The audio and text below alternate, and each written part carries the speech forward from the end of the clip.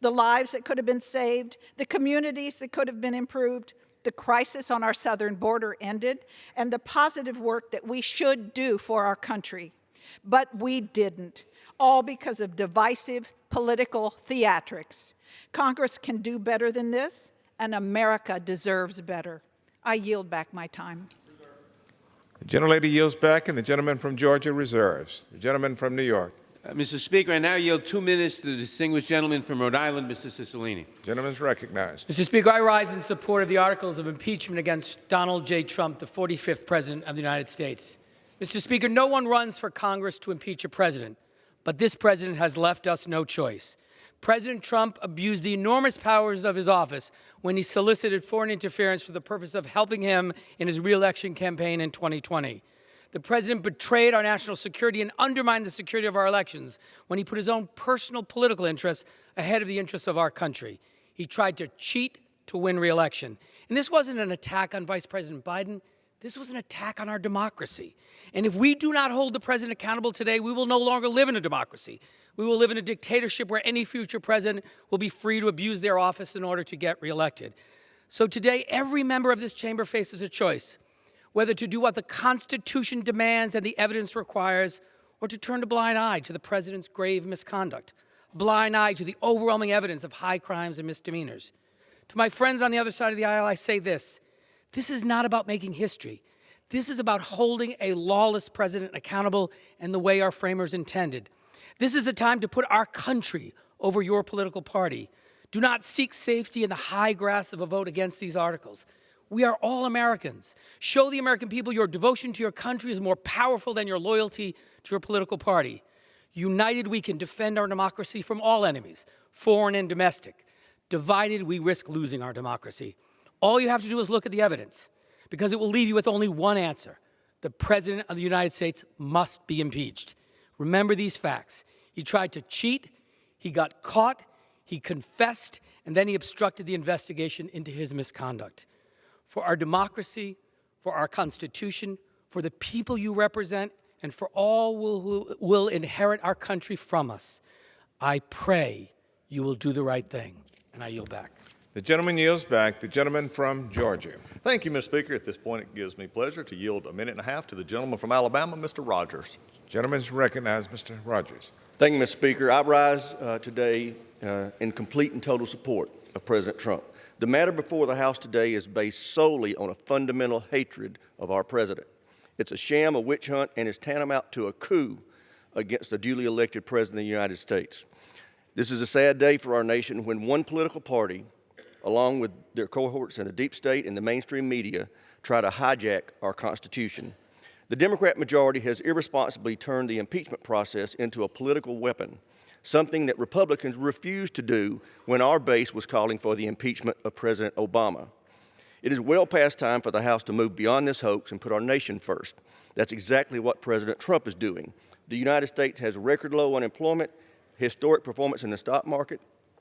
President Trump is rewriting failed trade deals of the past to put America first. He's rebuilding our military. He helped create the Space Force, and the list goes on. I implore my colleagues to end this spectacle now. I yield back. Gentleman yields back. The gentleman reserves. Gentleman from New York, Mr. Nadler. Mr. Speaker, I'm hearing a lot from my colleagues on the other side of the aisle, except a defense of President Trump's conduct, which is indefensible. I now yield 2 minutes to the distinguished gentleman from Florida, Mr. Deutsch. The gentleman from Florida is recognized. Some say this impeachment is about 8 lines in a call transcript, but there is so much more. This was about a scheme that lasted months and involved dozens of Trump administration officials. Look at the evidence. Look at the direct evidence. Text messages, emails, calls, and meetings. Way back in May, the president told his team, talk to Rudy Giuliani.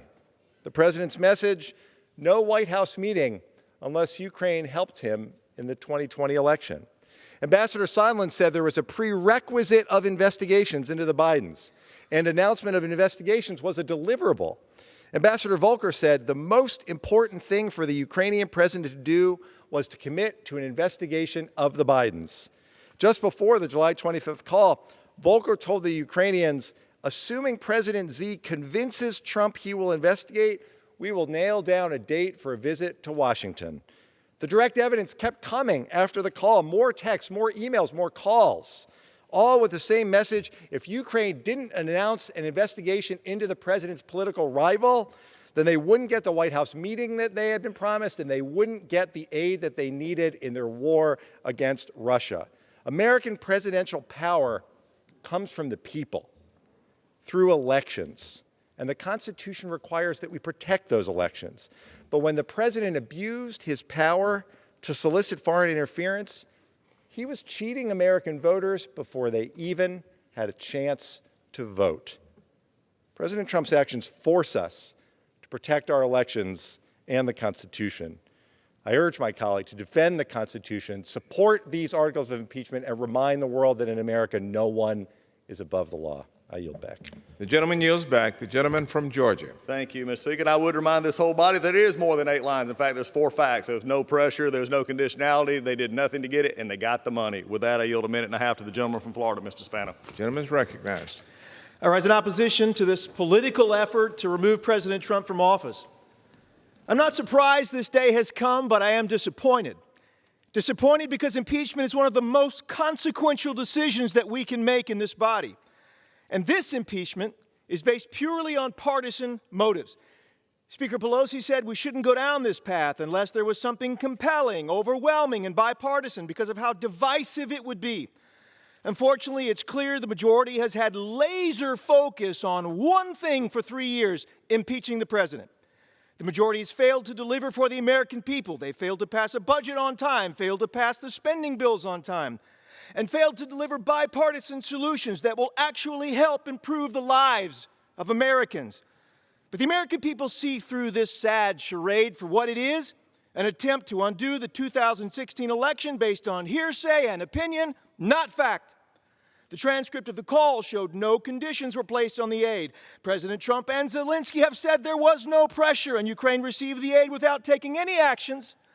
The Constitution is clear. The president may only be impeached for committing treason, bribery, or other high crimes and misdemeanors. Nowhere in the 2 articles of impeachment brought today does it argue that the president has committed treason, bribery, or any crime under the law. This is not overwhelming. It is not compelling. It is not bipartisan. But the Speaker has right. She was right in one way. This is incredibly divisive and has lowered the bar for what future presidents will face. I strongly oppose the articles before us today, and I hope that we will finally move past this nightmare and get to work to deliver results for the American people. I yield back. The gentleman yields back. Gentleman reserves. The gentleman from New York is again recognized. Mr. Speaker, the evidence is clear that President Trump took advantage of Ukraine's vulnerability and abused the powers of his office to pressure Ukraine to help his re-election campaign. This is the highest of high crimes, and President Trump must be held to account. And I now yield 2 minutes to the distinguished gentleman from California, Mr. Correa. The gentleman is recognized. And I thank the gentleman for yielding. As a member of Homeland Security Committee, I know firsthand the dangers that foreign interference in our elections present to our democracy. And as a member of Congress, it is my sworn duty to ensure that our nation is secure from all threats, foreign and domestic. And Congress has a constitutional job to investigate allegations of misconduct by the executive branch, including the United States President. The Constitution is the highest law of the land, created a system of checks and balances to prevent the creation of a king. And Congress is a co-equal branch of our nation's government, equal with the presidency, with duties that are given to us by the framers. This is a very sad day, and I do not take impeachment lightly. Yet I'm here to do my job as a member of Congress. Mi pueblo me ha mandado a Washington para trabajar con todos, demócratas y republicanos, para mejorar nuestra vida en nuestras comunidades. Y tristemente estamos presentes considerando las acciones de nuestro presidente de los Estados Unidos. Y mi voto hoy será para asegurar que sigaremos siendo una democracia y no una dictadura. Muchos de nuestros hijos y hijas han pagado el precio de nuestra libertad con su sangre. Nuestra democracia tiene que ser la herencia de nuestros hijos. Y una democracia existe cuando nadie está sobre la Constitución y todos somos sujetos a las leyes.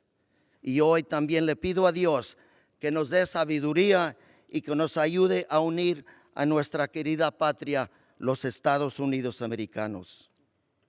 And today I pray for God for his guidance in uniting our great nation.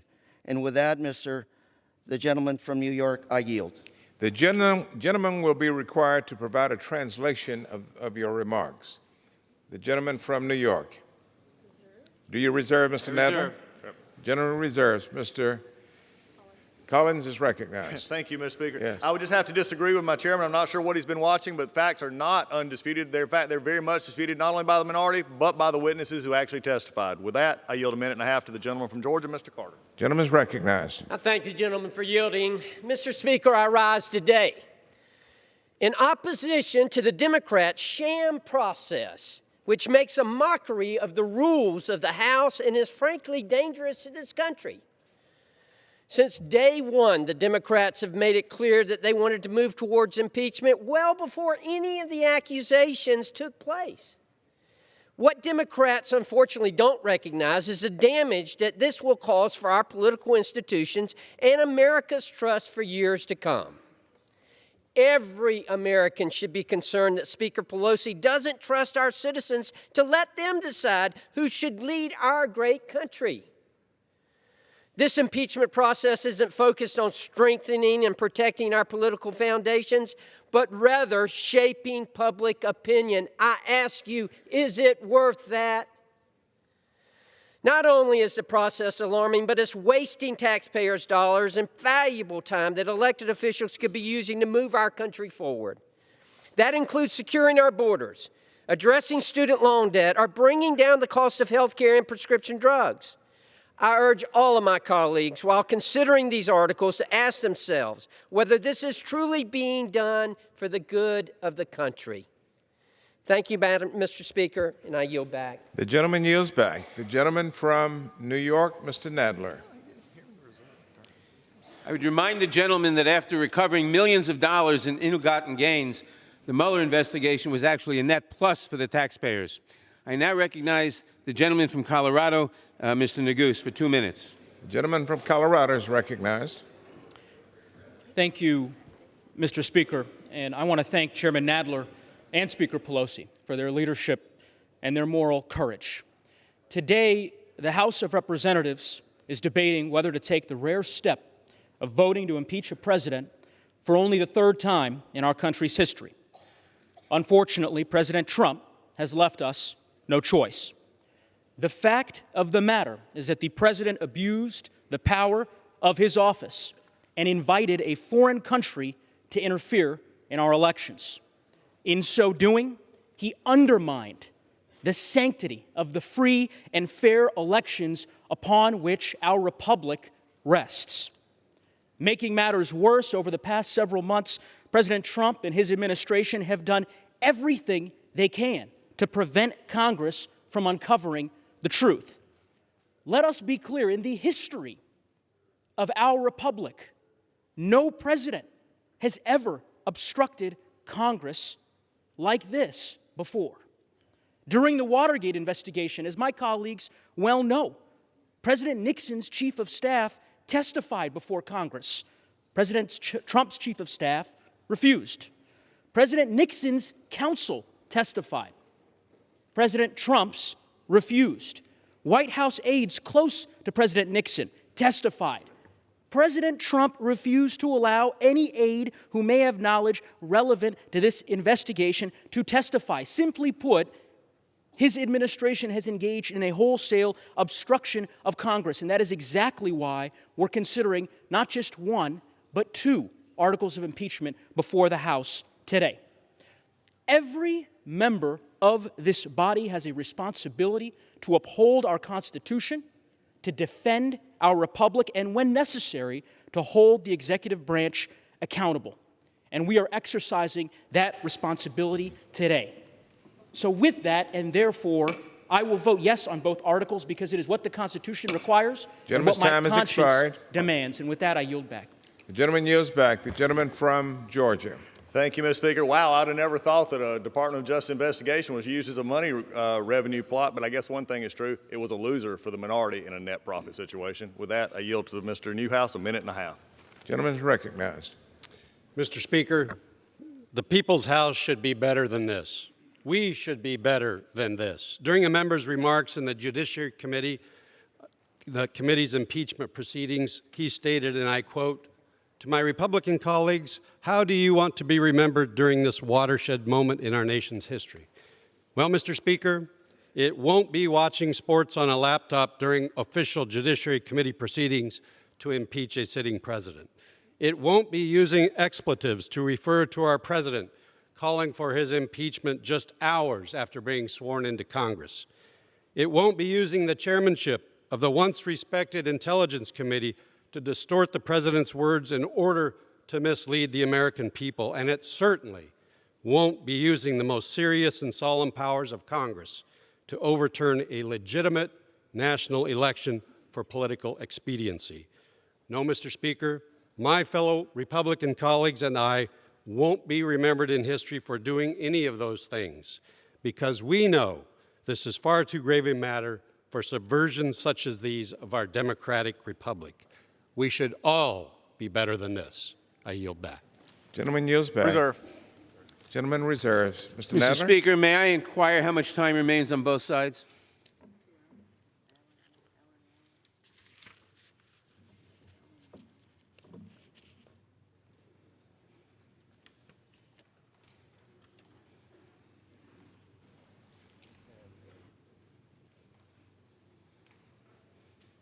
Mr. Nadler, you're advised, sir, that you have 156 3/4 minutes remaining.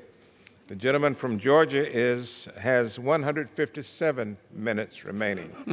Divide that by 60.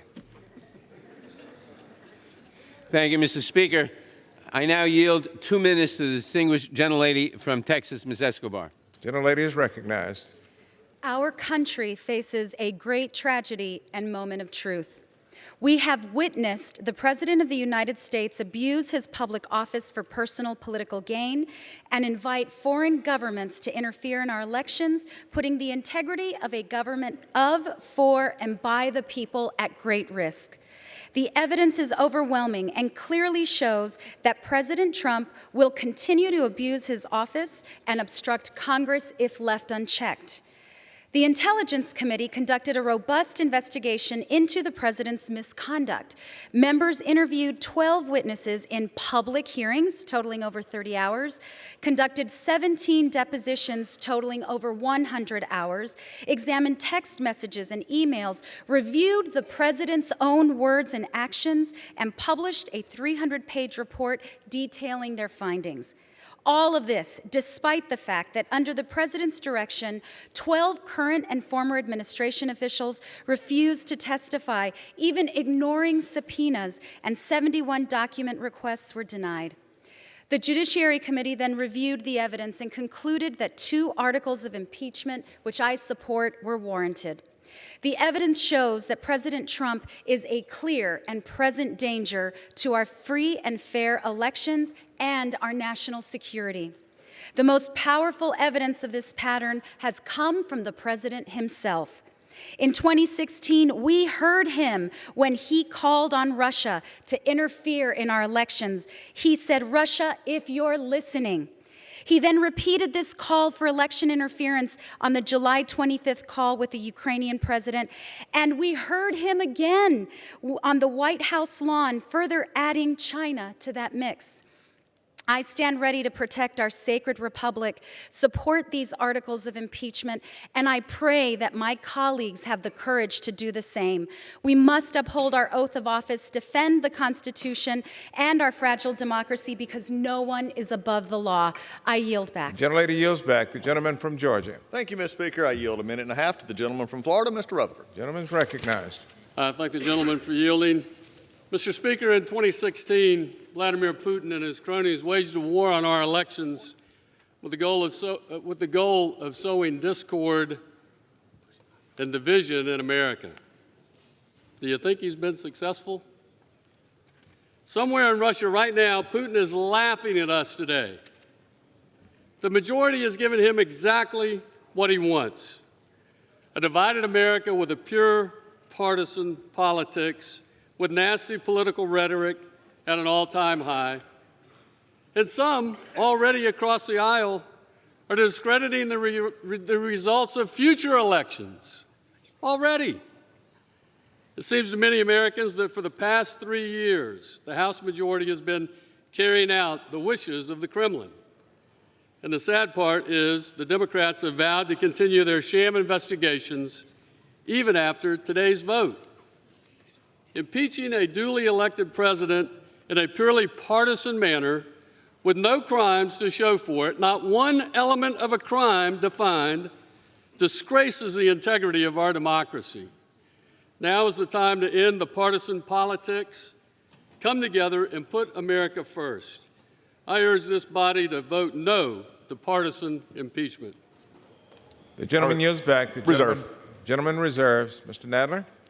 Mr. Speaker, I now yield 2 minutes to the distinguished gentleman from New York, Mr. Jeffries. Mr. Jeffries is recognized for 2 minutes. George Washington, in his farewell address to the nation, counseled America that the Constitution is sacredly obligatory upon all. It is in that spirit that we proceed today. Donald Trump pressured a foreign government to target an American citizen for political gain and at the same time withheld without justification $391 million in military aid to a vulnerable Ukraine as part of a scheme to solicit foreign interference in an American election. That is unacceptable. That is unconscionable. That is unconstitutional. There are some who cynically argue that the impeachment of this president will further divide an already fractured union. But there is a difference between division and clarification. Slavery once divided the nation, but emancipators rose up to clarify that all men are created equally. Suffrage once divided the nation, but women rose up to clarify that all voices must be heard in our democracy. Jim Crow once divided the nation, but civil rights champions rose up to clarify that all are entitled to equal protection under the law. There is a difference between division and clarification. We will hold this president accountable for his stunning abuse of power.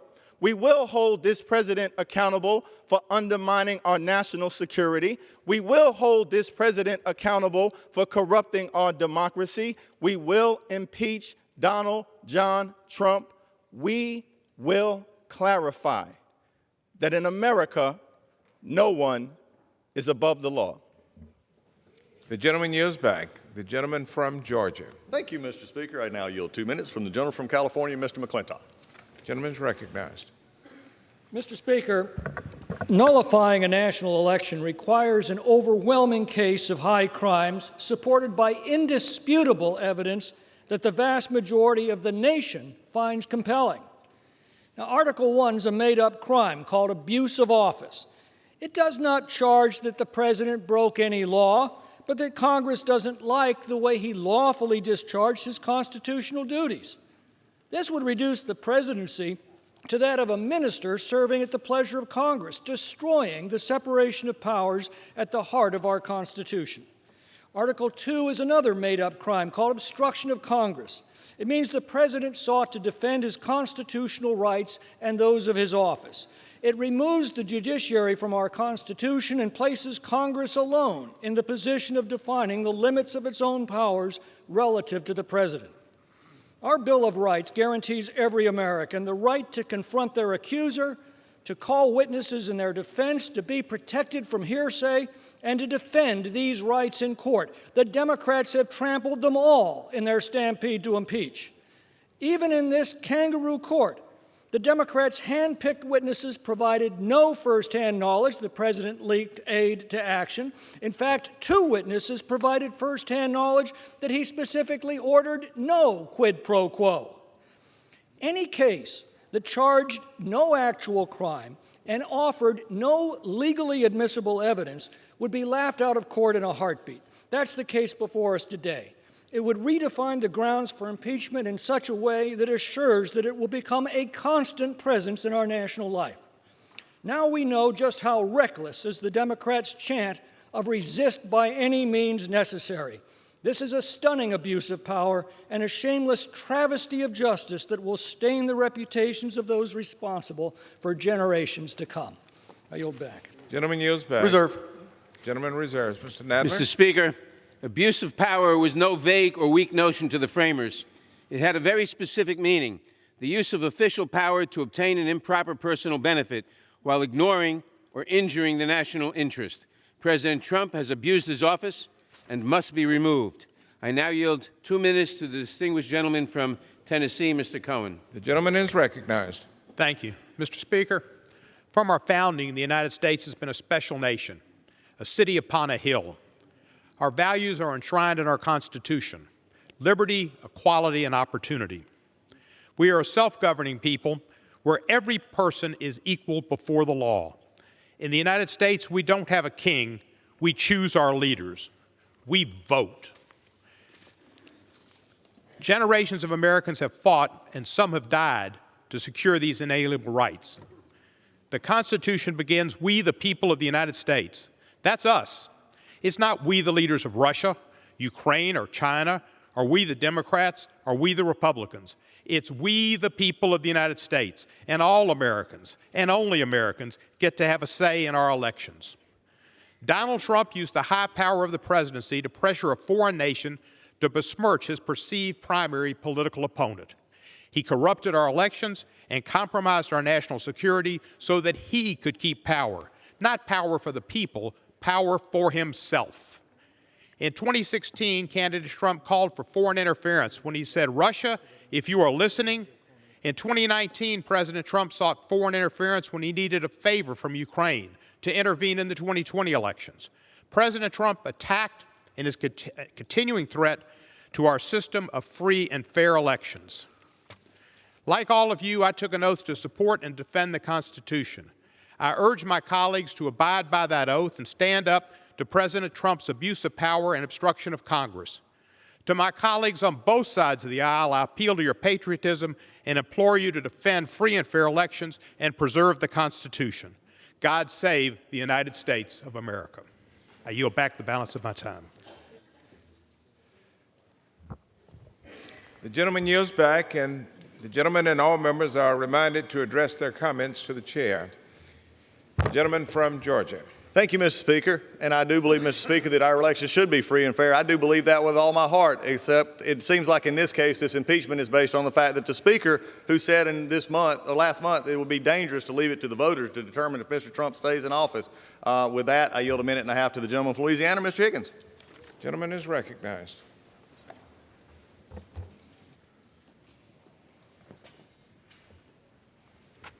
Thank you, Mr. Speaker.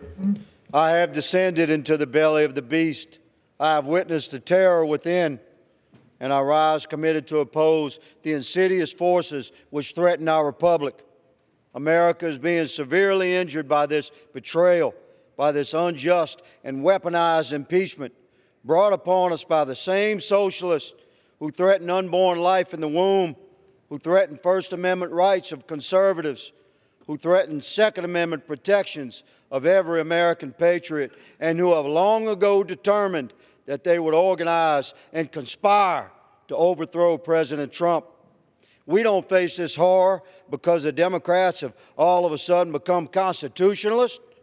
We're not being devoured from within because of some surreal assertion of the socialists' newfound love for the very flag that they trod upon. We face this horror because of this map. This is what the Democrats fear. They fear the true will of we, the people. They are deep establishment D.C. They fear. They call this Republican map flyover country. They call us deplorables. They fear our faith. They fear our strength. They fear our unity. They fear our vote. And they fear our president. We will never surrender our nation to career establishment D.C. politicians and bureaucrats. Our republic shall survive this threat from within. American patriots shall prevail. Mr. Speaker, I yield. The gentleman yields back. I reserve. The gentleman from New York, Mr. Nadler. Mr. Speaker, I now yield 2 minutes to the distinguished gentleman from Georgia, Mr. Johnson. The gentleman from Georgia, Mr. Johnson, is recognized. Thank you, Mr. Speaker. I was not among those who supported impeachment before Ukraine, but I called for impeachment today because our president is, as we speak, abusing his power and placing himself above the law. President Trump's attempt to sabotage the 2020 election is a clear and present danger on our democracy. We, the people, know this, and more Americans support impeachment today than at any time since Richard Nixon's final weeks in office. We know that it's wrong to enlist the help of foreigners in interfering in our elections. We know it's wrong to cheat, and we know what's at stake. It's not just that our elections were attacked, our elections are under attack right now. The very day the Judiciary Committee voted out articles of impeachment, President Trump welcomed Rudy Giuliani back to the White House. President Trump is still at it. He's doubling down. He doesn't think he can win an election fair and square, so he's trying to cheat. To ignore these crimes is not just giving the president a pass, it's giving him a green light. Those who vote against impeachment are not just endorsing President Trump's past actions, but his future ones as well. If you think I exaggerate in warning that our elections can be undermined, I'd urge you to come down to Georgia, find a black man or woman of a certain age, and they'll tell you the danger is real. And they'll tell you of brave Americans, patriots willing to risk far more than a political career, who marched and struggled and sometimes died so that we could have fair and free elections. We're not asked to possess even a fraction of their courage. We're simply called upon today to do what's right. And I'm proud to vote yes on impeachment, and with that, I yield back. Gentleman from Georgia. Thank you, Madam Speaker. I'm glad that my colleague, Madam Speaker, just mentioned Georgia, because since 2014, the actual voter participation among minorities, African-American female, African-American male, Hispanic male, and Hispanic female, have risen double digits. I'm very proud of what Georgia's doing to get everybody to the poll. I'm glad he chose to highlight it. Unfortunately, he just highlighted it in the wrong way, and I will not yield. Madam Speaker, I yield a minute and a half to the gentleman from Pennsylvania, Mr. Muser. Gentleman's recognized for a minute and a half. Gentleman from Madam Speaker, back home, people refer to Capitol Hill as a bubble. They are right. It's as if we are completely detached from what's going on in communities across America. Many here don't hear or listen to what people are saying, and many here as well think they know better than the people we serve. Our communities are benefiting greatly from President Trump's agenda: a booming economy, secure border, better trade deals, and a stronger military. Unfortunately, inside the halls of Congress, Democrats' obsession with impeachment is all-consuming. Is this how Democrat leadership chooses to represent the people of America? By nullifying the results of the 2016 election, disregarding the will of the American people, and doing everything in their power to prevent the president and this Congress from doing the job we were elected to do? After 3 years of trying, months of unfair, politically motivated impeachment proceedings, Democrats have delivered 2 weak articles of impeachment. Abuse of power? Not according to the Ukraine. President Zelensky confirmed many times that there was no quid pro quo, no action taken, and significant military aid was delivered without anything in return. Of course, his words have been conveniently dismissed. Obstruction of Congress? Is this the new standard? If this is the new standard, then every president since Jimmy Carter and every president moving forward would and will be impeached. Let me be clear. It is an honor to serve in the United States House of Representatives, but today I am distraught. Today, Democrats will disregard the will of the American people and vote to impeach the duly elected President of the United States. What should be equally troubling is that this has eroded, if not wiped out, the trust the American people have in the 116th Congress. Gentleman from New I York. yield back. I reserve. Madam Speaker, President Trump said no quid pro quo only after the White House learned of the whistleblower complaint and after the Washington Post had published an article about the president's pressure campaign on Ukraine. I now yield 2 minutes to the distinguished gentlelady from California, Ms. Bass. Gentlelady is recognized for 2 minutes. Madam Speaker, this is a sad day in U.S. history when we have to vote on articles of impeachment because Donald Trump has abused the power of the office of the presidency in his attempt to cheat his way to re-election. The facts are uncontested. Fact one, the president abused the power of his office by attempting to shake down the president of a country that has been our ally. Trump wanted President Zelensky of the Ukraine to make up dirt on Vice President Biden because he sees him as the biggest threat to his reelection. Fact two, Trump wanted Zelensky to go before the press and announce an investigation of Biden, hoping the mere announcement would create doubt about Biden and strengthen Trump's hand in the 2020 election.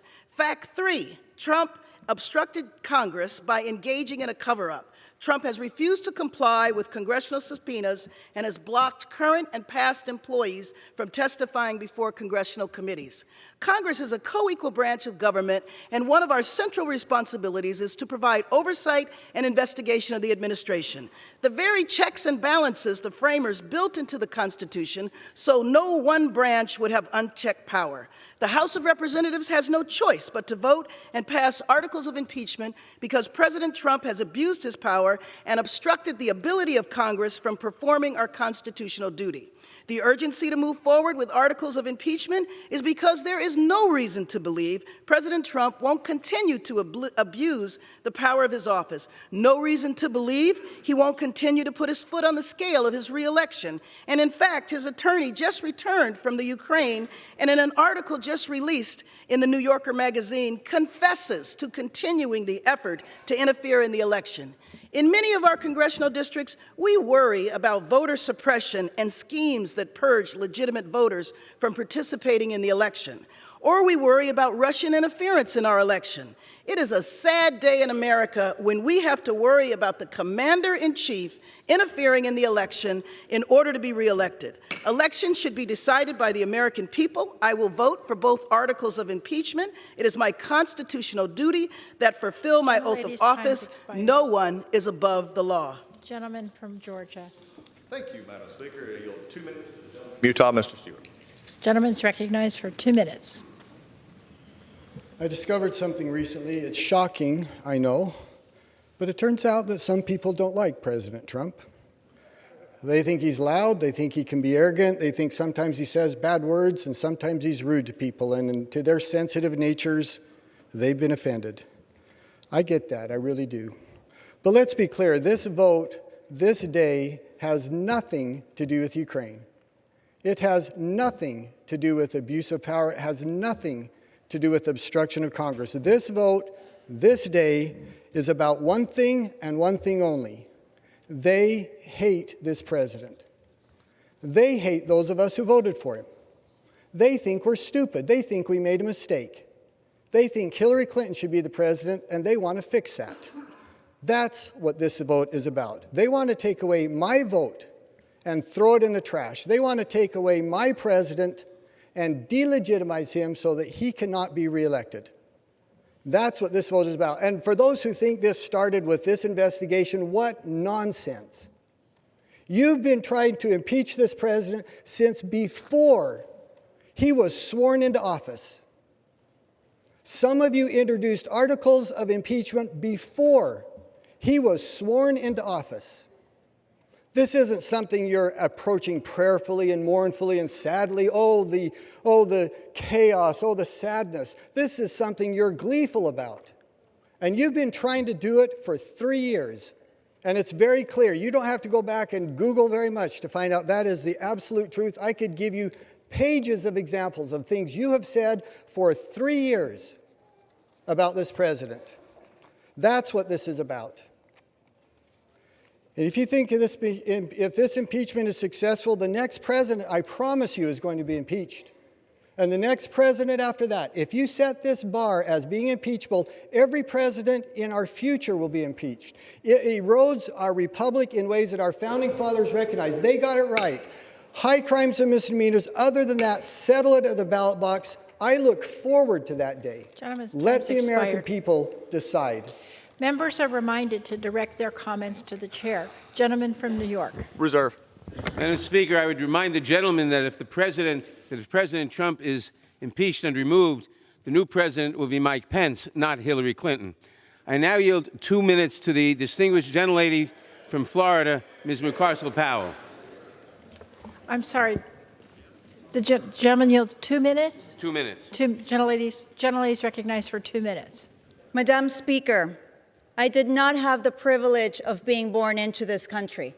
My mother brought me from Ecuador looking for freedom and opportunity, but that's not my story alone. This is a story that I share with so many people that live in Florida's 26th district and all over the country.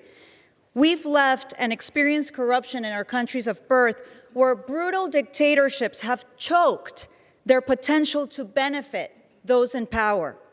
This president, elected by the American people, has violated his oath of office and violated the rule of law. The evidence is overwhelming that he withheld military aid approved by Congress and leveraged a White House meeting to extract a political favor from a foreign government. The president actively sought foreign election interference to benefit himself. It is undeniable that he has abused his power and obstructed Congress. He presents a clear and present danger to our democracy. As an immigrant, I still get chills because I feel so fortunate to live in this extraordinary country. The genius of American democracy lies in our Constitution and the dedication to the rule of law. I want my children and all of our children to feel the same way when they grow up. However, if we sit idly by as cracks begin to appear in our democratic institutions, our children will be in the same situation like so many of us experienced when we left countries whose leaders destroyed democracy. We in Congress must abide by our oath to defend our Constitution. That is my duty as a member of this body. That is my duty as a mother. I yield back. Gentleman from Georgia. Thank you, Madam Speaker. At this time, I yield 1.5 minutes to the gentleman from New York, Mr. King. Gentleman's recognized for 1.5 minutes. Thank the gentleman for yielding. Madam Speaker, I rise today in strong opposition to the articles of impeachment against President Trump. As Chairman Nadler must recall, exactly 21 years ago today, I spoke on this floor in opposition to the impeachment of President Clinton. And 21 years ago tomorrow, I voted against all 4 articles of impeachment against President Clinton. Today's articles of impeachment against President Trump are an assault on our Constitution and the American people. To impeach a president for a phone call for which no crime is charged, never mind a high crime, and asserting his constitutional prerogatives as president is a clear abuse of power by the Congress. It sets the dangerous precedent of weaponizing impeachment to undo the solemn decision of the American people. Madam Speaker, President Trump and I grew up in the same borough of New York City. And today I am proud to stand with President Trump and urge a no vote on these horrible acts of impeachment, these articles of impeachment. I yield back the balance of my time and strongly urge a no vote. Gentleman yields back. I reserve. Gentleman from New York. Madam Speaker, I now yield 2.5 minutes to the gentlelady from California, Ms. Lofgren. Gentlelady is recognized for 2.5 minutes. Madam Speaker, the President and members of Congress each take an oath to uphold the Constitution. When the President abuses his presidential power to upend the constitutional order, we have an obligation to live up to our oath of office. We've been presented with direct evidence about the President's actions. They threaten our national security and undermine the integrity of the next election. We now vote on articles of impeachment for abuse of power and contempt of Congress as a result of that evidence. I've worked on presidential impeachments as part of the Judiciary Committee twice before. This third time brings me no joy. President Nixon attempted to corrupt elections. His agents broke into the Democratic Party headquarters to get a leg up on the election, and then, just like President Trump, he tried to cover it up. Then he resigned. This is even worse. President Trump not only abused his power to help his reelection, he used a foreign government to do it. He used military aid provided to fight the Russians as leverage, solely to benefit his own political campaign. George Washington would be astonished, since he warned against the insidious wiles of foreign influence. The direct evidence is damning. The president hasn't offered any evidence to the contrary. These actions constitute grounds for presidential impeachment. What is before us is a serious abuse of power and obstruction of Congress. These abuses strike at the heart of our Constitution. The president's unconstitutional abuse of power, a high crime and misdemeanor, is ongoing. He totally refused to provide any information to Congress related to the impeachment inquiry. It's our responsibility to use the tool our founders gave us in the Constitution to preserve the constitutional order. We must impeach, and I yield back. Gentleman from Georgia. Thank you, Madam Speaker. At this time, I yield a minute and a half to the gentleman from North Carolina, Mr. Rouser. Gentleman's recognized for a minute and a half. Madam Speaker, the Washington Post headlined a story immediately following President Trump taking the oath of office stating, "The campaign to impeach President Trump has begun." How accurate they were. Here we are almost 3 years later, and what we are witnessing today is unprecedented in American history.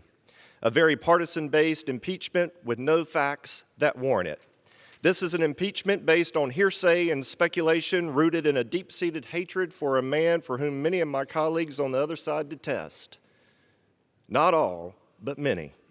Nowhere in the Constitution does it say that personal disdain is grounds for impeachment. At every turn, the claims made by my Democrat colleagues have turned out to be false. Early on, it was claimed there was evidence of Russian collusion. There was none. We were told the FBI didn't abuse the FISA process in its investigation of the Trump campaign.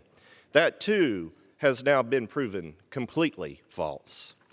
Then, when the Russian collusion hoax collapsed, we were told that we would hear from a whistleblower that had details of a nefarious call between the president and the president of Ukraine. Then we find out they weren't even on the call, and we still don't even know who the whistleblower is. We were told there was clear evidence of a quid pro quo for personal gain. After reading the transcript, it is obvious that you have to make assumptions that wouldn't even stand up in traffic court to come to that conclusion. Instead, the indisputable facts of record destroy their case. And though they allege treason and bribery by the president, the articles we are considering today only make vague accusations of abuse of power and obstruction of Congress, because they found no evidence of treason or bribery or anything else for that matter. Mr. Speaker, today is a very sad day for our republic. Gentleman from New York. The country is now divided. Gentleman's recognized. The country is now more divided than it ever has been in my lifetime.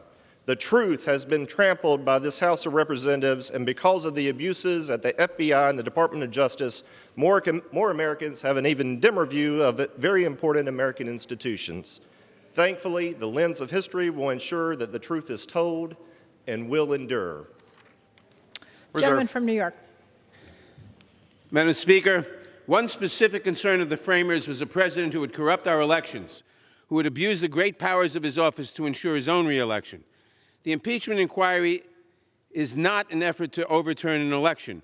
It is a reaffirmation of the simple truth that in the United States of America, no person, not even the president, is above the law, and our democracy cannot allow a duly elected president to abuse the power of his office for personal and political gain. And I now yield 2.5 minutes to the gentlelady from Texas, Ms. Jackson Lee. Gentlelady is recognized for 2.5 minutes.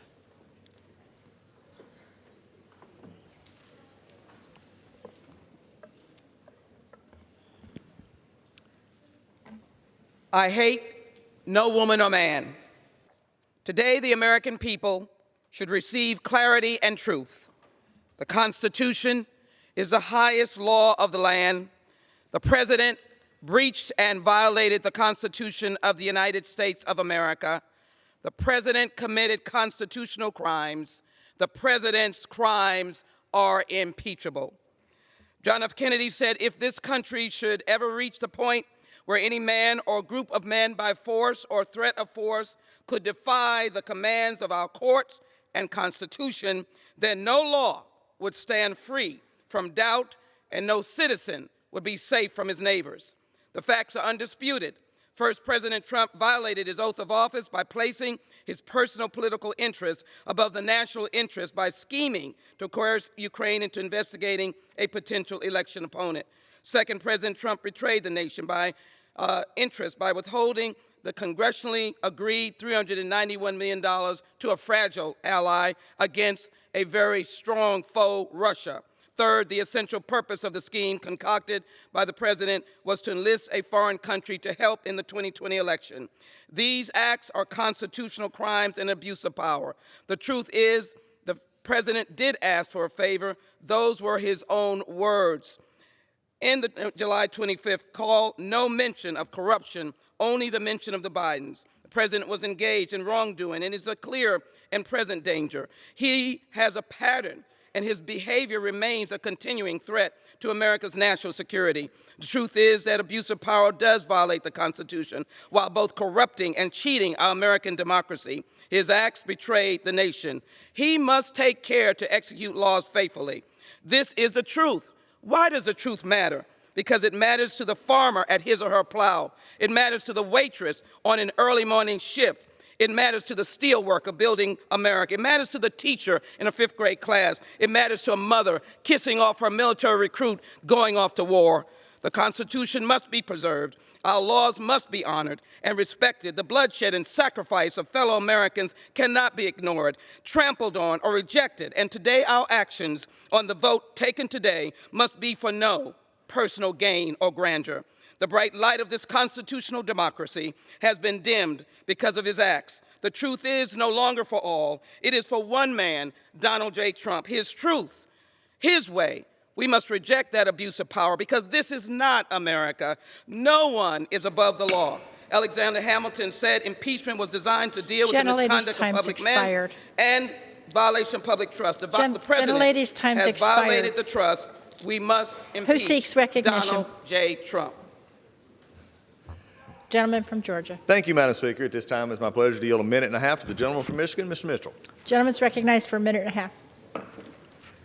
Today, the House of Representatives votes on 2 articles of impeachment for President Trump.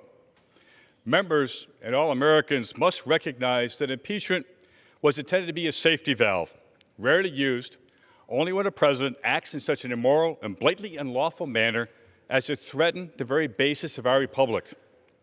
As we cast votes on these articles, the future tone of this House and politics in this nation must be carefully considered. The issue is not whether we agree with or like the president's rhetoric, political tactics, use of Twitter, policy choices, or his political rallies. One of our founders, Alexander Hamilton, warned of the risks of impeachment becoming a solely partisan act in the Federalist Papers. This impeachment inquiry and these articles clearly do not heed that warning. These proceedings are weaponizing impeachment, making it another election tool.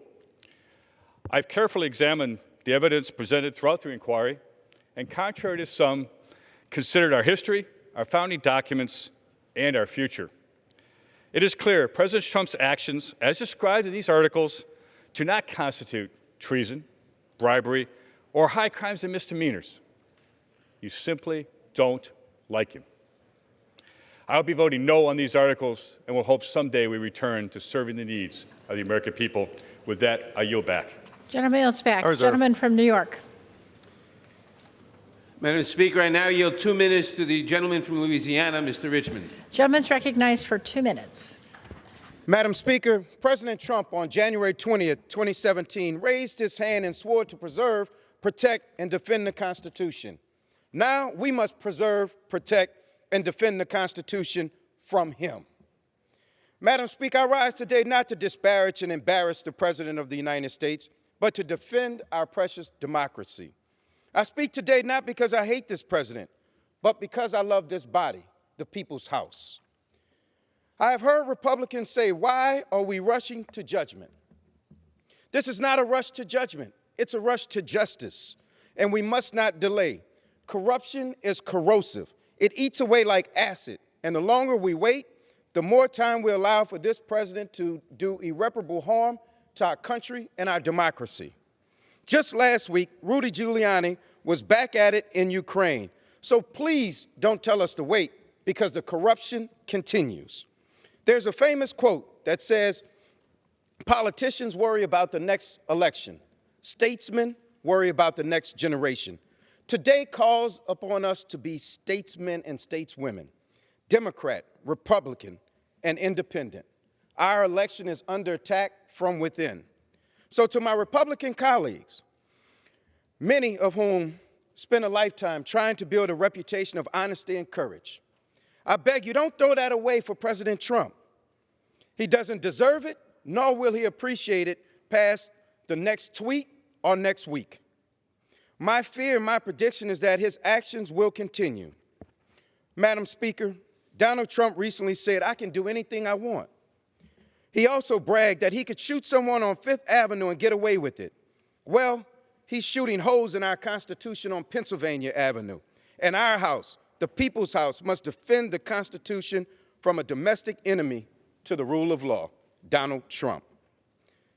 Because I don't want generations to come to blame me for letting our democracy die, I therefore rise in favor of impeaching Donald Trump. With that, Madam Speaker, I yield back.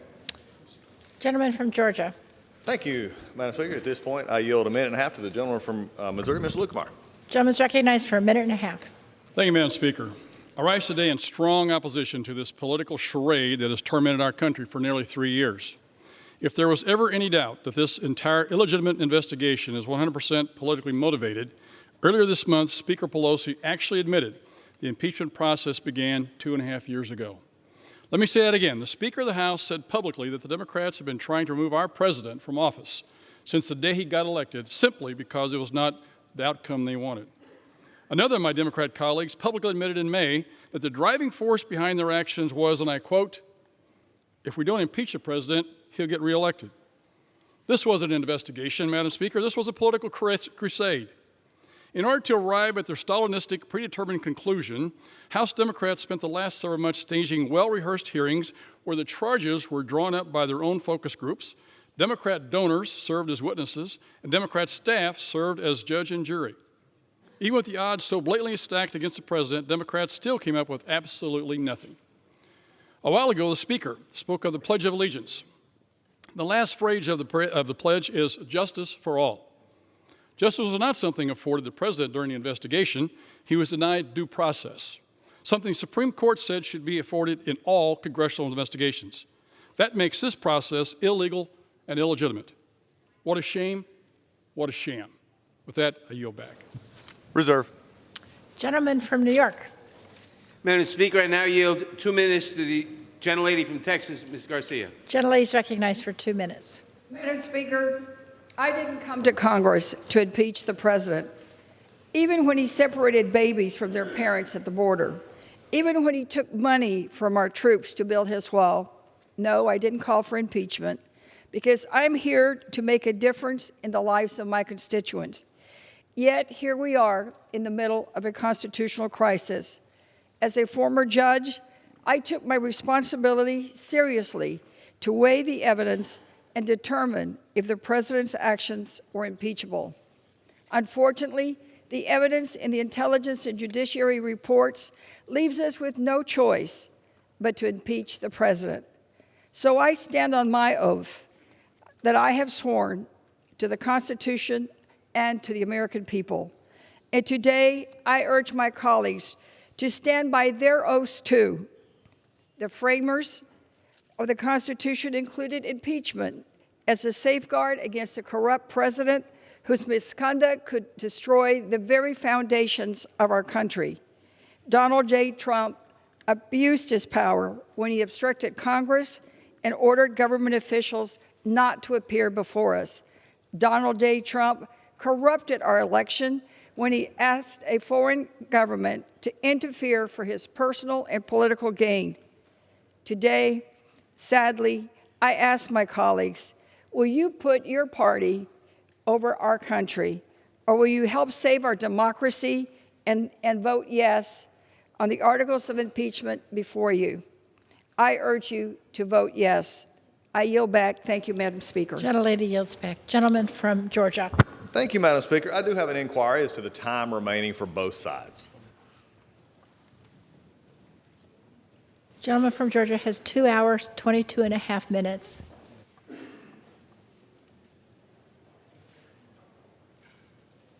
Gentleman from New York has 2 hours and 27 and a half minutes left. Pulled ahead. Okay. Thank you, Madam Speaker. At this point, it is I yield now to a minute and a half to the gentleman from Iowa, Mr. King. Gentleman's recognized for for a minute and a half. Thank you, Madam Speaker. I thank the gentleman for yielding. And I start out first that this is the largest, most massive cover-up of such a list of crimes against our country, and to go so far as to bring impeachment hearings to try to cover all of this up.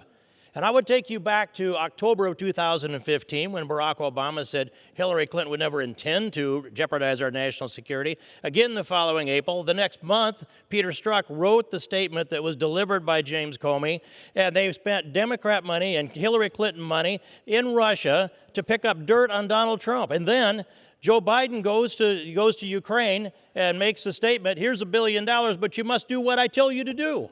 You're accusing Donald Trump of doing that which Joe Biden has confessed to doing.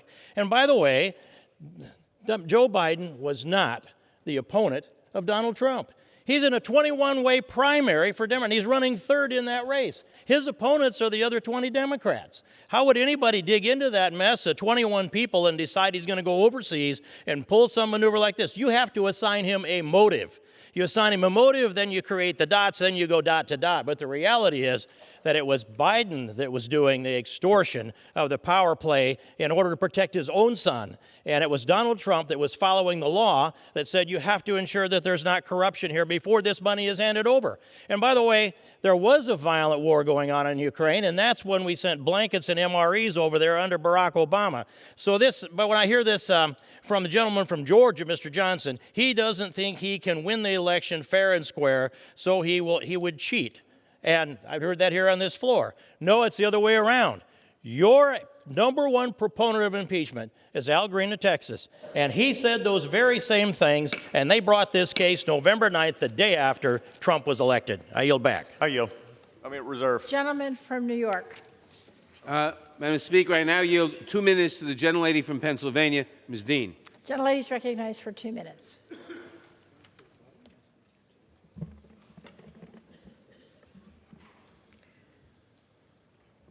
Madam Speaker, words matter.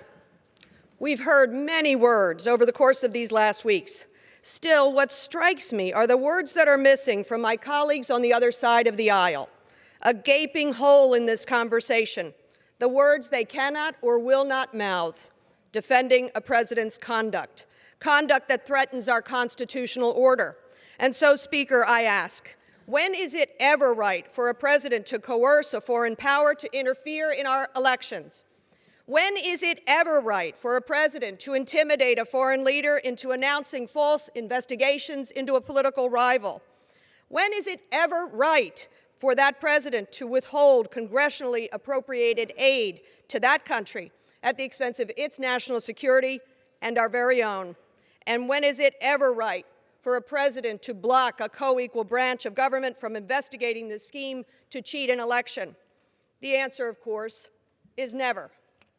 But that word does not come trippingly from the tongues of those who are making the choice to stand behind a man whose behavior is not worthy of your tortured words. By our vote today, we are speaking to future presidents and to future generations. We are declaring that we will not tolerate foreign interference in our presidential elections. Americans alone will determine the outcome, and we will not permit a president to order the complete defiance of a co-equal branch of government. And in the end, regardless of the outcome of this impeachment, the president's tenure will end, and this body and our grandchildren will be left with what we did here today. Ours is a somber generational duty about love of country and lifting a Constitution to its gravest protections but its highest aspirations.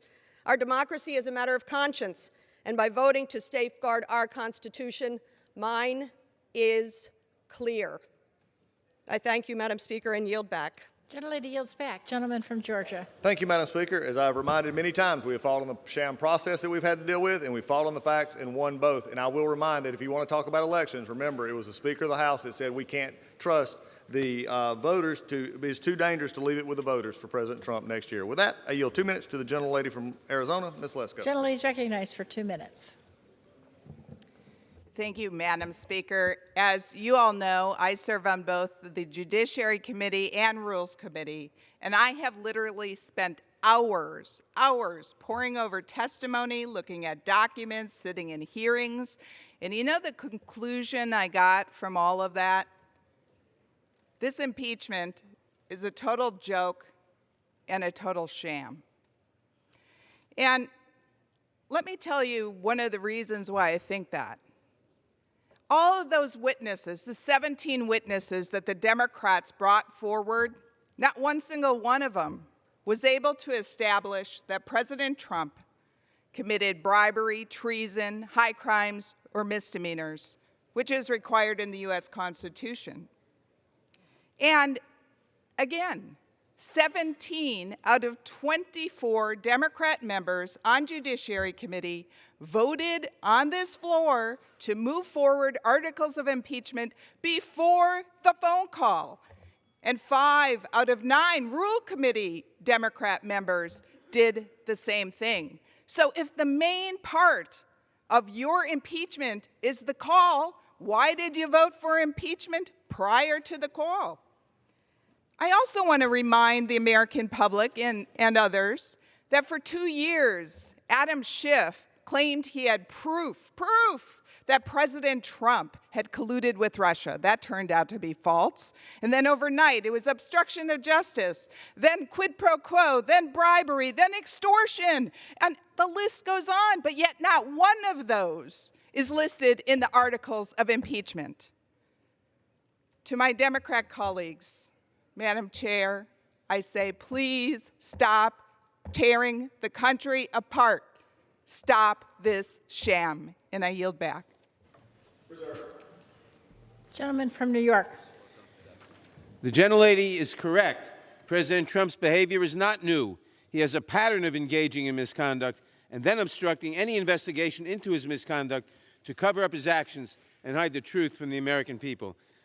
I now yield to the gentlelady from California, Ms. Roybal Allard, for the purpose of a unanimous consent request. Gentlelady is recognized. Okay, Madam Speaker, I rise in support of today's impeachment proceedings and ask unanimous consent to revise and extend my remarks. Without objection.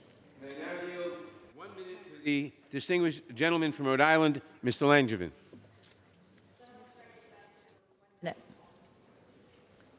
I thank the gentleman for yielding, Madam Speaker. Our nation was founded on certain principles: that government should be of, by, and for the people; that a system of 3 co-equal branches of government would provide the checks and balances necessary to ensure the people's voices are heard, and that no one is above the law. Today, sadly, we are voting to impeach President Donald John Trump because he has fundamentally broken his covenant with the American people. In doing so, we are using the powers the Founding Fathers enshrined in the Constitution to address a president who has violated his oath of office. The evidence is clear and the facts are not in question. President Trump is consistently engaged in a pattern of behavior inconsistent with the rule of law. He has refused to take responsibility for his actions. He has undermined the checks and balances we rely on by obstructing Congress at every turn.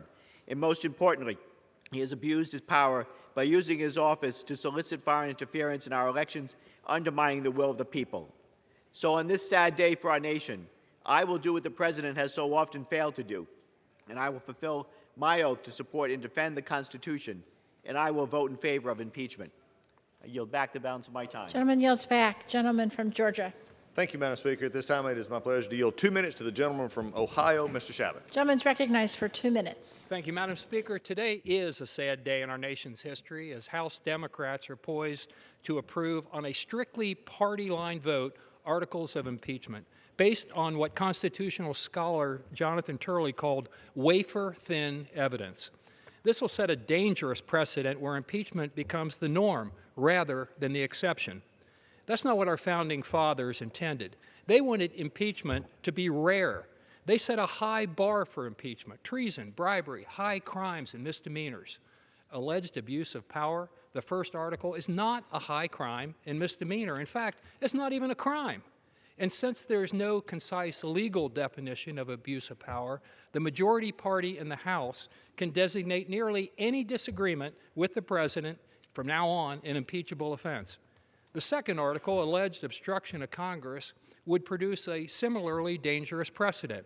Asserting executive privilege, a practice that began with George Washington, is not obstruction of Congress.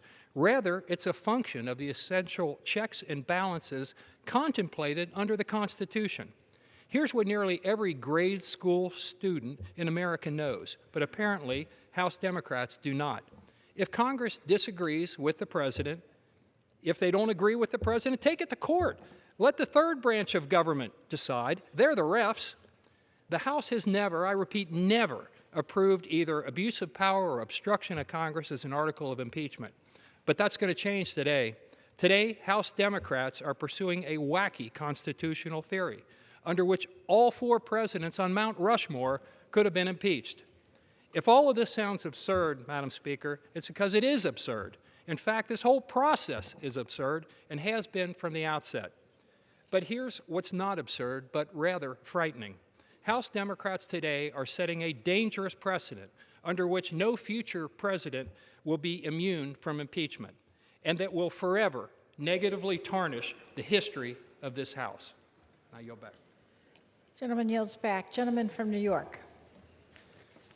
Madam Speaker, the President's conduct constituted the highest of high crimes against our country. An offense does not have to violate a criminal statute to be impeachable. That was confirmed in President Nixon's case and again in President Clinton's. There is no higher crime than for the President to use the power of his office to corrupt our elections. I now yield 1 minute to the gentleman from Wisconsin, Mr. Pocan. Gentleman's recognized for 1 minute. Thank you, Madam Speaker. This July, President Trump blocked $400 million in congressionally approved aid that Ukraine desperately needed to defend itself against Russia, because he needed Ukraine to do him a favor first. He asked the president of Ukraine to launch a public investigation into a political rival. Military aid and other benefits would only come after.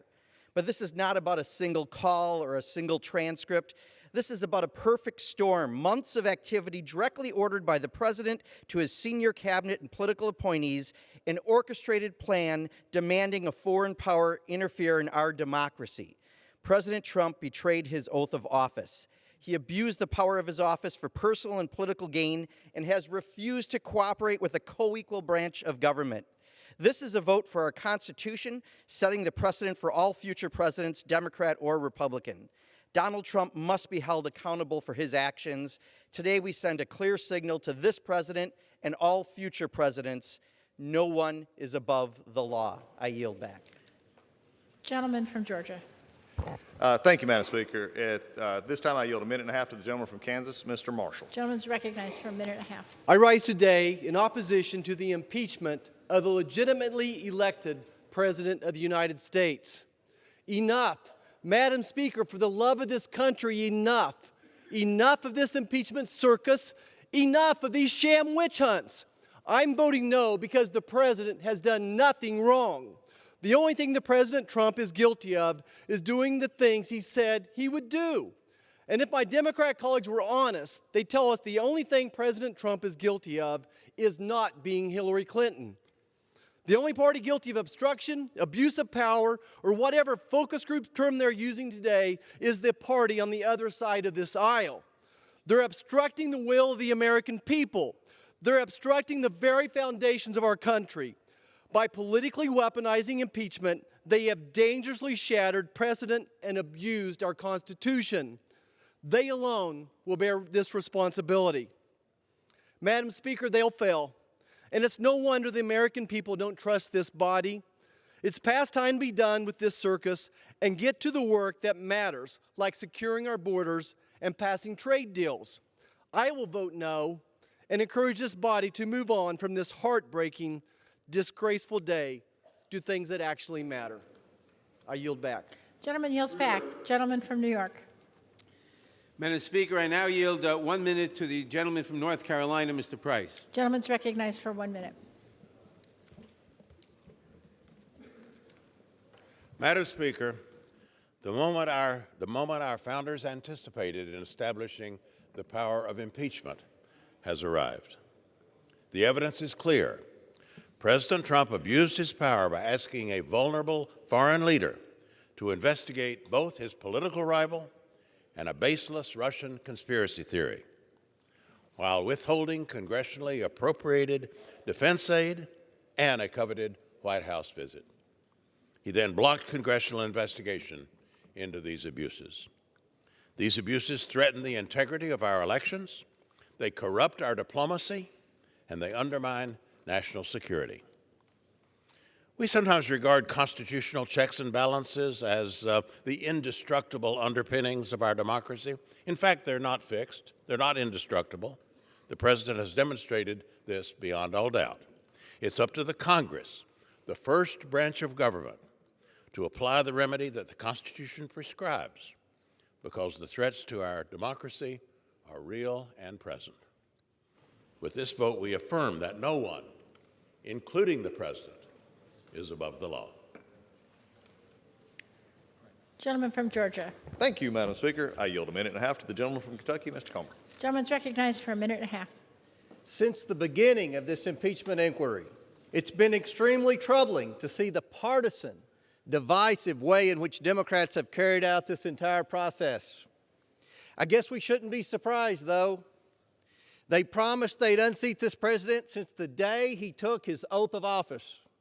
From the start, this has been a baseless attempt to undo the will of 63 million Americans who voted for President Trump.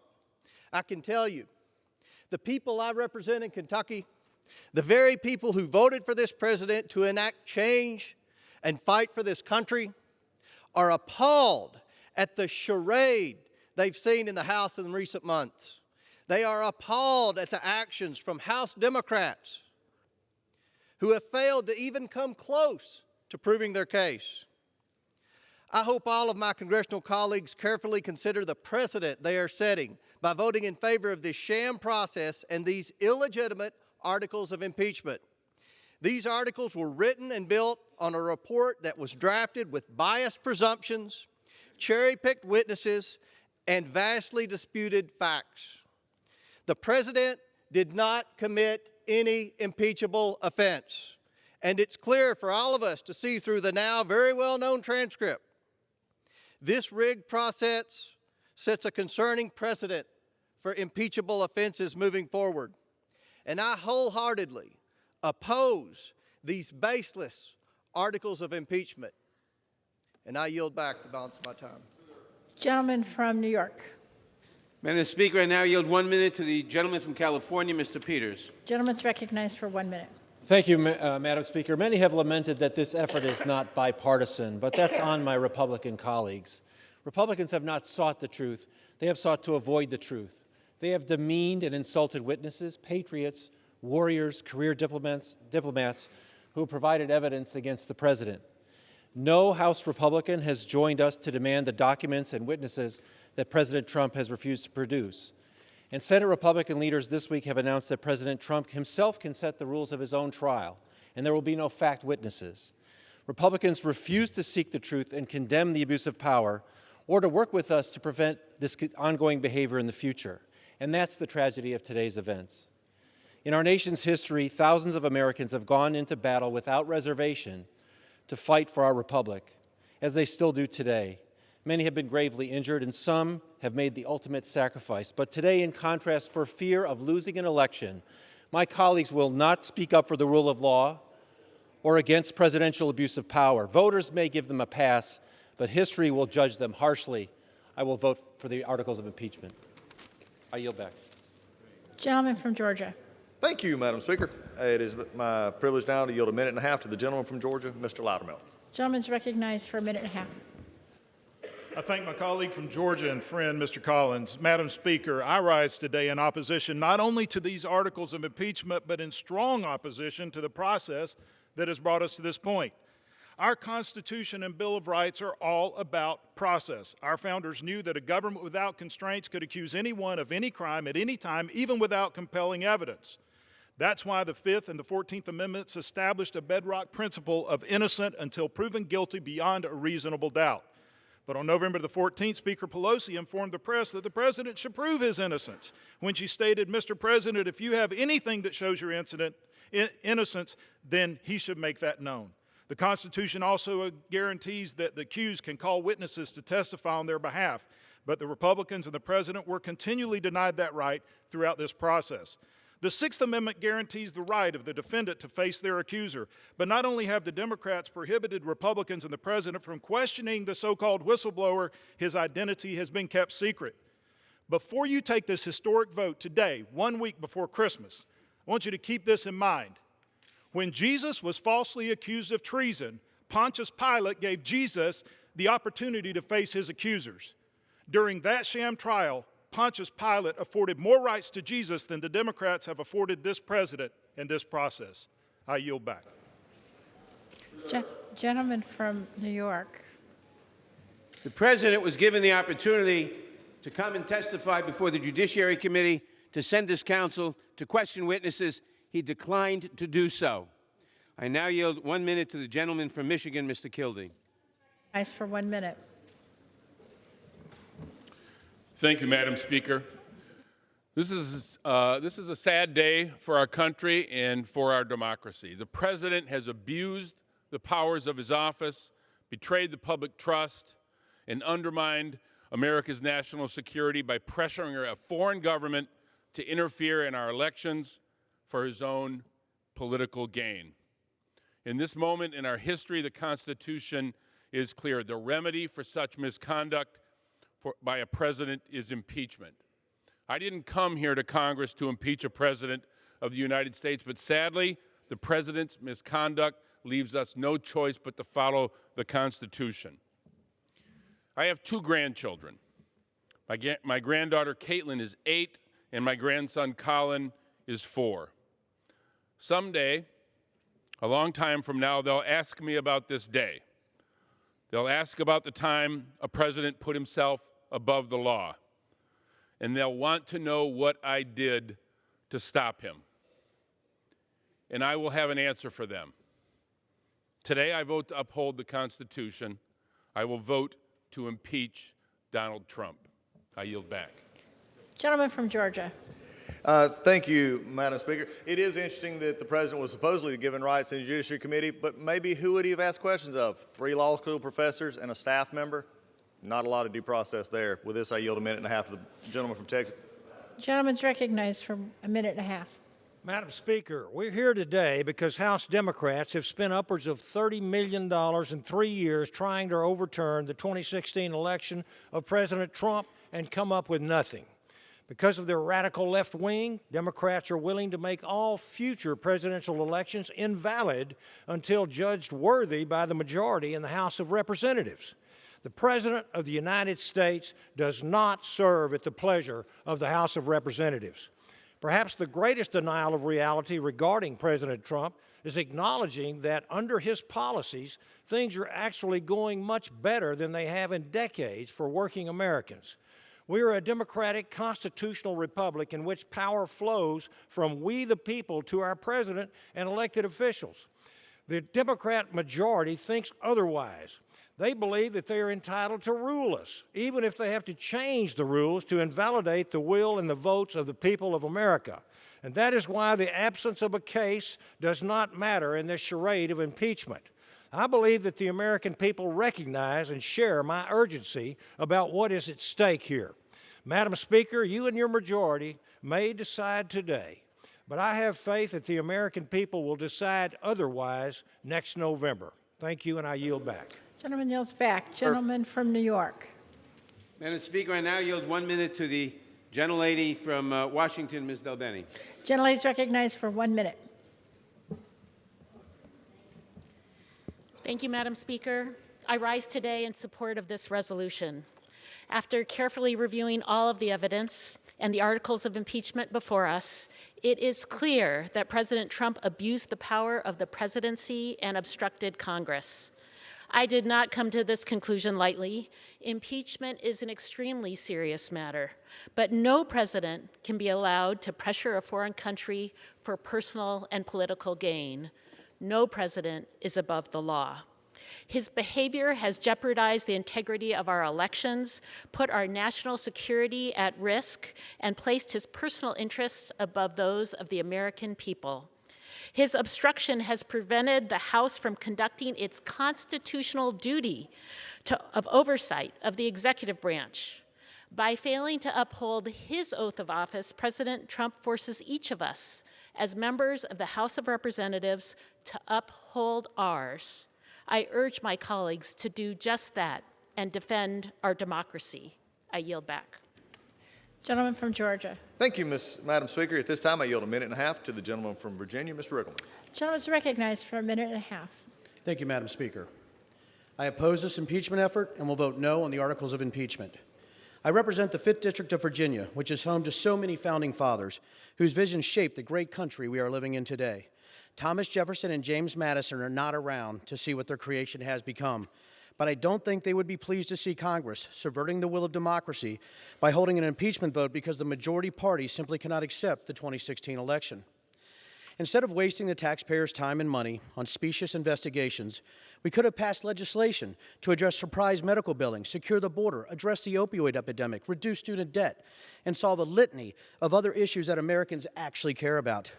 Tomorrow, we might have a vote on the USMCA, which we should have passed months ago had it not been for the obstruction and delays from Democrats, delays that have made farmers in my district and other districts suffer.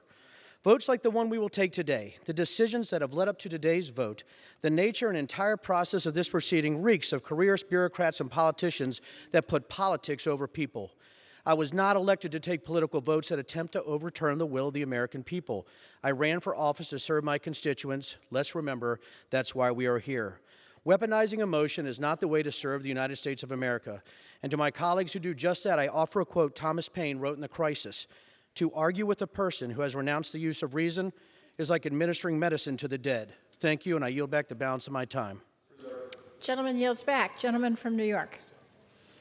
Mr. Speaker, Madam Speaker, I would remind the gentleman that the House has passed over 400 bills, 275 bipartisan bills, driving down costs of health care and prescription drugs, raising wages, rebuilding infrastructure, taking on corruption and self-dealing in Washington.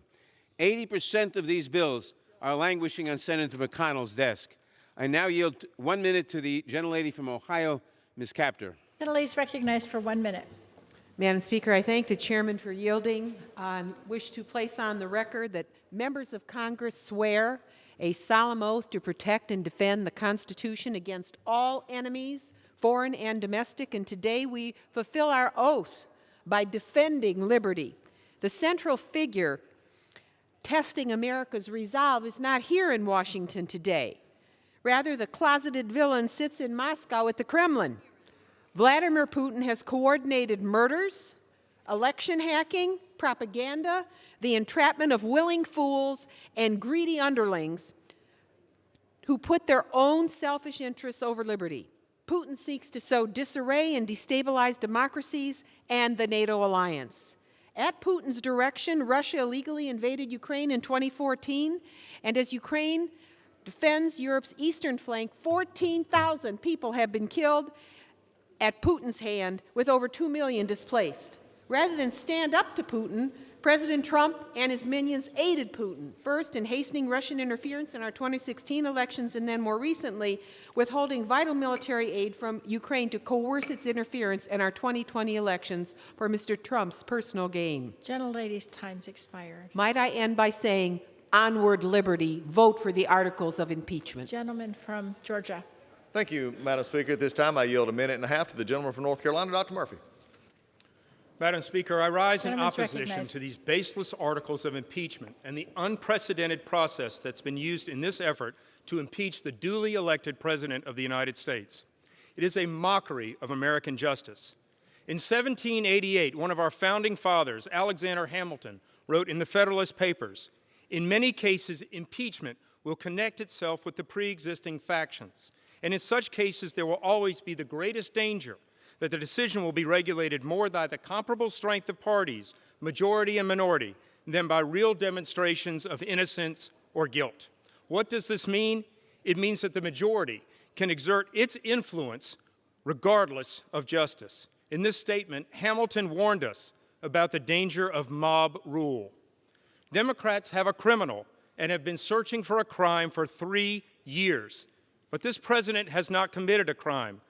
As the leader of American foreign policy, the president has a constitutional obligation to root out corruption in countries to which we provide aid. This is not an abuse of power. It is his job.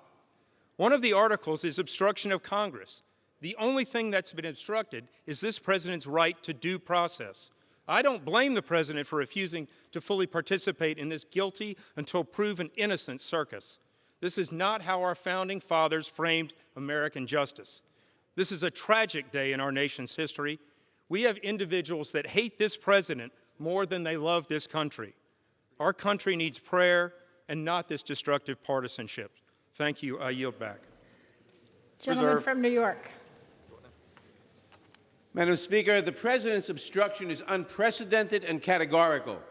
President Trump claims that the House cannot investigate his misconduct outside of an impeachment inquiry. He defies lawful congressional subpoenas and then he sues to block third parties from complying with such subpoenas. Even as he pursues his own interests in court, his administration simultaneously argues that Congress is barred from obtaining judicial enforcement when executive branch officials disregarded subpoenas. So when can the president be held accountable for his wrongdoing? In his mind, never. The Constitution, however, disagrees. I now yield 1 minute to the gentlelady from the District of Columbia, Ms. Holmes Norton. The gentlelady is recognized for 1 minute.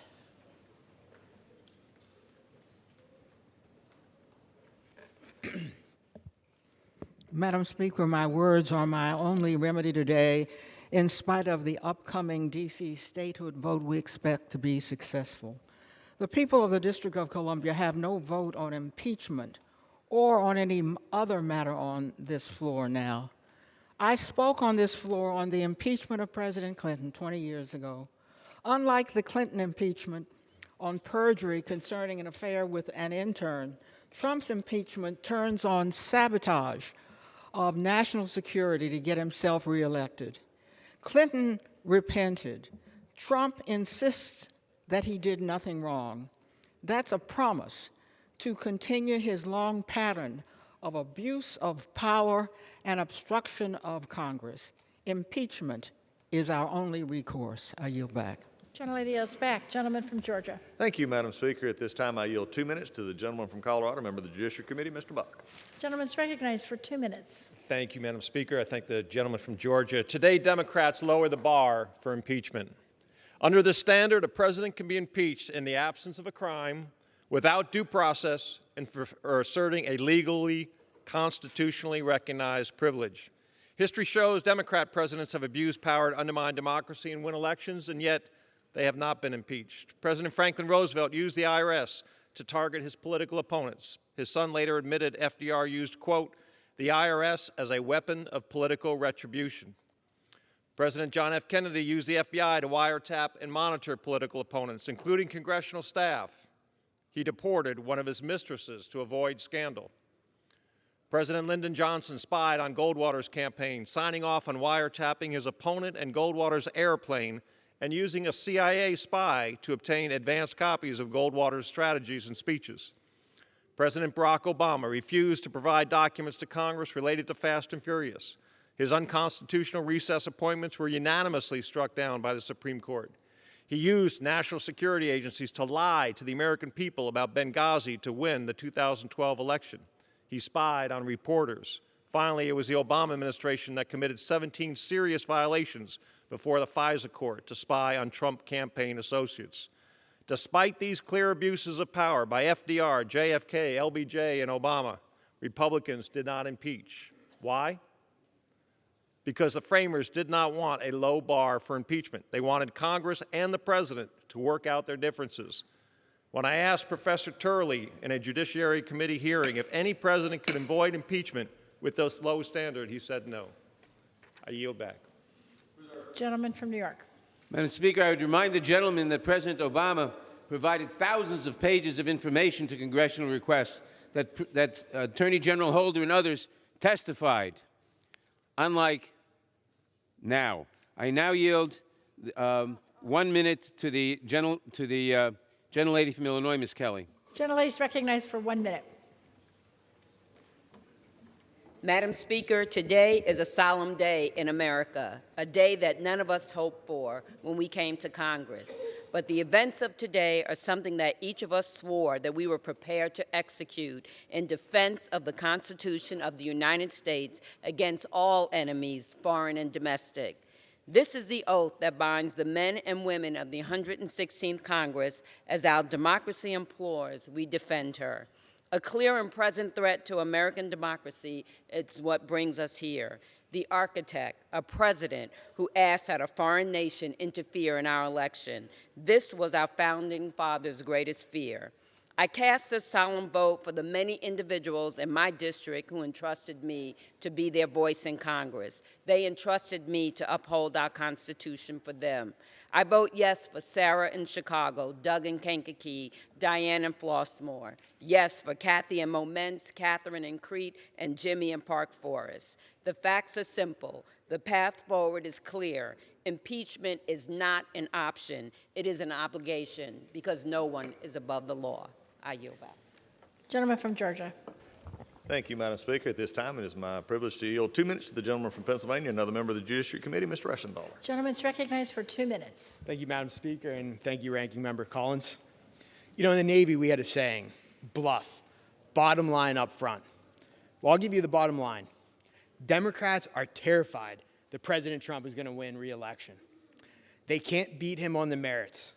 So the Democrats are caving to their far-left radical base, and they're using the thoughts and the feelings and the assumptions of some unnamed bureaucrats rather than relying on facts and law to impeach a duly elected president. Let me be clear. This is nothing more than a political hit job.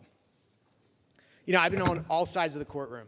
I was a prosecutor in the Navy. I was a defense attorney in the Navy. I was a district judge in my hometown. And let me tell you, as a lawyer, I would defend this case every day of the week. As a judge, I would dismiss this on day one for lack of merit. There's no prima facie case here.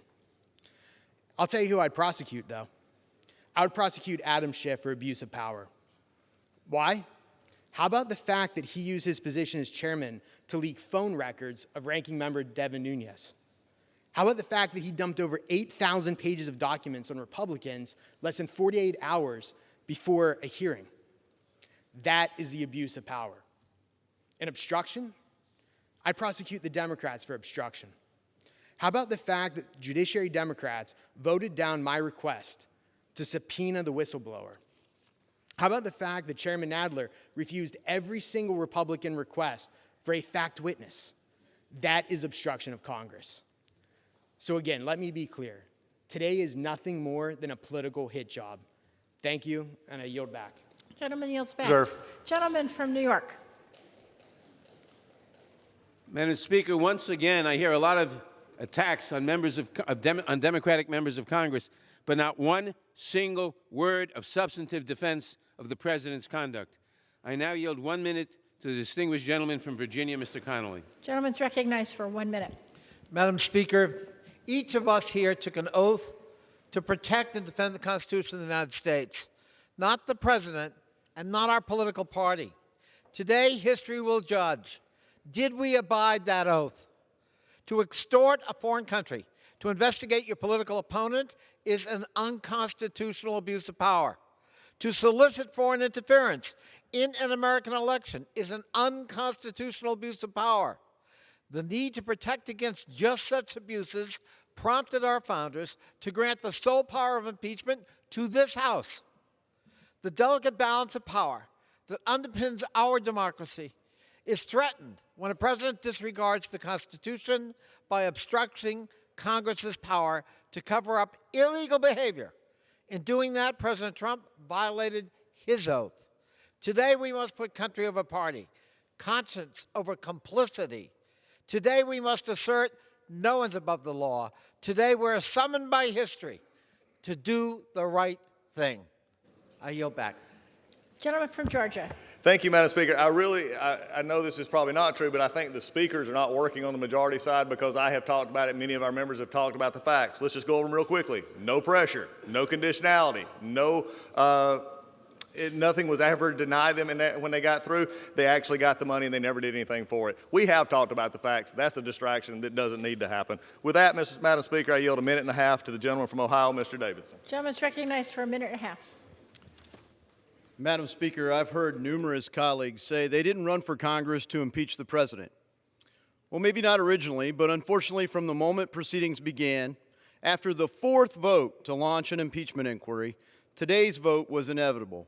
Many of them campaigned on it. I love this country with a soldier's passion. I came here to defend freedom, not to deny due process to anyone. I came here to solve problems and change the broken status quo, not to distract or disrupt those like President Donald Trump who deliver on promises to put America back on the path of peace and prosperity that has made and kept our country free. For months now, Americans have heard speculation about the president's motives in Ukraine. Despite months of effort, dozens of hearings, and countless documents, Americans have not seen proof that the president committed a high crime or a misdemeanor. We have a republic if we can keep it. This is disgraceful, dishonest process. It's a discredit to this body and to our nation. I urge the House to drop these divisive articles of impeachment and get to work for the American people. I yield. Gentleman yields back. Gentleman from New York. Madam Speaker, how much time, would you tell me how much time both sides have left, please? Gentleman from New York has 2 hours and 2 minutes. Gentleman from Georgia has 2 hours and 3 minutes.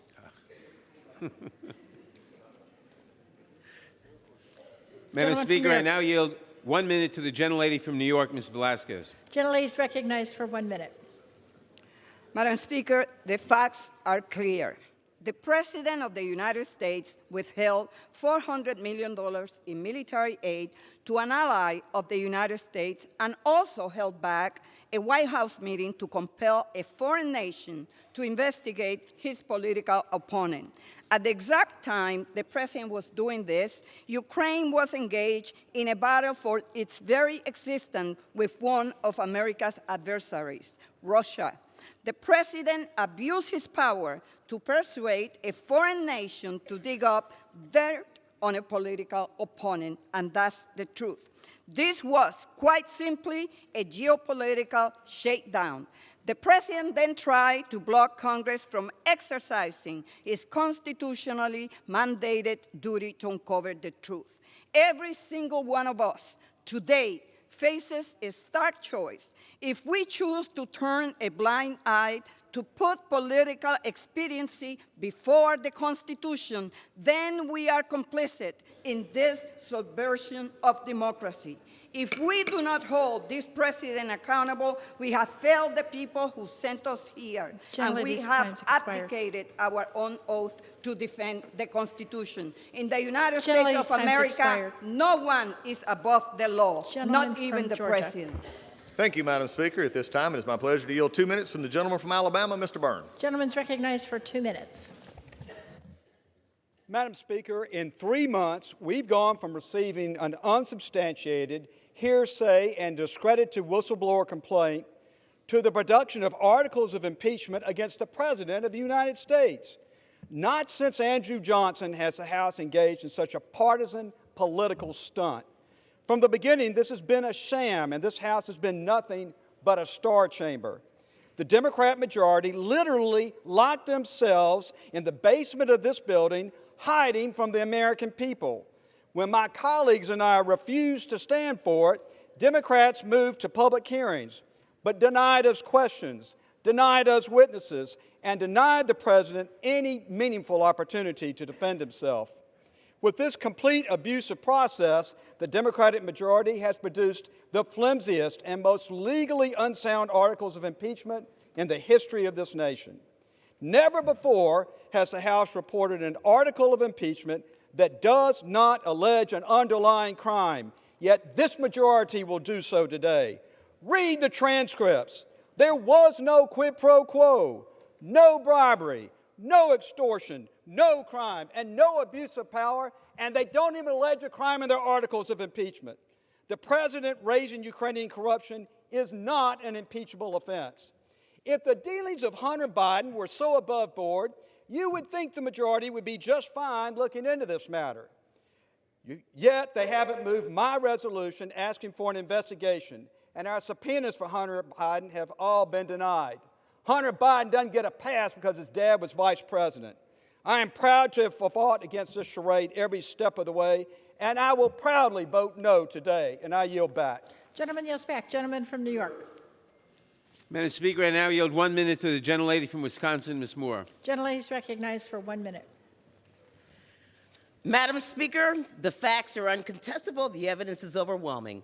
The president grossly misused the office of president and obstructed Congress, and justice requires this impeachment.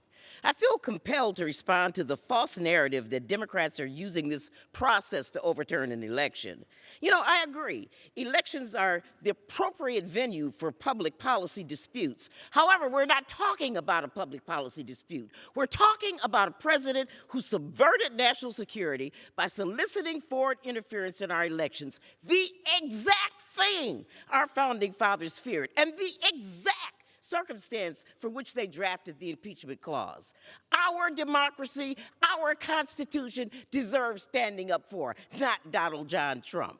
And I will leave my colleagues with this last thought as they decide how to cast this historic vote.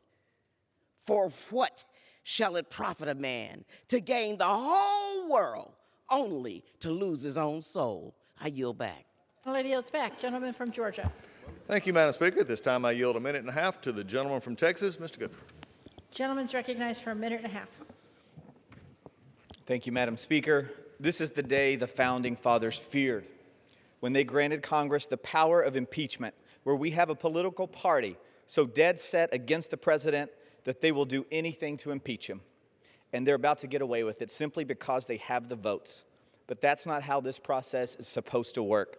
It's not meant to be dictated by a thin partisan majority, nor is it meant to be used when an election is just around the corner. And no one understands that better than our Speaker, who I have great respect for, and I agree with the comments she made on March the 6th of just this year. Impeachment is so divisive to the country that unless there's something so compelling and overwhelming and bipartisan, I don't think we should go down that path because it divides the nation. And that's exactly what's happened. And when we walk out of here tonight, we all know how this result's going to go. The Democrats are voting for this. Not one Republican is breaking. This is not bipartisan. The American people are disgusted with the United States House of Representatives, and we bring shame upon this body today by moving forward this impeachment. I yield back. Gentleman yields back. Gentleman from New York. Madam Speaker, I now yield 1 minute to the gentleman from California, Mr. Lowenthal. Gentleman's recognized for 1 minute. Thank you, Madam Speaker. The facts in this case are as simple as they are tragic. Witness after witness attested to these facts. No one has credibly refuted them. President Trump tried to coerce Ukraine to interfere in the 2020 elections. He used the power of his office for personal political gain. By withholding aid to Ukraine, the president has endangered our ally Ukraine and undermined our own national security. And when he got caught, the president attempted to cover up the crime and shut down any investigation by obstructing Congress. We have overwhelming evidence that this president poses an urgent threat to our elections, to our national security, and to the rule of law. Congress must vote to impeach him to protect our constitutional republic. There is no alternative. Thank you, and I yield back. Gentleman from Georgia. Thank you, Madam Speaker. The only urgent threat to this body is the clock in the calendar and the desire to impeach the president before we go home for Christmas. With that, 1.5 minutes to the gentleman from Tennessee, Mr. Rowe. Gentleman's recognized for 1.5 minutes.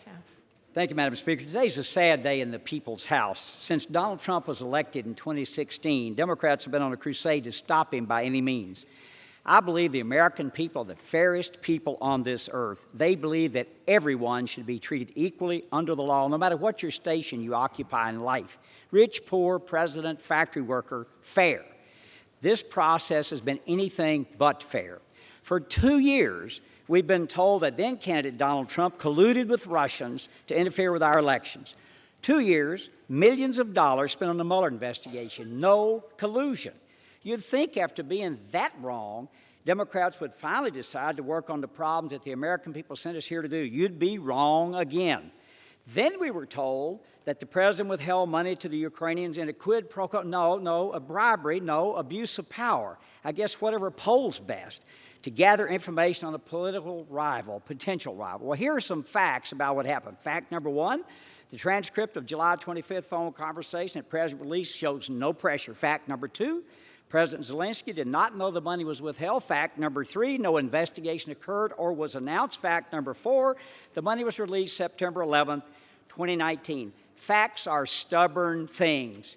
One member on the other side of the aisle said, quotes, "I'm concerned that if we don't impeach this president, he will get reelected," end quotes. That, Madam Speaker, says it all. I yield back. Gentleman yields back. Gentleman from New York. Madam Speaker, I now yield 1 minute to the gentlelady from Oregon, Ms. Bonamici. Gentlelady is recognized for 1 minute. Thank you, Madam Speaker. I take seriously my oath to uphold and defend the Constitution, and I do not take today's proceedings lightly. The Founding Fathers included the impeachment process in the Constitution to uphold our values and to maintain the checks and balances that are essential to separation of powers and to democracy. They knew way back in 1787 that a president could abuse the power of the office. In fact, they adopted the phrase high crimes and misdemeanors from a phrase that had been used in the English Parliament since 1386, intended to cover situations where an official abused his power and included in disobeying an order from the Parliament. Donald Trump has abused the power of his office by inviting a foreign government to interfere in the U.S. election. And he did this not to help the United States, but to benefit himself. That's wrong, and it's an impeachable offense. And then when Congress exercised our constitutional duty to investigate these wrongdoings, he obstructed the investigation every step of the way. That is also wrong, and it's also an impeachable offense. In our country, no one is above the law. That includes the President of the United States. And I yield back the balance of my time. Gentleman from Georgia. Thank you, Madam Speaker. At this point, I yield 1.5 minutes to the gentleman from Pennsylvania, Mr. Kelly. Gentleman's recognized for 1.5 minutes. I thank the gentleman. You know, December is such a great month, and there's so many great dates in December, and we talk about the wonderful things that have happened in Decembers of the past. There's also, in addition to Christmas being something we celebrate, the Boston Tea Party took place in December, but also on December 7th, 1941, a horrific act happened in the United States, and it's one that President Roosevelt said, this is a date that will live in infamy. Today, December the 18th, 2019, is another date that will live in infamy. When just because you hate the President of the United States and you can find no other reason other than the fact that you're so blinded by your hate that you can't see straight, that you've decided the only way we can make sure this president doesn't get elected again is to impeach him. On the floor of the People's House, the bastion of democracy and liberty in the whole world, we have decided that political power is far more important than principle. I would urge all members of the House to vote no on impeachment and to look their voters in the eye and remember, listen, let me tell you, the voters will remember next November what you're doing this December. This is a terrible time. This is a date that will live in infamy. Thank you, Mr. Speaker, and I yield back. Gentlemen, the members are reminded to address their remarks to the chair. Gentleman from New York. Madam Speaker, I now yield 1 minute to the gentlelady from Florida, Ms. Frankel. Gentlelady is recognized for 1 minute. In 1787, at the conclusion of the Constitutional Convention, Benjamin Franklin was asked, "Do we have a republic or a monarchy?" He responded, "A republic if you keep it." Madam Speaker, a republic is a form of government in which the country is considered a public matter, not the private concern or property of the rulers. In a republic, no person is above the law. In a republic, the president may not abuse his power by withholding critical foreign assistance for his own personal political gain, nor may he stop witnesses from talking. I did not come to Congress to impeach a president, but I did take an oath to keep the republic. For our children and our grandchildren, we should do nothing less. One day, I will tell my grandson that I stood up for our democracy. I will vote yes to impeach the president. And I yield back. Gentlelady yields back. Gentleman from Georgia. Thank you, Madam Speaker. At this time, I yield a minute 40 seconds to the gentleman from Wisconsin, Mr. Grothman. Gentleman's recognized for a minute and 40 seconds. Thank you. I'd like to address why we're here. We're certainly not here because of a misquoted phone call in July of 2019.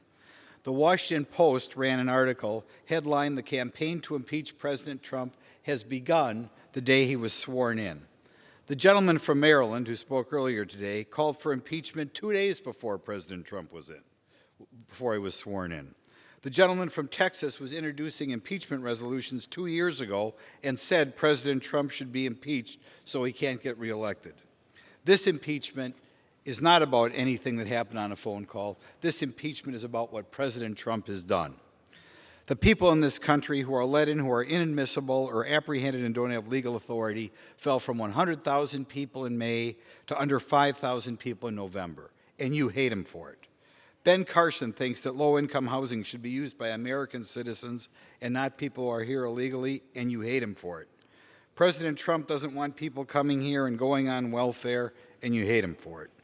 President Trump wants able-bodied people on food stamps to try to work, and he's hated for it. President Trump renegotiated that rip-off trade agreement with Mexico and Canada, and that was let in place by President Bush and President Obama, and you hate him for it. President Trump sides with law enforcement instead of criminals, and murders dropped 1,000 people last year, and you hate him for siding with the police. President Trump lets Christian adoption agencies choose who they want to be parents, and you don't like him for that. President Trump won't let foreign aid go to agencies that perform abortions. You hate him for that. President Trump's judges stick to the Constitution. He's disliked for that. President Trump is keeping his campaign promises, and you hate him for that. I yield the remainder of my time. Members are once again reminded to keep their remarks to the chair. Gentleman from New York. Madam Speaker, we do not hate President Trump, but we do know that President Trump will continue to threaten the nation's security, democracy, and constitutional system if he is allowed to remain in office. That threat is not hypothetical.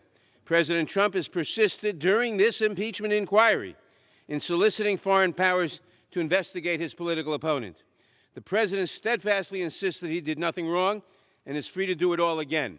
That threatens our next election, as well as our constitutional democracy. I now yield 1 minute to the gentleman from California, Mr. McNerney. Gentleman's recognized for 1 minute. Madam Speaker, the House of Representatives, the People's House, is vested by the Constitution with the power of impeachment to balance the power of the presidency. Without this essential duty, the president could exploit his sacred office without any regard for the law. On January 3rd, 2019, every member of the House swore an oath to defend the Constitution, and this week we're being asked to do just that. When allegations arose that the president tried to coerce a foreign government to help undermine the 2020 election, the House carried out its duty to investigate a potential abuse of power. But the president refused to cooperate and forbade his administration from doing so, obstructing Congress from carrying out our sworn responsibility. If these actions bear no consequence, future presidents may act without constraint, and American democracy will be at an end. Therefore, compelled by my sworn duty to defend the Constitution, I will vote to impeach this president. I yield back. Gentleman from Georgia. Thank you, Madam Speaker. At this time, I yield to my friend from Florida a minute and a half. Gentleman's recognized for a minute and a half. Thank you, Madam Speaker. I'd like to address my colleagues on the other side of the aisle and reiterate President Washington's warning to the Republic 223 years ago. The Constitution rightly sets a high bar for impeachment, but the integrity of the process also depends on the ability of the legislators to vote their minds independent of party politics. Removing a president is too important, and lawmakers are given too much latitude to define high crimes and misdemeanors for it to be any other way. Otherwise, Excessively partisan politicians could overturn an election simply because the president is a member of the opposite and opposing party. It is in regard to this impeachment process that George Washington forewarned us as a nation at this moment in history. When political parties may now and then answer popular ends, they are likely in the course of time and things to become potent engines by which cunning, ambitious, and unprincipled men and women will be enabled to subvert the power of the people to usurp for themselves the reins of government. How wise he was. Vote no on this assault to our republic, the Constitution, and against President Trump. Gentleman yields back. Gentleman from New York. Madam Speaker, John Adams warned in a letter to Thomas Jefferson that these risks were unavoidable and might sometimes overlap. Quote, "You are apprehensive of foreign interference, intrigue, influence. So am I. As often as elections happen, the danger of foreign influence recurs." Close quote. I now yield 1 minute to the gentlelady from Michigan, Ms. Lawrence. Gentlelady is recognized for 1 minute. Madam Speaker, today history is being written. The facts are conclusive. The president attempted to use the power of the powerful office of president to force Ukraine to influence our 2020 election. In the process, President Trump jeopardized our national security and withheld vital military assistance intended to prevent further Russian aggression to our region. However, as our committees, including government oversight, which I sit on, and which I'm a member, sought to interview additional witnesses and obtain documents, the president ordered from the power of his office that the executive branch to not participate and obstructed the congressional oversight. Article 1 provides the House of Representatives with the sole power of impeachment, as well as the authority to conduct oversight of the executive branch. What did he have to hide? When the framers met over 200 years ago, they went to great lengths to ensure future presidents would be forced to answer to their constitutional responsibility. I stand today in support of the 2 articles of impeachment. Gentleman from Georgia. Thank you, Madam Speaker. At this time, I yield 2 minutes to the gentleman from Virginia, Mr. Klein. Gentleman's recognized for 2 minutes. Thank you, Madam Speaker. Today is a sad day for this body, for the voters who sent me here last November, and for our nation. Benjamin Franklin cautioned when asked what he had given us, "A republic if you can keep it." Today we take a step further toward losing the republic that our founding fathers envisioned by engaging in activity that they specifically warned against, the misuse of the constitutional power of impeachment for one party's political gain. Our Constitution is the very foundation of our republic. Its assurance of self-determination has been the shining beacon by which our nation has chartered its course over the last 2 centuries. From a new democratic experiment struggling to survive to the greatest nation on earth, America has been powered over the years not by government, but by the ingenuity, the bravery, and the faith of its people. Confident in their place as one nation under God, indivisible, with liberty and justice for all. And so it is we, the people, who determine our president, not we, the Judiciary Committee, nor we, the Congress. The Constitution is clear. It's only when we see clear proof of the impeachable offenses outlined in Article 2, Section 4, treason, bribery, or other high crimes and misdemeanors, that we are to challenge the decision of the voters, break the figurative glass, and pull the emergency ripcord that is impeachment. We do not have that proof today. Thomas Jefferson said, "I know of no safe depository of the ultimate powers of society but the people themselves. And if we think them not enlightened enough to exercise their control with a wholesome discretion, the remedy is not to take it from them, but to inform their discretion by education. But rather than educate, this majority has chosen today to obfuscate with hearsay, innuendo, and speculation.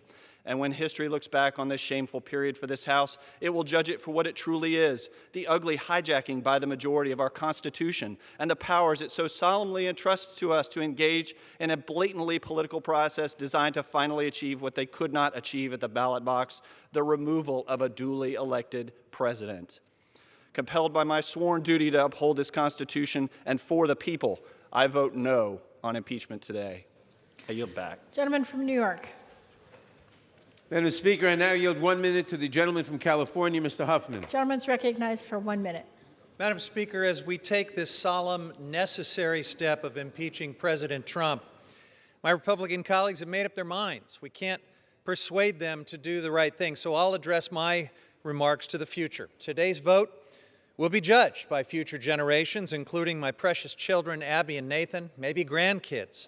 Historians will study what members of this Congress did when our democracy was tested like never before by a president who put personal interests above country, who compromised national security to cheat his way to re-election, and when caught, not only lied and refused to admit wrongdoing, but flouted Congress's authority. He even called the constitutional impeachment mechanism unconstitutional. Historians will marvel how some members of Congress continued to stand by this man, how they put blind partisan loyalty or fear of Donald Trump above their duty to defend the Constitution, how they made absurd partisan arguments and tried to obstruct these proceedings, and how instead of pushing back when their party fell under the dark spell of authoritarianism, they embraced it as if the Constitution, the rule of law, and our oath of office mean nothing. So, Madam Speaker, for our future generations, our children, the judgment of history, let me be clear. I stand with our Constitution, with the rule of law, and our democracy. I'll be voting yes to impeach Donald J. Trump. Gentleman's recognized for a minute and a half. I thank the gentleman for yielding me time. Today's vote to impeach the duly elected President of the United States is truly historical.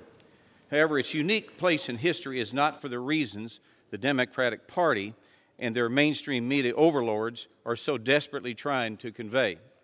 Today, we will be remembered as the day that the Democrats, claiming a false moral supremacy over the desire of the American people, executed a deliberate and orchestrated plan to overturn a presidential election. It will be the first time in history that a party paraded out their Ivy League academics to explain to 31 states and almost 63 million people that their voice should not be heard and why their votes should be counted. I pray for our nation every day, but today I'm praying for my colleagues across the aisle who arrived at this partisan and self-directed fork in the road and chose the road never before traveled and one that has a dead end. Donald J. Trump is our president, chosen by the American people, fair and square. As we say in Texas, it's a done deal. Democrats' attempt to change history will never undo that. May God bless the greatest country in the world, the United States of America. I yield back my time. Gentleman yields back. Gentleman from New York.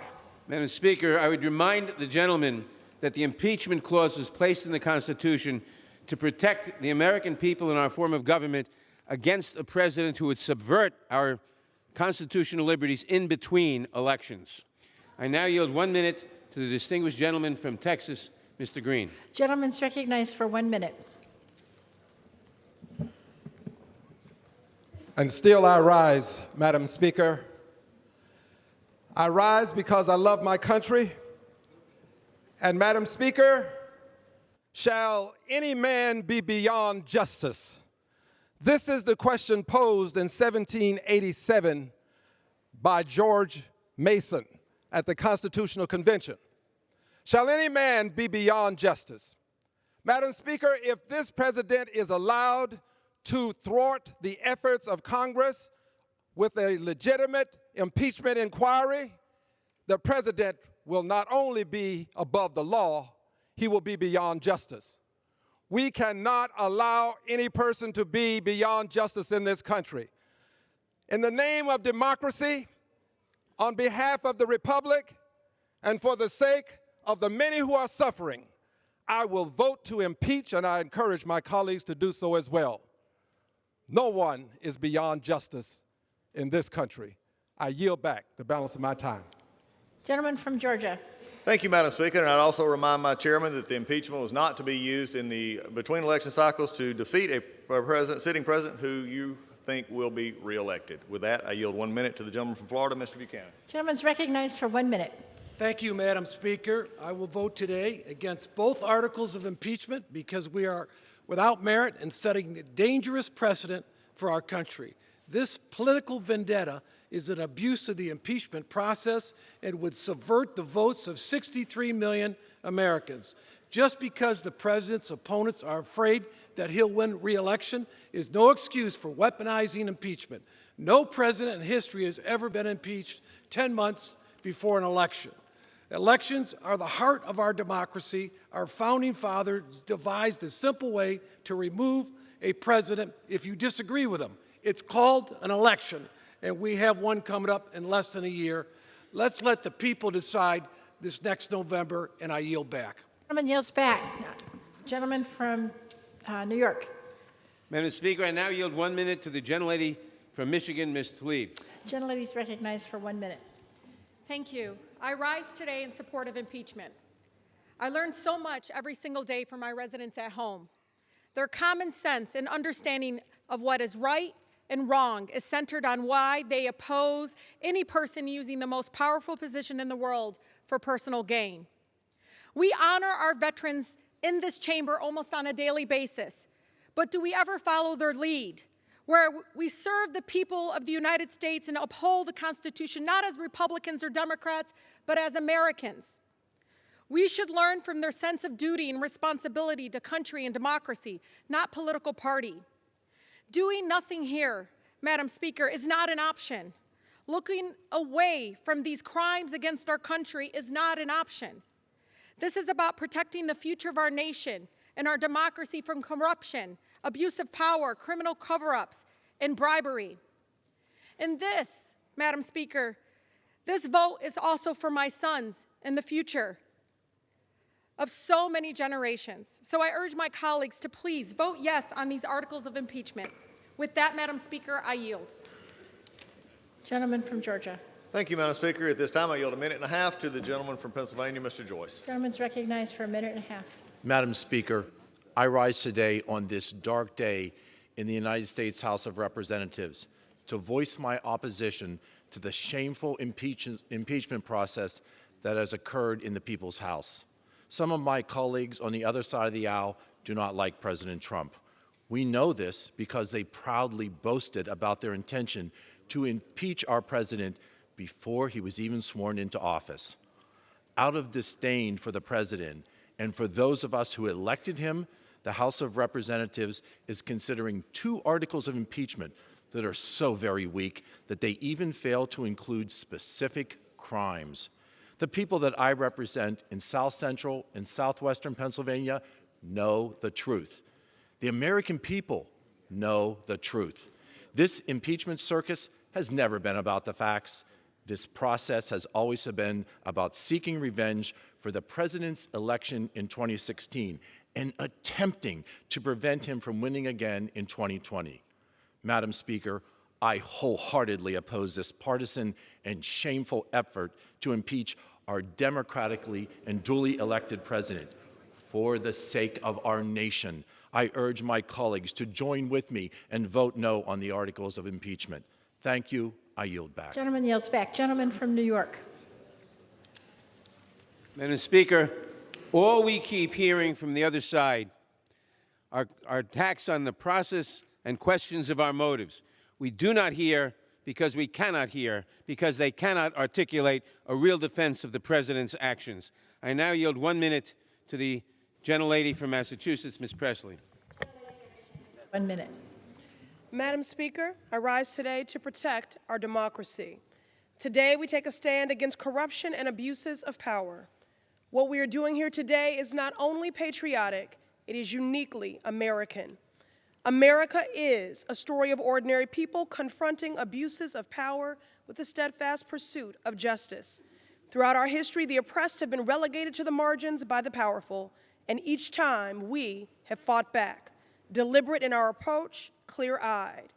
Each generation has fought for the preservation of our democracy, and that is what brings us to the House floor today, efficient and effective in the pursuit of our truth. Congress has done its due diligence. Today we send a clear message. We will not tolerate abuses of power from the President of the United States of America. The future of this nation rests in our hands. It is with a heavy heart, but a resolved one, and because I believe our democracy is worth fighting for, I will vote to impeach Donald J. Trump and I urge my colleagues to do the same. Back. Gentleman from Georgia. Thank you, Madam Speaker. And, again, and my chairman, again, I think hears us. He just doesn't want acknowledgement. When you have nothing but a process that it was completely amok, you talk about the process, but you also, I've already debunked the facts many times. Let's do it one more time. No pressure by either Mr. Trump or Mr. Zelensky. In fact, what really just horrifies me is the continuation to say that Mr. Zelensky, who is the supposed victim here, had said many times there was no pressure. He is the majority Democrats are calling him a liar or weakening him in his own country. That's deplorable. There's no conditionality in the transcript or conditionality after that. 5 meetings prove that. All high-level meetings, no conditionality. 2 of those meetings were after the Ukrainians actually knew of the possibility of their aid being held. They've not ever addressed the 4 truths and the 5 facts. Also, after there was nothing done to get the money, guess what? They got the money. That's the facts. That's what they don't want to deal with. That's where we're at today. So let's continue to see how the sham was perpetrated. That's what many of our members are talking about. With that, I yield a minute and a half from the gentleman from Michigan, Mr. Bergman. Gentleman's recognized for a minute and a half. Thank you, Madam Speaker. I rise today in opposition to the articles of impeachment against President Trump. I believe all American people need to be looked in the eye by all their representatives. Today is the culmination of the Democrats' 3-year-long quest to delegitimize the president. This has been in the works since November 2016 and was all but promised when the Democrats took the majority. This sham process began without a formal vote in the House and was continued over these past several months, willfully trampling on decades of bipartisan precedent. No due process, closed-door depositions, even though nothing in this investigation was classified, and leaking only details that fit their narrative. If this isn't partisan politics, I don't know what is. Holding our elected officials accountable is a job I take extremely seriously. But the impeachment votes today represent the worst of Washington, D.C. Yet another reason my constituents are so disillusioned with the process and disappointed by the 116th Congress. Michigan's 1st District sent me to Washington to get things done, to get the government off their backs, and to help rural Michiganders and other people around the country keep more of their hard-earned currency, not to impeach our duly elected president. With that, I urge my colleagues to vote against the articles of impeachment. I yield back. Gentleman yields back. Gentleman from New York. Madam Speaker, I now yield 1 minute to the gentlelady from California, Ms. Barragan. Gentlelady is recognized for 1 minute. Madam Speaker, it is with a solemn sense of duty that I rise today in support of impeachment. As this chamber debates 2 articles of impeachment against the President for his abuse of power and obstruction of Congress, I want history to know that I stood up to say that I stand for the Constitution and our democracy. When my immigrant mom became a United States citizen, she took an oath and allegiance to our country and Constitution. When I stood on this floor as a new member of Congress, I took an oath to uphold and defend our Constitution. The President abused his power when he used his official office and power to ask a foreign government to interfere in our elections. When he asked a foreign government for a personal favor to dig up dirt on his political opponent so he could cheat. The President got caught, and then he tried to cover it up. Today we say no more. Today we say we will not allow this president to abuse his power and endanger our national security. I stand to say no one is above the law, not even this president. I yield back. Gentleman from Georgia. Thank you, Madam Speaker. I yield a minute and a half to the gentleman from Pennsylvania, Mr. Perry. Gentleman is recognized for a minute and a half. I thank the gentleman. Since before inauguration, the press and members of this Congress have been for impeachment.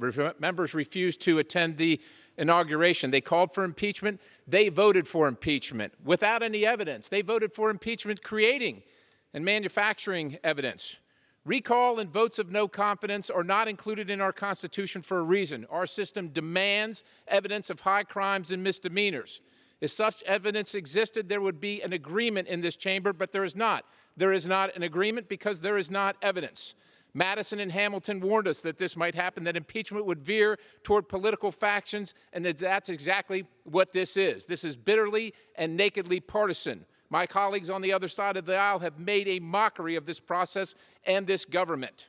They despise the president and are themselves abusing the power of their office, all to settle the political score they were unable to resolve at the ballot box. Madam Speaker, they hope that if they repeat them over and over and stay on message, you will believe their charges. Repeating things that aren't true does not make them true.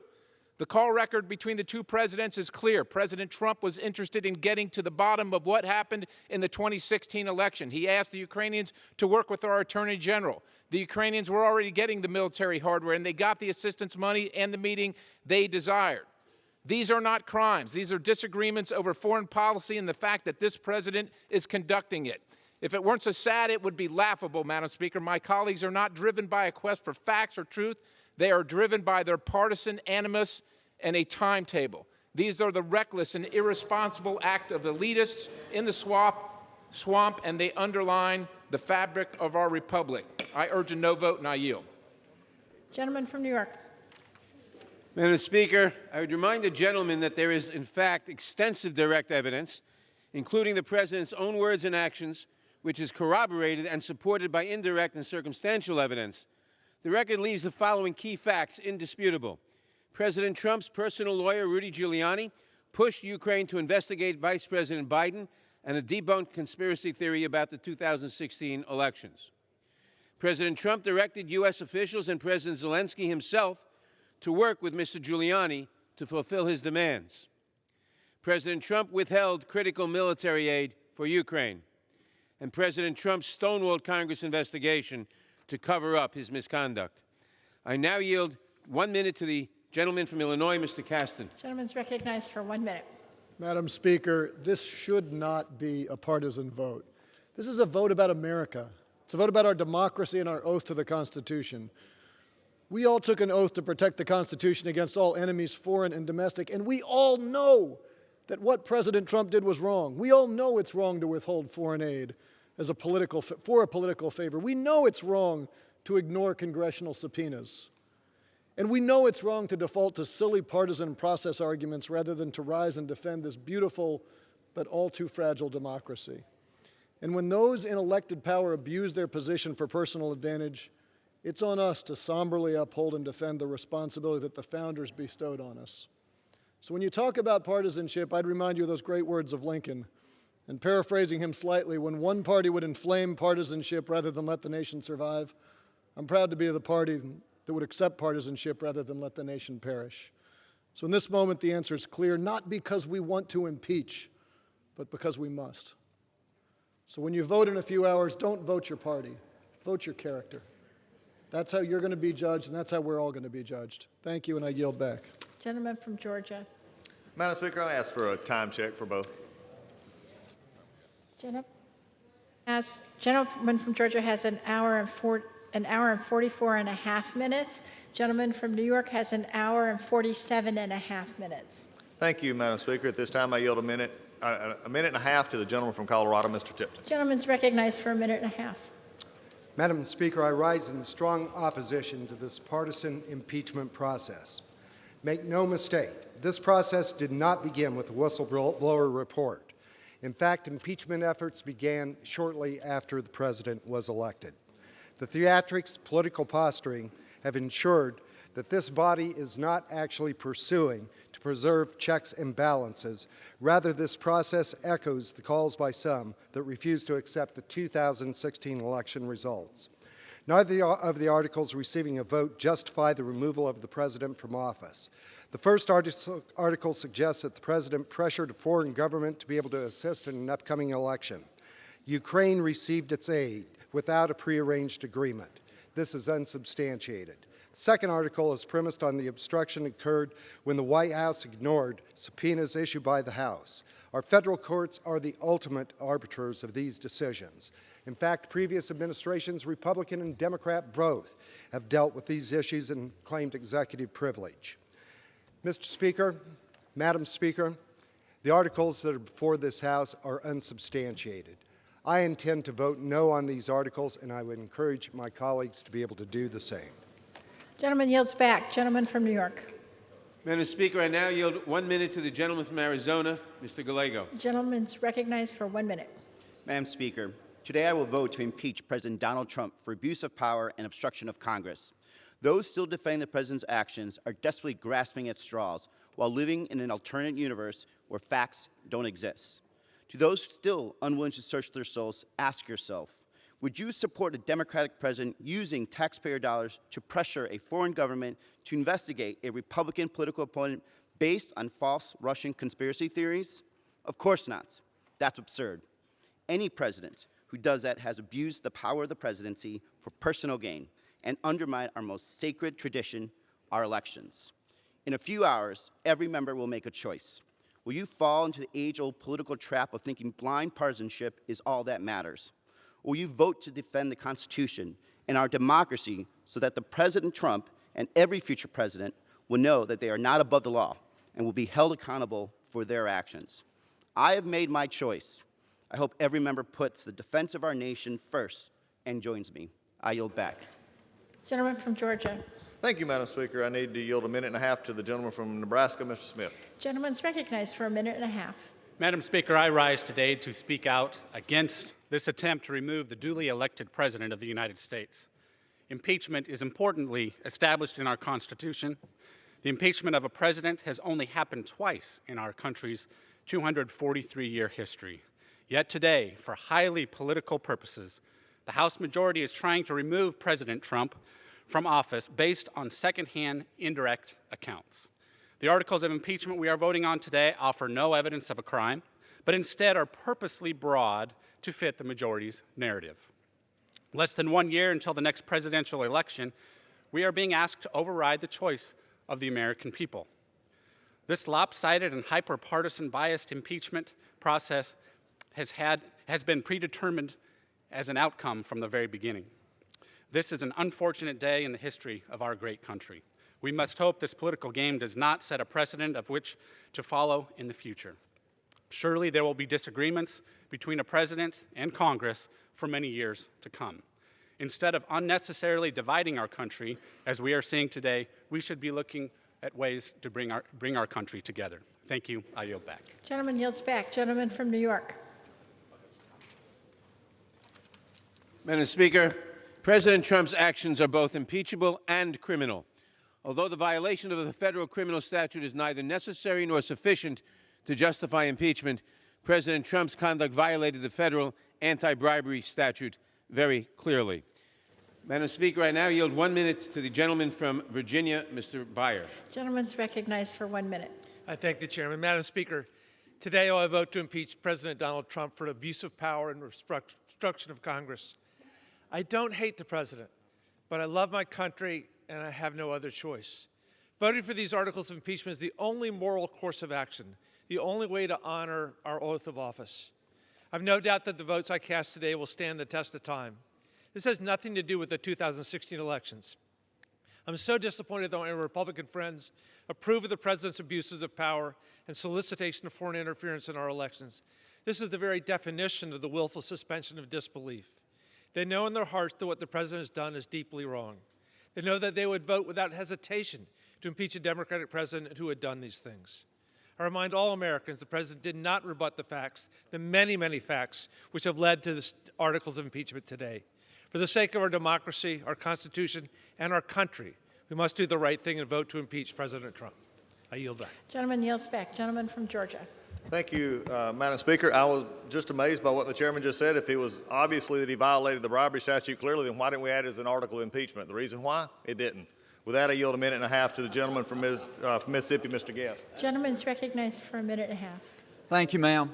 Article 2, Section 4 of the United States Constitution states that the President of the United States may be removed from office for treason, bribery, high crimes, and misdemeanors. As a former prosecutor, I am confident that no court would accept these articles of impeachment as having met the standards set forth by our founding fathers. The impeachment articles rely almost exclusively on hearsay and opinion testimony, and they present no direct evidence of wrongdoing. As a former district attorney, I'm dismayed that the Democrats have submitted articles of impeachment against a sitting president using circumstantial evidence that fails to offer proof of an impeachable offense. Additionally, the charges levied against the president in the articles of impeachment lack historical precedent and are motivated by pure political reason. If the House of Representatives passes the articles of impeachment, the Democrats will have set a dangerous precedent by undoing America's votes for president because a single party disagreed with the 2016 presidential election results. I urge my colleagues to vote no on the articles of impeachment, and I yield back. Gentleman from New York. Madam Speaker, I now yield 1 minute to the distinguished gentleman from California, Mr. Thompson. Gentleman's recognized for 1 minute. Madam Speaker, I find no pleasure coming to the floor today to consider impeachment. I ran for Congress to represent my community and to serve the country I love. As a combat veteran and having served 8 years on the Intelligence Committee, I understand the threat that foreign actors can play in our elections. Every elected official must dedicate themselves to protecting our democracy. No one should invite a foreign country to interfere with our most sacred act of voting. It was abuse of power by the President to ask a foreign nation to interfere in our election to benefit his personal and political interest and to condition bipartisan, congressionally approved aid on that interference. Unchecked, these actions could lead us down a path that will unravel the fabric of our nation. I'm saddened that we're here today, but in the interest of defending our nation, I will vote for the articles of impeachment. I yield back to balance my time. Gentleman from Georgia. Thank you, Madam Speaker. This time I yield 1.5 minutes to the gentleman from Texas, Mr. Roy. Gentleman's recognized for 1.5 minutes. Thank the gentleman from Georgia. Mr. Speaker, our founders intentionally did not embrace recalls or votes of no confidence. Rather, we demand from Congress evidence of high crimes and misdemeanors. While my colleagues are free to dislike the president, and while they may reasonably view the infamous phone call and negotiations with the Ukrainians as something less than perfect, they are not free to impeach something less than a high crime and misdemeanor. In just over 10 months, though, the people are free to decide, and we should let them. The eyes of the world are upon us, Madam Speaker. The press galleries are full. Our floor is filled with members. When will we give the world something better than this? My colleagues wax eloquent about the constitutions they found under mothballs. Where is respect for the Constitution when the People's House daily refuses to do its actual job while shredding federalism and limited government? Today in Mexico, a young girl will be abused while being trafficked toward our open borders, while some here yell kids in cages and play race politics in the false name of compassion. Today in New York, a young mother will be coerced into abortion by taxpayer-funded Planned Parenthood, while we allow the genocide of the unborn in the false name of choice. Today across America, diabetics will struggle to afford insulin due to a healthcare system ravaged by government and insurance bureaucrats empowered in the false name of coverage. And today our children inherit $100 million of debt an hour, borrowed in the false name of what government can provide. In this conduct by Congress failing to do its jobs, that should be impeached. And one might ask if America would be better off taking the first 435 names out of the phone book to represent us in the United States House than what is on display here today. Today is not a dark day because the American people know this. America is great, Washington is broken, and we're taking our country back. I yield back. Gentleman from New York. Madam Speaker, I now yield 1 minute to the distinguished gentlelady from California, Ms. Matsui. Gentlelady is recognized for 1 minute. Madam Speaker, I rise today with a heavy heart. I came to Congress to serve the great people of Sacramento and to build a better future for our children and grandchildren, including my grandkids, Anna and Robbie. The facts before us are crystal clear. We heard testimony from 17 brave patriots who value our democracy and the Constitution. They testified that President Trump threatened to withhold congressionally approved money in exchange for dirt on a political rival. And worse, that he continues to invite foreign powers to violate our sovereignty even today. On its face, these are impeachable offenses that represent a clear and present danger to our country. That's why the only answer is to act now.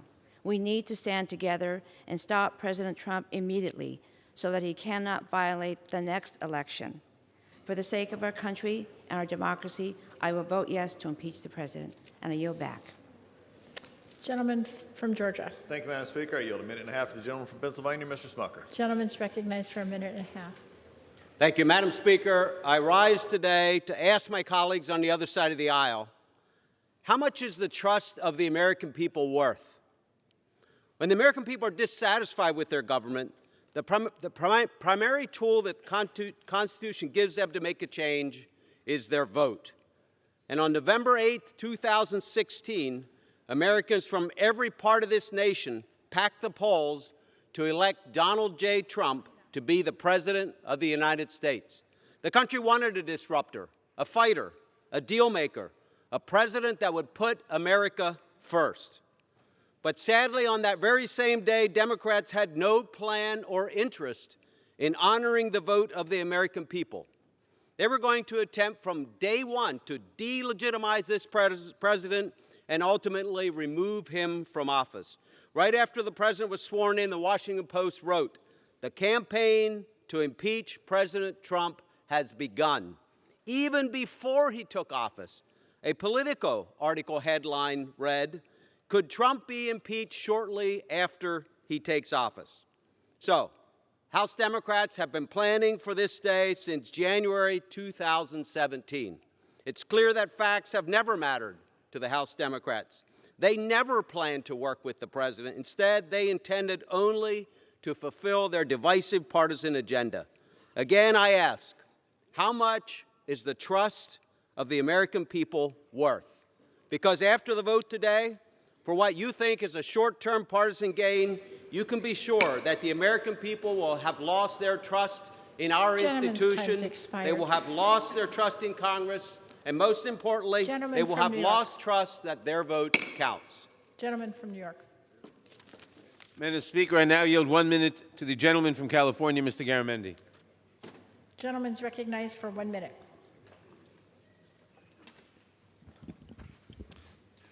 Thank you, Madam Speaker.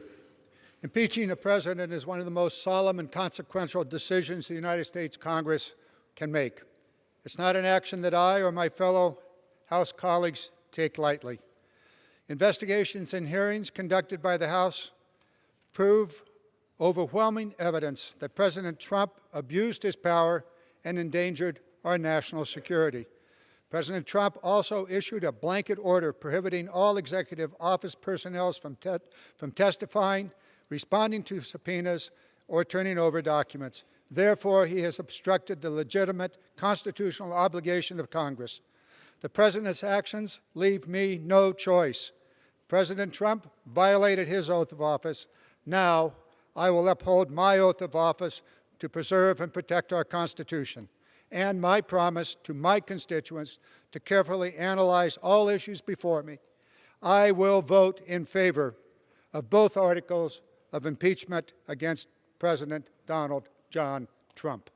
I yield back. Gentleman from Georgia. Thank you, Madam Speaker. I yield 1.5 minutes to the gentleman from Dunn. Gentleman's recognized for 1.5 minutes. Madam Speaker, I stand before you today a disappointed man. I am disappointed in a broken and partisan process that has consumed the House Democrats. We were told this investigation was going to be bipartisan and transparent. Instead, the proceedings were held in secret behind closed doors with no attempt at a fair hearing.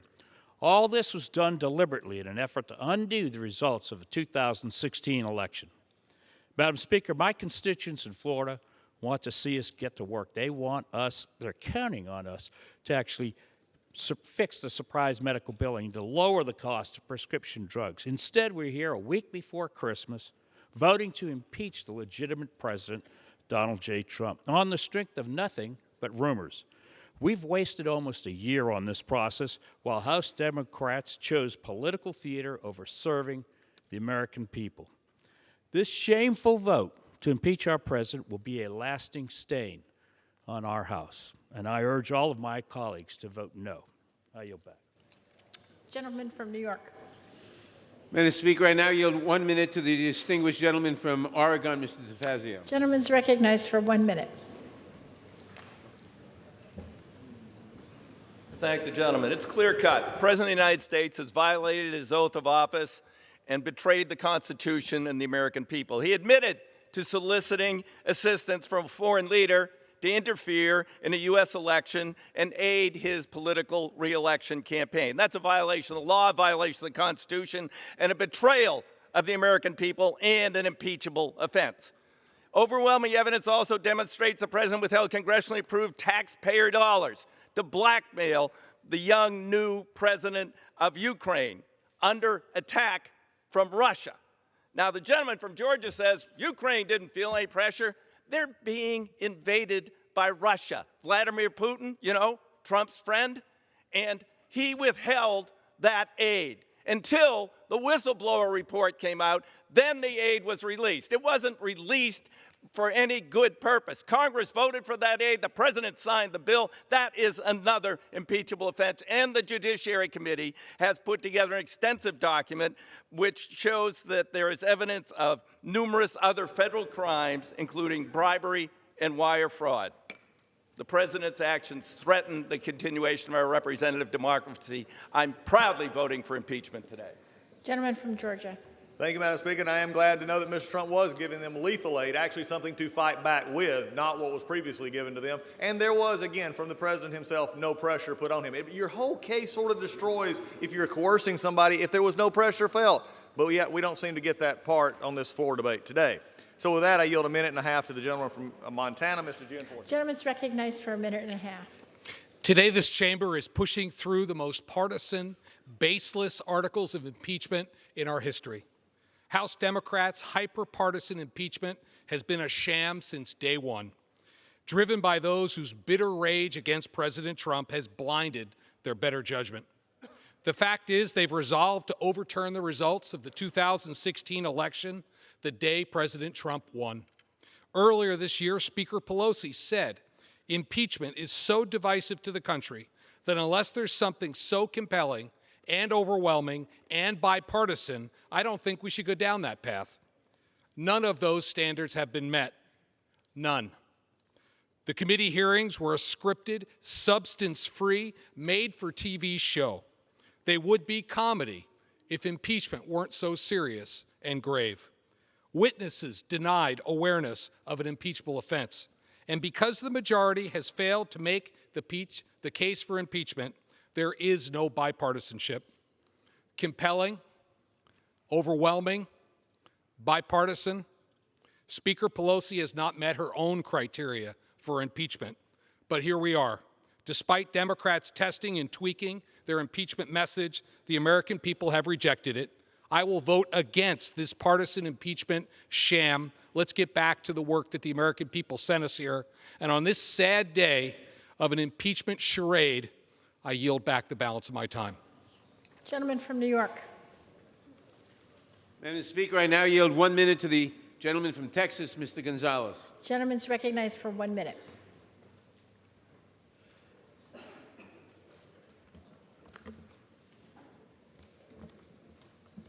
Madam Speaker, I rise on a sad day for America, a sad day for Texas, and a very sad day for the people I represent.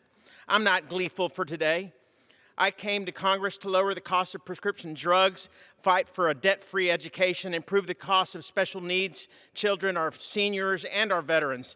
I did not come to Congress to impeach a sitting president, but we've been given no choice. He has eroded the foundations of our democracy and used the office of the presidency for personal and political gain.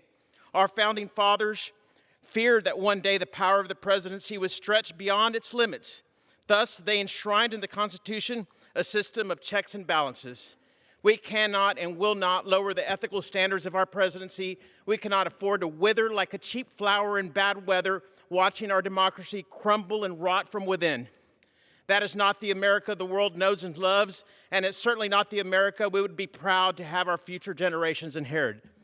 And that is why today I must vote to impeach the President of the United States and fulfill my oath to the Constitution, and I yield back. Gentleman from North Dakota. Madam Speaker, I yield 1.5 minutes to my friend from Texas, Mr. Hurd. Gentleman's recognized for 1.5 minutes. Throughout this process, the American people have learned of bungling foreign policy decisions, but we have not heard evidence beyond a reasonable doubt of bribery or extortion. Allegations of these two crimes aren't even mentioned in the articles of impeachment being debated today. But today, we have seen a rushed process divide our country. Today, accusations have been hurled at each other, questioning one another's integrity. Today, a dangerous precedent will be set, impeachment becoming a weaponized political tool. We know how this partisan process will end this evening, but what happens tomorrow? Can this chamber put down our swords and get back to work for the American people? This institution has a fabled history of passing legislation that has not only changed our country, but has inspired the world. This feat has been possible because this experiment we call America has one perpetual goal: make a more perfect union. We can contribute to this history if we recognize the simple fact that way more unites our country than divides us. Tomorrow, can we start focusing on that? Gentleman yields back. Gentleman from New York. Madam Speaker, I now yield 1 minute to the gentleman from Illinois, Mr. Davis. Gentleman's recognized for 1 minute. Thank you, Madam Speaker. This is indeed a sad day for our country. This is indeed a sad day for America, but it's a good day for our Constitution. It is a sad day for our country because President Trump has defied our Constitution, our rules, our requirements, and our expectations. It is clear that President Trump places himself above the law, above our Constitution, and above the expectations of the American people. At my last town hall meeting, which was held Saturday, December 15th at Malcolm X College in Chicago, someone asked the question, what is our position on impeachment? Madam Speaker, every person there rose and said, impeach. When I speak for the people of the 7th District of Illinois, and my vote will be impeach, impeach, impeach. And I yield back the balance of my time. Gentleman from North Dakota. Madam Speaker, I yield two minutes to my friend from Texas, Mr. Gohmert. Gentleman's recognized for 2 minutes. Thank you. In 1998, Senator Schumer said, and I quote, this impeachment will be used as a routine tool to fight political battles. We thought it was a prediction. It was a promise, and now it's playing out. It's exactly what's being done here. And for those that say we don't address the defenses of fact, here you go.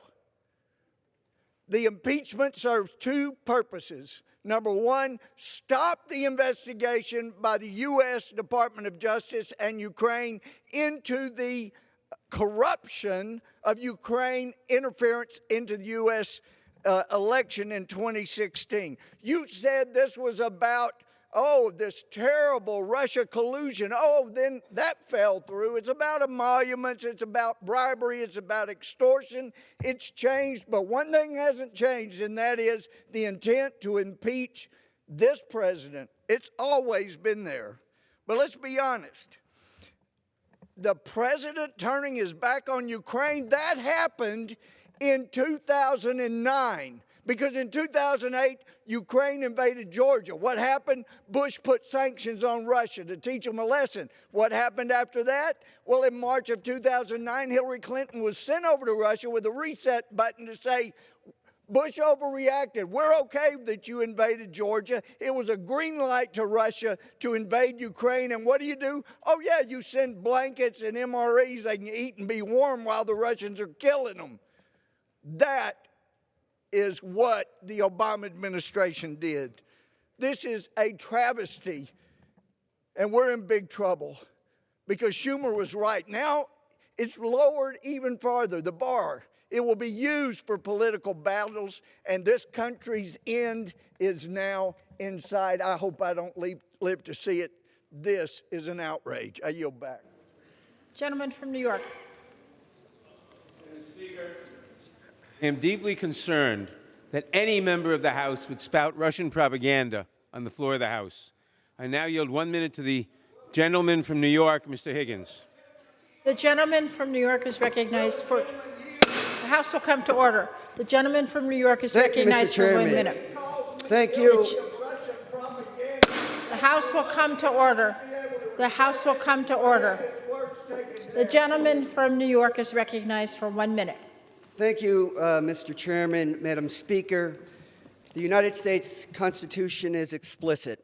Bribery is an impeachable offense. Bribery involves the abuse of power, and the President of the United States abused the power of his office by soliciting a bribe of a foreign leader to interfere in an election that he was afraid he could not win honorably, fairly, or freely.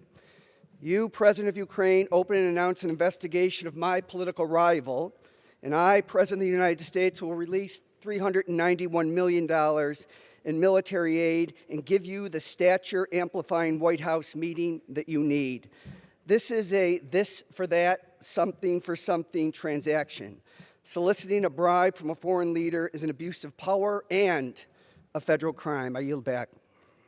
Gentleman yields back. Gentleman from North Dakota. Madam Speaker, I yield 1.5 minutes to the gentleman from Florida, Mr. Bill Rackus. Gentleman's recognized. Thank you, Madam Speaker.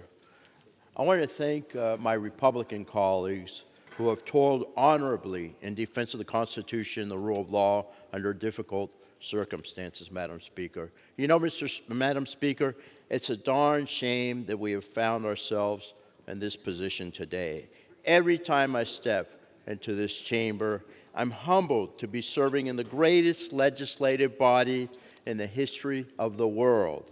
However, it's deeply disappointing that the hyper-partisanship that has gripped this country has made its way into this chamber. I pride myself on being a consensus builder who works across the aisle to get things done for the American people. But when it comes to the matter of impeachment, I have no doubt that the entire process has been politically motivated. There's absolutely no evidence that President Trump committed an impeachable offense, which is why I will vote no. This whole process has been a ploy to circumvent the will of the people by removing a duly elected President of the United States. It is a national disgrace and sets a dangerous precedent. But we are a great nation, and we will survive this indignity. Let's put this ugly chapter behind us, Madam Speaker, and get to work. I yield back. Gentleman yields back. Gentleman from New York. Mr. Speaker, I now yield 1 minute to the gentleman from Mississippi, Mr. Thompson. Gentleman's recognized for 1 minute. Thank you very much, Madam Speaker. Madam Speaker, the question that will be answered today is, will members honor their oath to uphold the Constitution? Democrats are not supporting impeachment based on a policy disagreement or the election results of 2016. No one is above the law. The president must be held accountable. A constitutional process is not a hoax or witch hunt. President Trump just opposes it. No one is above the law, not even President Donald J. Trump. The president abused his power by pressuring Ukraine to help his reelection campaign. Impeachment is a constitutional remedy for these actions. Trump betrayed his oath, betrayed the Constitution, and undermined the integrity of our elections. Those who are against the impeachment inquiry are willing to turn a blind eye to constitutional violations by the president. As a nation, we have no other alternative. We must protect our Constitution and the United States of America. In his own words, no intelligent person believes what he is saying. The gentleman's time's back. expired. Gentleman from North Dakota. Madam Speaker, I yield 1.5 minutes to the gentleman from Indiana, Mr. Barry. Gentleman's recognized for 1.5 minutes.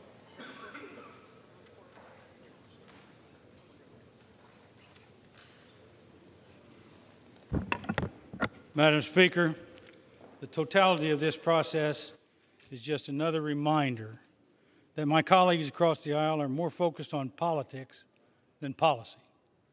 The American people deserve better. Our republic deserves better. The brave men and women of our military, myself included, have fought for the freedom and democracy all around the world. Yet today, my colleagues are eroding those freedoms through a process that ignored facts, abused power, and was shrouded in secrecy. Those facts could not be more clear. The president committed no crime, broke no laws, and there was no quid pro quo. I look forward to doing the right thing, representing the Hoosiers in my district, and voting against this impeachment charade. I stand with President Trump and look forward to passing policies that continue to move our country forward. I yield back the balance of my time. Gentleman yields back. Gentleman from New York. Madam Speaker, I now yield 1 minute to the gentleman from Oregon, Mr. Blumenauer. Gentleman's recognized for 1 minute. Thank you. Thanks to the hard work of our committees, the leadership of the Speaker, we found overwhelming evidence Trump invited foreign interests to interfere in our elections for his personal gain, and he then took unprecedented efforts to cover it up, obstructing Congress. I'm proud of the courage of new members to do their duty so that for the first time in his privileged life, Donald Trump will be finally held accountable for his reckless personal behavior and business practices. I vote proudly for these 2 articles of impeachment, and then I hope the House retains control of the articles until the Speaker and Leader Schumer can negotiate agreement on process and witnesses from McConnell so that the next stage will be open and fair so that Donald Trump will ultimately be held accountable. Gentleman yields back. Gentleman from North Dakota. Madam Speaker, I yield 1.5 minutes to my friend from Oklahoma, Mr. Hearn. Gentleman's recognized for 1.5 minutes. Public hearings began November 13th. Less than a month later, Speaker Pelosi announced articles of impeachment on December 5th, saying that the investigation had revealed enough information to move forward with impeachment. Let's think about that. 22-day investigation. 6 of those days were weekends where hearings weren't happening and the House was not in session. 7 of those days were weekends that the House was in recess, including the week of Thanksgiving. 2 of those days were in flying days where Congress doesn't hold hearings. So out of the 22 days, just 7 days were used to investigate, debate, and vote on the impeachment of the duly elected leader of our country. No wonder my constituents are upset. 7 days to impeach the President of the United States. Not to mention that this 7-day investigation uncovered 0 facts in support of impeachment. I spent every minute I had in there as an observer of these hearings, and all I learned is that if you hate someone so strongly and enough people agree with you, that's grounds enough to be impeached. We asked for 12 hours of debate, the same amount of time allotted to President Clinton's impeachment, 12 hours of debate for possibly the biggest vote I will cast in my tenure as representative. Isn't asking too much. But no, they want to get out here before Christmas. So it's okay to rush through the process. I'm ashamed to be a part of this today, even as I vote against the impeachment. My constituents are calling every day, mad as hell, saying we should be ashamed that this historic chamber has fallen so low to allow something like this to happen. I yield back. Back. Gentleman from New York. Madam Speaker, I yield myself such time as I may consume. Gentleman's recognized. Madam Speaker, my friend, the gentleman from Georgia, has a tagline about the clock and the calendar. Madam Speaker, this is not about the clock and the calendar. It is about corruption and the Constitution. It is about a president who abused his power to coerce an ally to intervene in our election and poses a continuing threat to the integrity of our next election. The president's defense is built on 3 pillars, and when those 3 pillars fall, the entire defense of the president collapses. First, they claim there was no quid pro quo. Well, the evidence is undisputed. President Trump conditioned a White House visit and military aid on President Zelensky's public announcement of the investigations. Ambassador William Taylor wrote at the time, quote, "I think it's crazy to withhold security assistance for help with a political campaign," close quote. A reporter asked White House Chief of Staff Mick Mulvaney if there had been a quid pro quo here, and he replied, "We do that all the time. Get over it." The president refused to help our ally until he got a personal political favor, and so the first defense falls. Second, the minority claims that the Ukrainians didn't know about the hold. The evidence, again, is undisputed. Ukraine knew about the hold on the military assistance within hours of the president's July 25th call. Laura Cooper of the Department of Defense testified under oath that on July 25th, the State Department sent 2 emails to the Department of Defense notifying them that Ukrainian officials were asking, "Where is the aid?" The Ukrainians understood exactly what President Trump was asking. He wanted a personal political favor before the aid was released. And so the second defense falls. Third and finally, my Republican friends say the aid was released. but the aid was released only after the president got caught. This House launched its investigation on September 9th. The hold on the aid was lifted on September 11th. This is not evidence of innocence. It is evidence of culpability. The evidence is overwhelming. And when he got caught, he did everything in his power to prevent the American people from learning the truth about his actions by defying the congressional investigation, by ordering that all requests and demands for information be denied. With our national security and the integrity of our election at risk, we must act, not because of the clock on the calendar, but to fight against corruption and for continued self-government by the American people. I yield back. I reserve the balance of my time. Gentleman from North Dakota. Madam Speaker, I would just point out that to believe everything that was just said, you have to also believe that President Zelensky is a pathological liar. And with that, I'd yield 1.5 minutes to my friend from South Carolina, Mr. Duncan. Gentleman's recognized for 1.5 minutes. Thank you, Madam Speaker. You know, we're not debating impeachment of an American president today. Your minds are already made up. The Democrat majority has had a verdict, impeachment, looking for a crime since the inauguration. The Washington Post ran the headline, "The campaign to impeach President Trump has begun," just 19 minutes after President Trump took the oath of office. 19 minutes. Freshman Congresswoman from Michigan told a group of supporters, "We're going to impeach the mother blank," shortly after she was sworn in.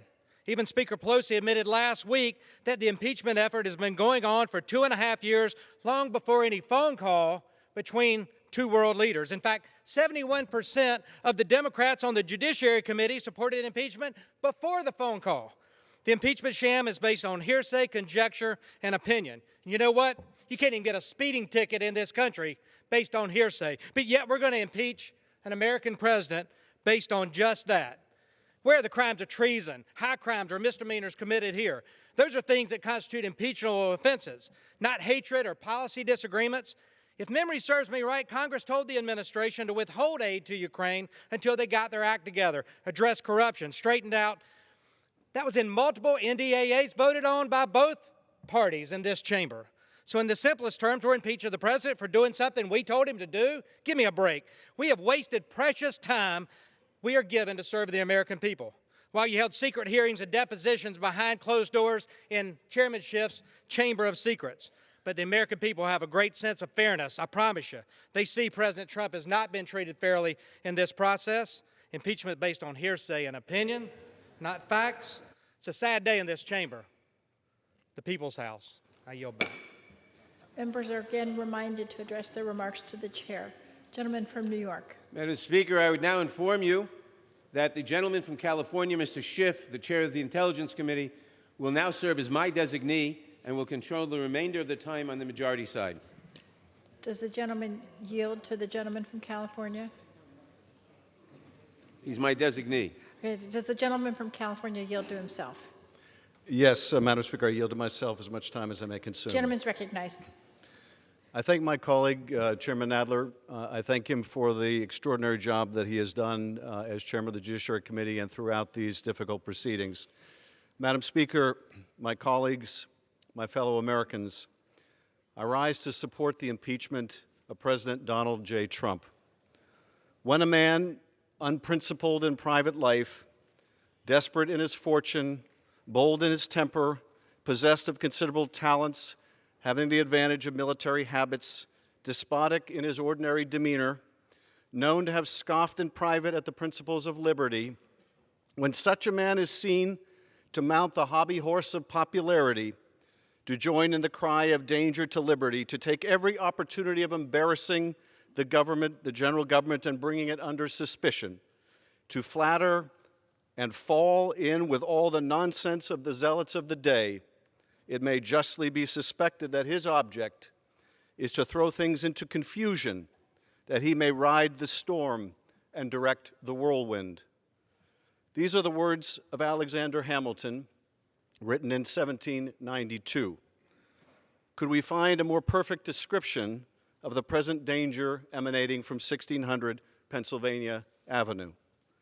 The framers crafted a constitution that contemplated free and fair elections for the highest office in the land, but also afforded the Congress with the power to remove a president who abused the powers of his office for personal gain, who compromised the public trust by betraying our nation's security, or who sought to undermine our democratic system by seeking foreign intervention in the conduct of our elections. I would say that the founders could have little imagined that a single president might have done all of these things, except that the evidence has sadly proved this is exactly what this president has done. Hamilton, among others, seems to have predicted the rise of Donald Trump with a staggering prescience. Having won freedom from a king, the drafters of our Constitution designed a government in which ambition was made to check ambition, in which no branch of government would predominate over another, and no man would be allowed to be above the law, including the president, especially the president, since with whom would the danger be greater than with the officer charged with being our commander-in-chief? Over the course of the last 3 months, we have found incontrovertible evidence that President Trump abused his power by pressuring the newly elected president of Ukraine to announce an investigation into President Trump's political rival, Joe Biden, with the hopes of defeating Mr. Biden in the 2020 presidential election and enhancing his own prospects for re-election. He didn't even need the investigation to be undertaken, just simply announced to the public. The smear of his opponent, would be enough. To effectuate this scheme, President Trump withheld 2 official acts of vital importance to a nation at war with our adversary, Vladimir Putin's Russia. The President withheld a White House meeting that Ukraine desperately sought to bolster its standing on the world stage. And even more perniciously, President Trump suspended hundreds of millions of dollars of military aid approved by this Congress to coerce Ukraine into doing his electoral dirty work. The President of the United States was willing to sacrifice our national security by withholding support for a critical strategic partner at war in order to improve his re-election prospects. But for the courage of someone willing to blow the whistle, he would have gotten away with it. Instead, he got caught. He tried to cheat, and he got caught. Now, this wasn't the first time. As a candidate in 2016, Donald Trump invited Russian interference in his presidential campaign, saying at a campaign rally, "Russia, if you're listening, I hope you're able to find the 30,000 emails that are missing." A clear invitation to hack Hillary Clinton's emails. Just 5 hours later, Russian government hackers tried to do exactly that. What followed was an immense Russian hacking and dumping operation and a social media disinformation campaign designed to help elect Donald Trump. Not only did candidate Trump welcome that effort, but he made full use of it, building it into his campaign plan, his messaging strategy, and then he sought to cover it up. This Russian effort to interfere in our elections didn't deter Donald Trump. It empowered him. The day after Special Counsel Bob Mueller testified before Congress about Russia's sweeping and systemic effort to influence the outcome of our last election, the day after President Trump believed that the investigation into his first electoral misconduct had come to an end, the president was back on the phone urging yet another country, this time Ukraine, to help him cheat in another election. 3 consecutive days in July tell so much of the story.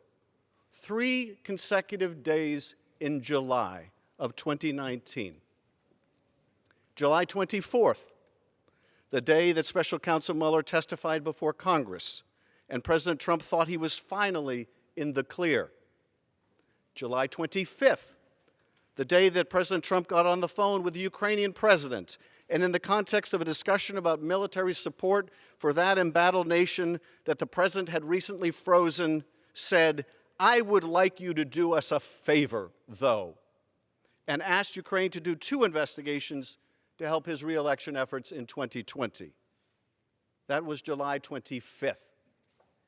And then we come to July 26th, the day Gordon Sondland called President Trump on his cell phone from a restaurant in Ukraine.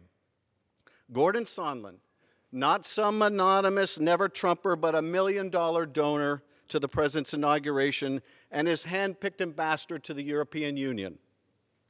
What does President Trump ask Sondland the day after this call? What does President Trump ask? What does the president want to know? Did he ask about Ukraine's efforts to battle corruption? Of course not. Did he ask how the war with Russia was going? Not a chance.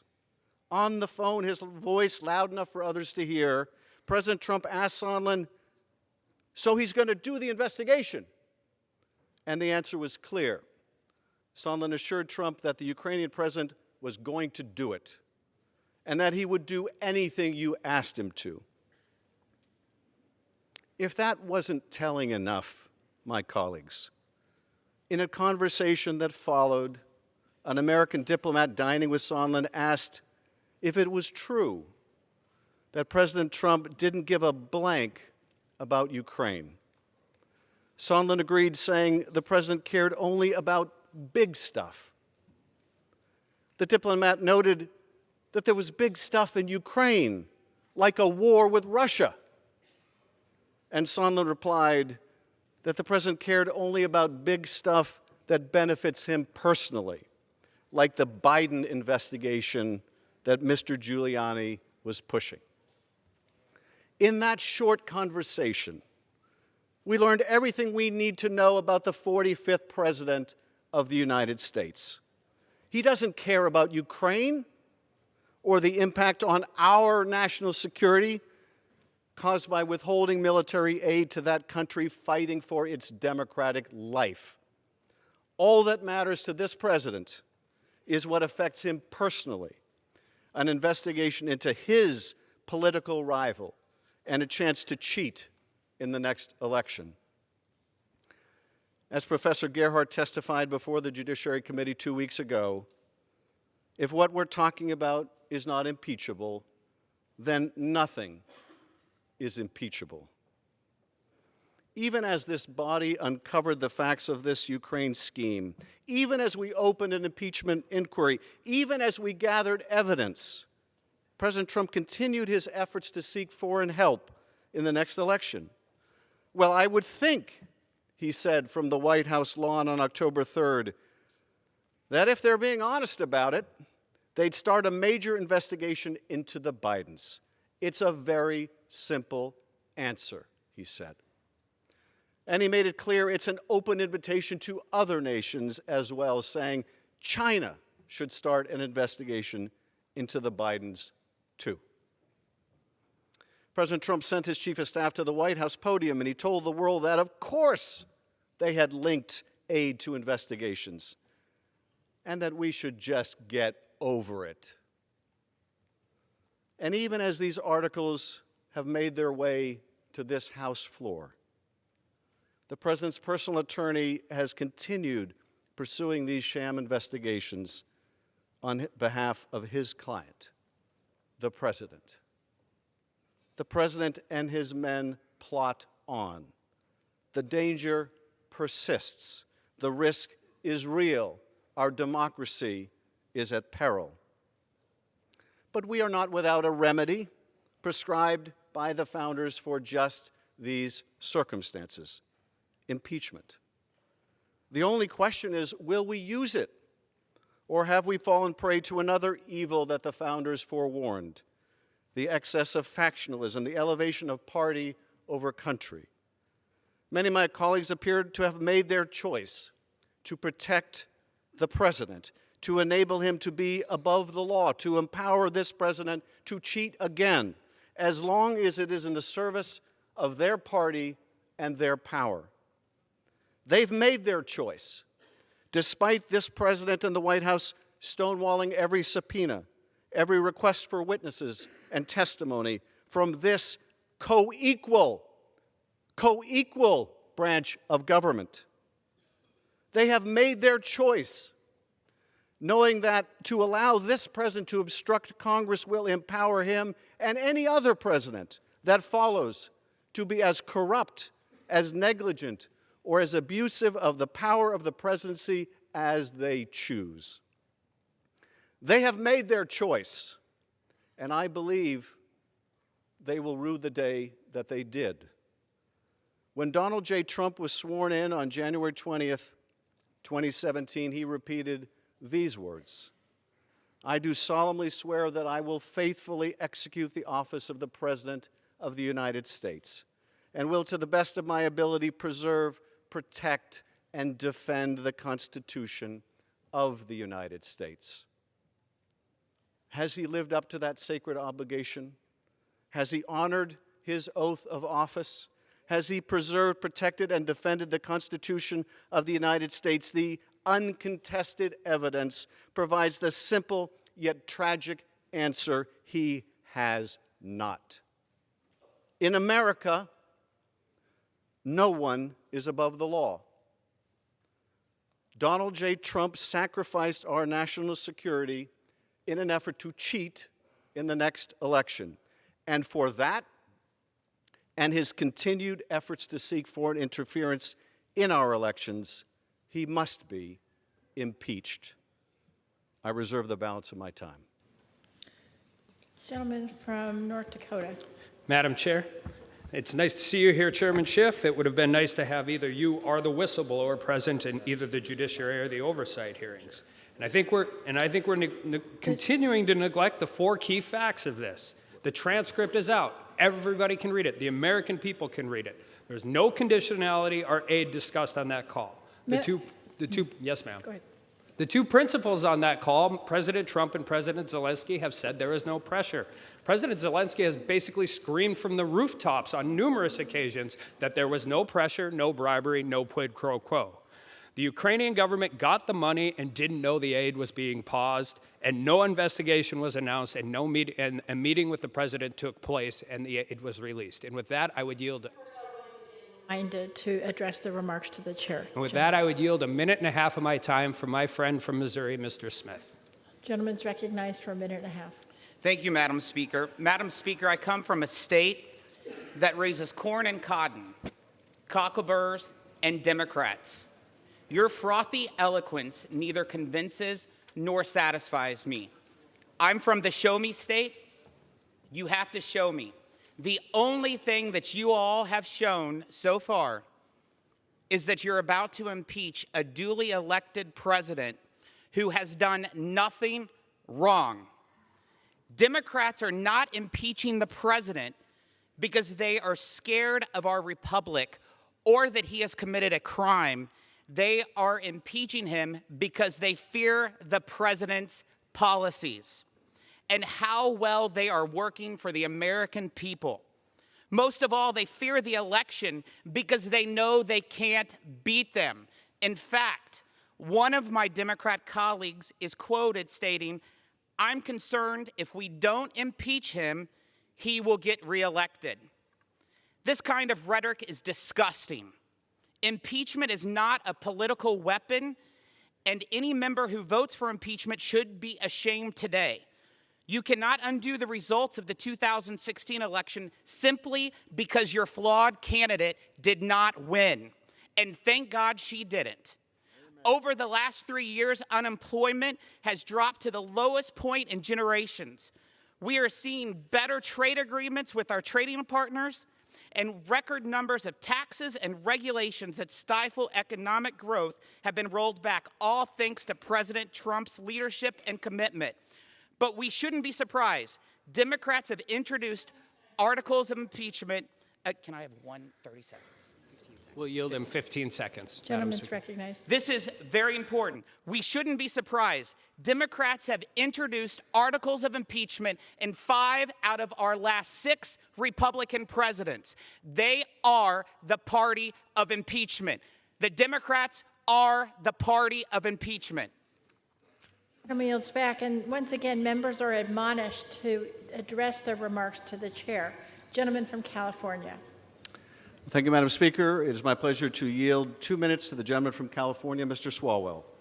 Mr. Swalwell is recognized for 2 minutes.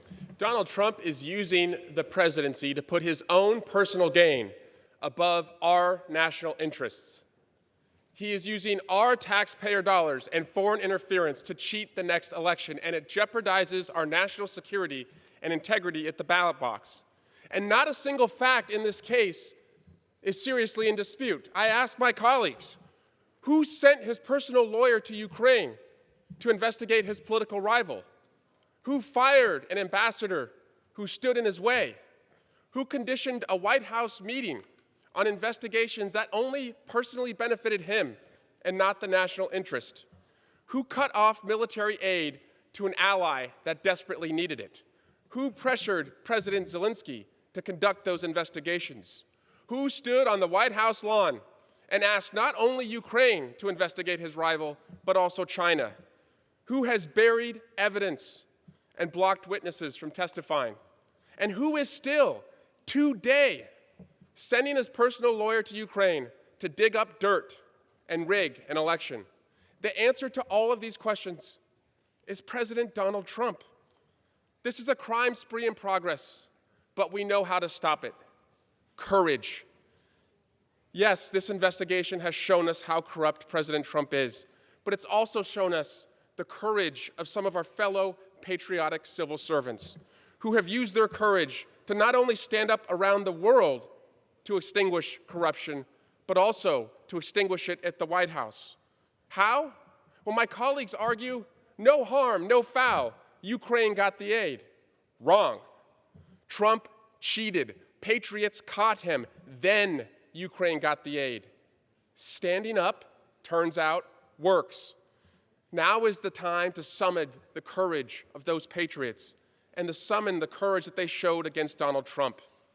If they can risk their careers, even their lives, to do the right thing, can my colleagues also do the same? After all, more is on the line than just military aid to an ally. Our national security is at stake. Stand up for that. Our election integrity is at stake. Stand up for that. And our Constitution's at stake. Stand up for that. I yield back. Gentleman from North Dakota. Madam Speaker, may I inquire as to the time remaining on each side? The gentleman has 1 hour and 23 minutes remaining, and the gentleman from California has 1 hour and 18 minutes remaining. I appreciate the detail. And with that, I yield 1.5 minutes to the gentleman from Ohio, Mr. Johnson. Gentleman's recognized for 1.5 minutes. Madam Speaker, this is a sad day for America. This partisan impeachment sham seeks to disenfranchise 63 million American voters. So I want to use my time to call on this chamber for members to rise and observe a moment of silent reflection, to give every member here the chance to pause for a moment and remember the voices of the 63 million American voters the Democrats today are wanting to silence.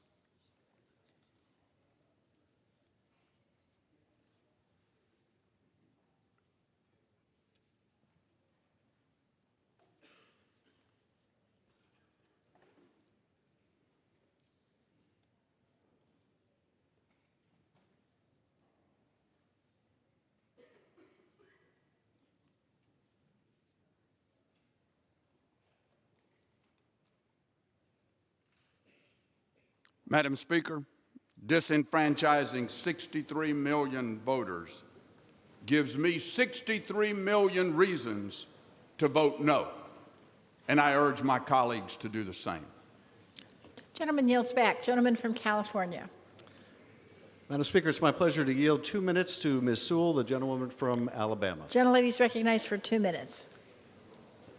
Madam Speaker, it is with a heavy heart and a profound sense of the gravity of this moment that I rise today in support of the impeachment of President Donald J. Trump. To be clear, I did not run for Congress to impeach a president. I came to work every day on behalf of the hardworking people of Alabama's 7th Congressional District. But the facts are uncontested. The truth is clear, and I have been left no other choice.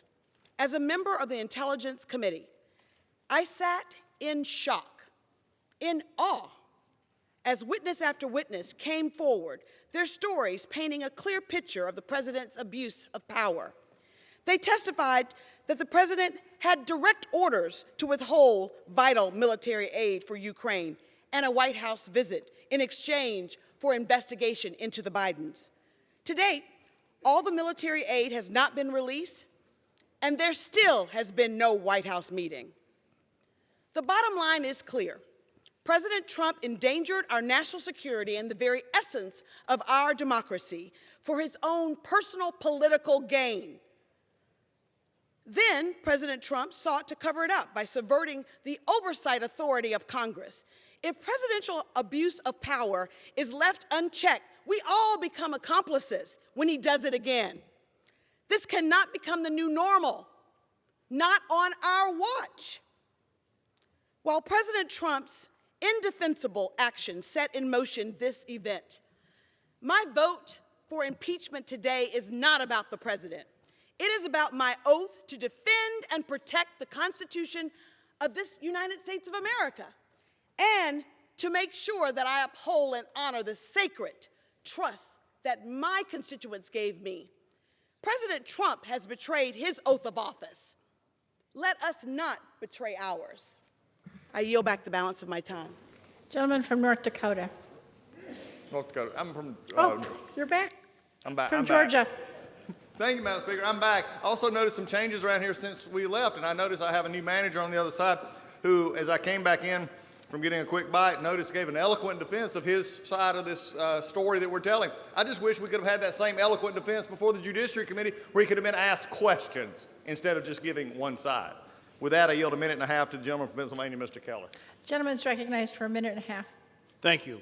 Madam Speaker, today will forever be remembered as a stain on our republic. These impeachment proceedings are not based upon facts, evidence, reason, or any inappropriate or impeachable actions by our president. Instead, the actions being taken by those favoring impeachment are a product of their disdain for President Trump, his America First agenda, and particularly a disdain by the other party for the 63 million Americans that elected him as president. Again, these articles of impeachment are not based on any facts, but rather on hearsay, presumptions, innuendo, and feelings. Feelings by Democrats and career bureaucrats who have wanted President Trump removed from office since the day he was elected. In defense of the Constitution, I urge all members to oppose both articles of impeachment. It is unclear who will judge those voting for impeachment today more harshly, history or voters. So, I want Democrats voting for impeachment today to know that I'll be praying for them. From the Gospel of Luke, the 23rd chapter, verse 34, and Jesus said, "Father, forgive them, for they know not what they do." Thank you, and I yield back. Gentleman yields back. Gentleman from California. Madam Speaker, my colleagues have referred to patriotic Americans who testified before the Intelligence Committee as career bureaucrats. I want to remind people just who those career bureaucrats are. They're people like Ambassador Bill Taylor, who has served this country for decades, graduated top in his class at West Point, served during Vietnam in combat, earned a Bronze Star. There are people like Colonel Vindman, served in Iraq, earned a Purple Heart. There are people like Ambassador Marie Yovanovitch, served in dangerous places all over the world, one of the most respected of all of our Foreign Service officers. These are the people that my colleagues would pejoratively label as career bureaucrats. And why? Because they have the courage to do their lawful duty, to answer a subpoena, to come and testify. And for this, they're called career bureaucrats. Well, we should have more career bureaucrats of that caliber. I'm pleased to yield 1 minute to the gentleman from California, Mr. Costa. Gentleman's recognized for 1 minute. Madam Speaker, I rise with a heavy heart. The two most difficult votes any member of Congress ever has to cast to vote to go to war are to impeach. Today, I will vote for the articles of impeachment. Over the last few months, I've listened carefully to my constituents. I've weighed all the available information to determine whether or not the President committed any wrongdoing. There are disturbing facts from this administration that inform my decision, including the President's own words. His ambassador to the European Union testified there was a quid pro quo to withhold aid to Ukraine for an investigation of former Vice President Biden, and that everyone was in the loop. His own national security advisor, John Bolton, said he wanted nothing to do with this drug deal, as he called it. And then the President openly acknowledged that China and Ukraine should investigate Mr. Biden. There's much more evidence pointing to the President violating his own oath of office. I have not made this decision lightly, but I must uphold my own oath of office because I believe the President has failed to uphold his oath of office. The weight of history and my belief in the Constitution of the United States and our own national security interests have led me to this vote, and I yield back the balance of my time. Gentleman from Georgia. Thank you, Madam Speaker. It is interesting to say, and I appreciate anybody who would come and give testimony, but it is interesting to see that the same chairman who just spoke eloquently about those who testified would have to actually dismiss completely almost anything by Mr. Volker or Mr. Morrison. But again, I will say, at least they had the ability and the willingness to come and testify, unlike the chairman who wrote a report, sent it to Judiciary, and didn't. With that, I yield a minute and a half to the gentlewoman from Texas, Ms. Granger. Gentlelady is recognized for a minute and a half. Madam Speaker, I rise today in strong opposition to the politically driven articles of impeachment that have been brought before the House of Representatives today. For the past 3 years, Democrats have been unable to accept the voters' choice to elect President Trump. They've used any and all undemocratic and unfair means necessary to try and remove him from office. My vote today is not only against illegitimate impeachment of our president, which began not with facts, but with a foregone conclusion. It is against House Democrats making a mockery of due process and the rule of law. This will not go anywhere in the Senate, so all Democrats have accomplished is postponing the important work of the American people sent there elected officials to Washington to do. This endless crusade of Democrats to remove the duly elected President of the United States has put partisan politics above the issues that Americans face today. It's time Democrats stop playing partisan games that hurt hardworking taxpayers. It's time for the American people to be Congress' priority again. I urge my colleagues to join me in voting no, and I yield back the balance of my time. Gentleman from California. Thank you, Madam Speaker. I am more than delighted to refer to the testimony of Ambassador Volker and Mr. Morrison. Ambassador Volker, who acknowledged that in retrospect he should have recognized that when they were calling for investigations of Burisma, it really meant the Bidens, and that to ask a foreign leader to investigate a political rival was wrong. Happy to refer to his testimony, as well as Mr. Morrison, who went to the National Security Council lawyer immediately after he listened to that telephone call, and who also testified that he was informed by Ambassador Sondland that the President wanted Zelensky in a public box, that he wanted him to be forced to go to the mic and announce these sham investigations. Happy to refer to their testimony as well, and now happy to recognize the gentlewoman from California for 2 minutes, Representative Speer. Gentlelady is recognized for 2 minutes. Thank you, Madam Speaker. My father fled Nazi Germany for America because he saw what happened when a despot became untethered. He fled because he believed in democracy, in the rule of law, and the right to vote. Before he died, he asked to be buried in a simple pine box with an American flag to symbolize his love of this country. Today, we are called upon to do our duty out of love of country. The President stands accused. We must judge him as we judge any of our fellow citizens on the facts and on the law. The facts show that the President's North Star is Russia, not the Constitution. There is no question that President Trump delayed military aid to Ukraine, our ally, as they were under attack by Russia, our adversary. There is no question the President withheld a meeting with President Zelensky at the White House, giving Russia the upper hand in peace negotiations with Ukraine. There's no question that President Trump promoted the Russian hoax that Ukraine attacked our election in 2016, a canard that has been proven to be a lie, a Russian lie. The only question is his motive. The fact is, his conduct and crimes are reprehensible and unquestionably impeachable. When I vote today, my father's legacy is deep, very deep within me. My father loved America, and I love America, and that is why I will vote to impeach the President of the United States. I yield back. Gentleman from Georgia. Thank you, Madam Speaker. I see how this is playing out. Instead of coming to testify for 7 or 8 hours and answering all questions, we're going to do it in pot shots as we go and taking this. But again, let's talk about Mr. Volker again. He never testified that anyone wanted to investigate Vice President Biden. What he did testify to, which was left out, was that they wanted if the Ukrainians doing bad things placed Hunter Biden on the board of Burisma to avoid anything, that needed to be investigated and found out. Let's at least tell the story. Again, had plenty of time to do this in an actual hearing, not here. This is what they want. This is what they've been wanting. The majority has played this the whole time. So we'll play this out as long as they want to. It would have been better, though, if they actually had a case to have made it in the proper setting instead of not coming and not testifying. With that, I yield 1.5 minutes to the gentleman from Texas, Mr. Weber. Gentleman's recognized for 1.5 minutes. Thank you, Madam Speaker. You know, it's very interesting to hear the socialistic left Democrats that have a newfound appreciation for the Constitution and our founders' principles. Would that those same socialists, Madam Speaker, would afford unborn babies the right to life, liberty, and the pursuit of happiness as well. Madam Speaker, history tells us the first 3 impeachments in this country, crimes were involved. Johnson violated a law that Congress had just passed over his veto. Nixon was involved in a cover-up from Watergate. Clinton lied to a federal grand jury and instructed Monica Lewinsky to falsify an affidavit. Crimes.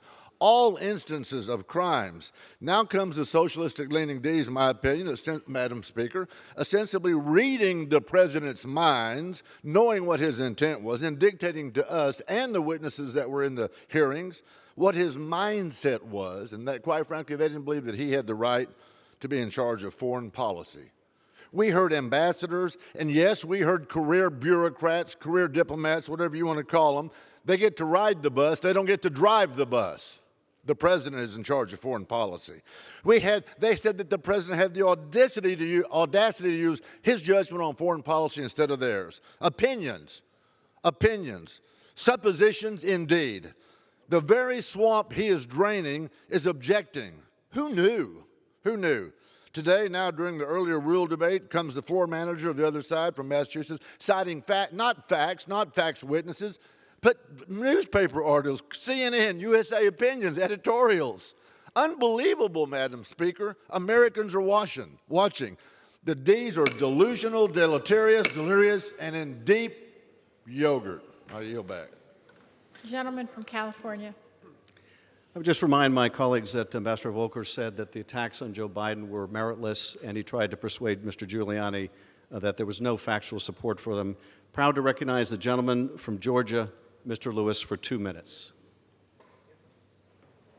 Gentleman's recognized for 2 minutes.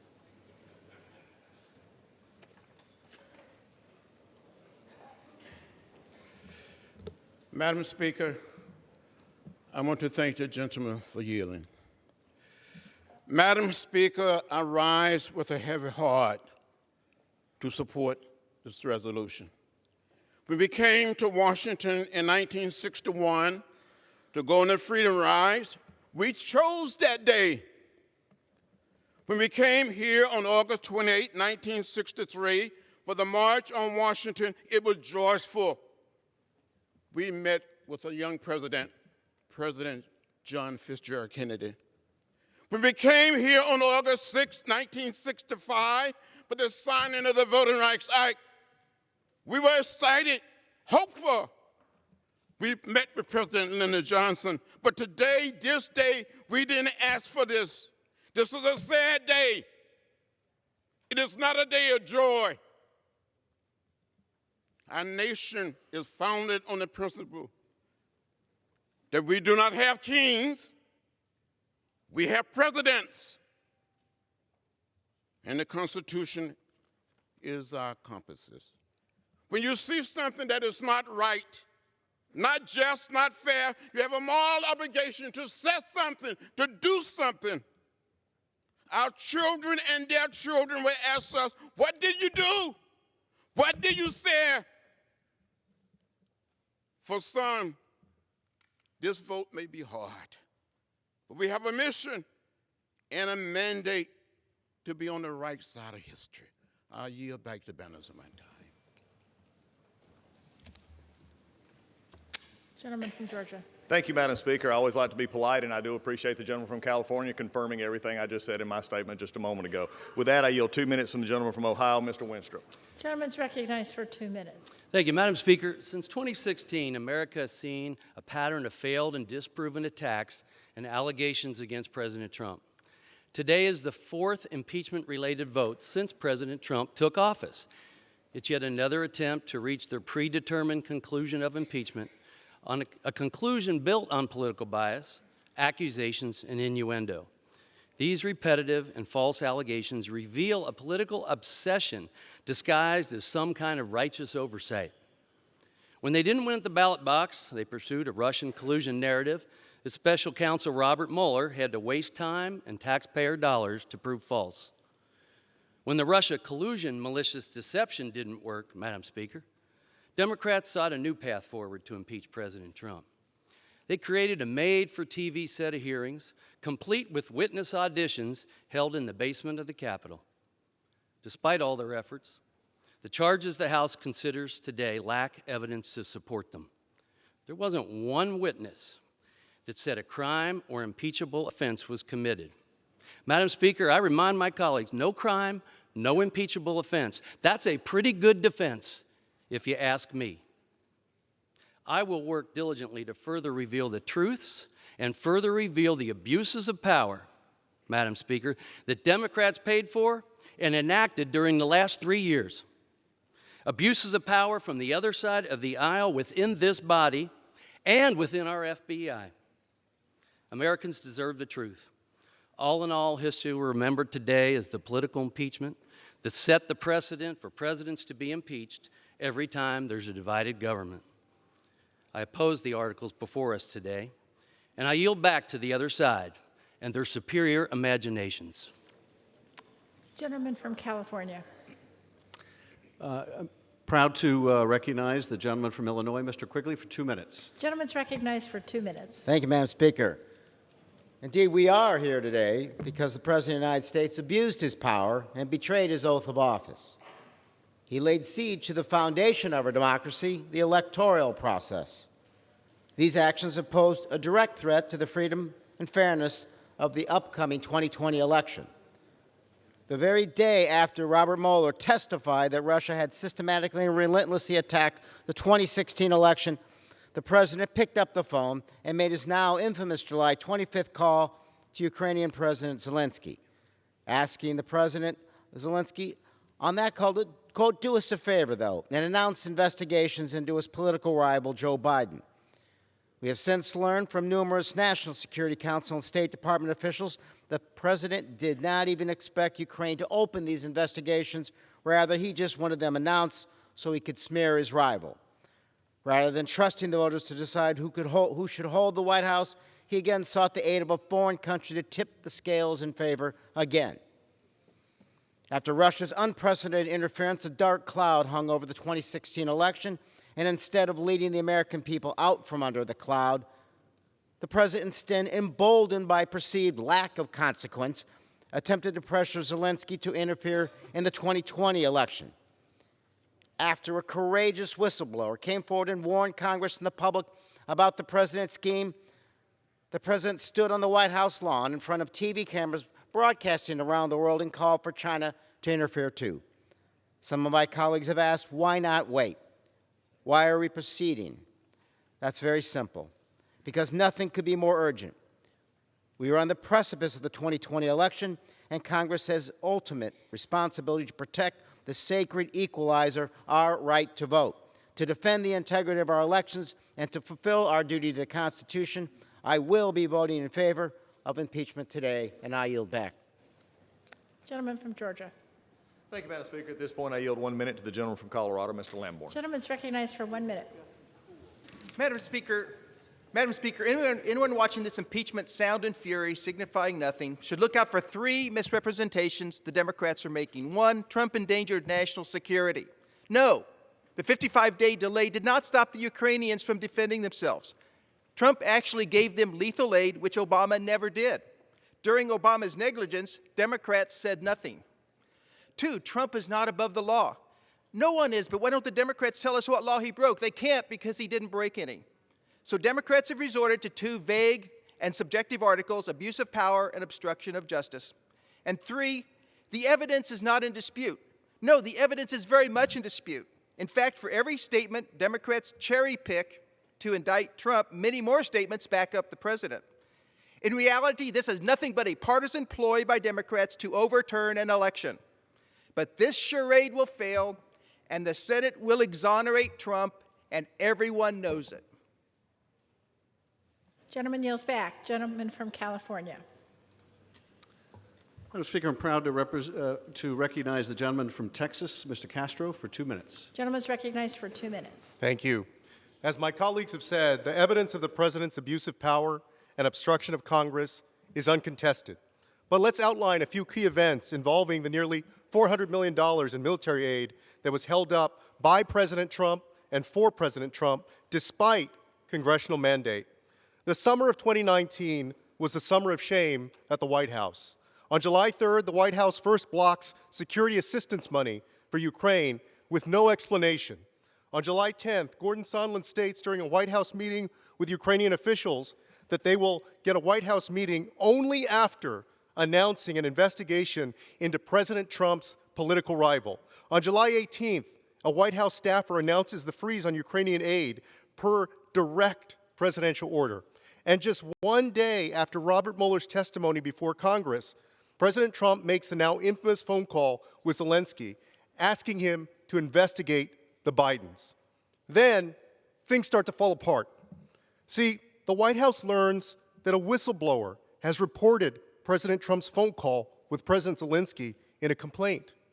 And on September 9th, Congress starts to investigate the president's actions. And then the jig is up. On September 11th, the aid is suddenly released without explanation over 2 months later. When you read the call transcript and follow the timeline I've laid out, guilty is guilty. Nothing changed during that time regarding the president's supposed concerns over corruption. So let's be clear. The military aid was released because the president got caught. But getting caught doesn't get you off the hook. And I ask my colleagues, is attempted murder a crime? Is attempted robbery a crime? Is attempted extortion and bribery by a president a crime? Yes, it is. And the only question now is whether we will find the moral courage to stand up for our country and impeach the President of the United States. I yield back. Gentleman from Georgia. Thank you, Madam Speaker. At this time, I yield a minute and a half to the gentleman from Alabama, Mr. Palmer. Gentleman's recognized for a minute and a half. Madam Speaker, I rise in opposition to the impeachment of President Trump. Today is a day that diminishes the reputation and stature of the United States House of Representatives, a day I never dreamed I'd see. Today, my Democrat colleagues seek to overturn an election by forcing a vote that will forever be a stain on this Congress. They are not just voting to impeach President Trump. My colleagues are voting to impeach the judgment of every person who voted for him and the process by which we elect a president and by which we will govern our nation. My Democrat colleagues claim the Russians influenced the outcome of the 2016 election, but based on their corrupt impeachment proceedings, it appears my colleagues have been influenced by how Russia conducts political trials. No real evidence, no real crime, no due process, and no justice.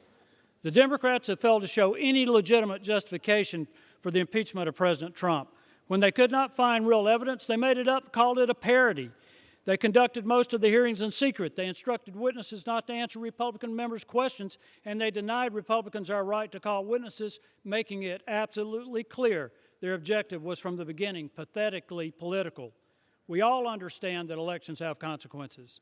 To all my colleagues, Democrat and Republicans alike, this day will surely have consequences as well, as we descend into more disrespect, distrust, and even contempt that will eventually be destructive of this chamber, and I fear eventually our republic.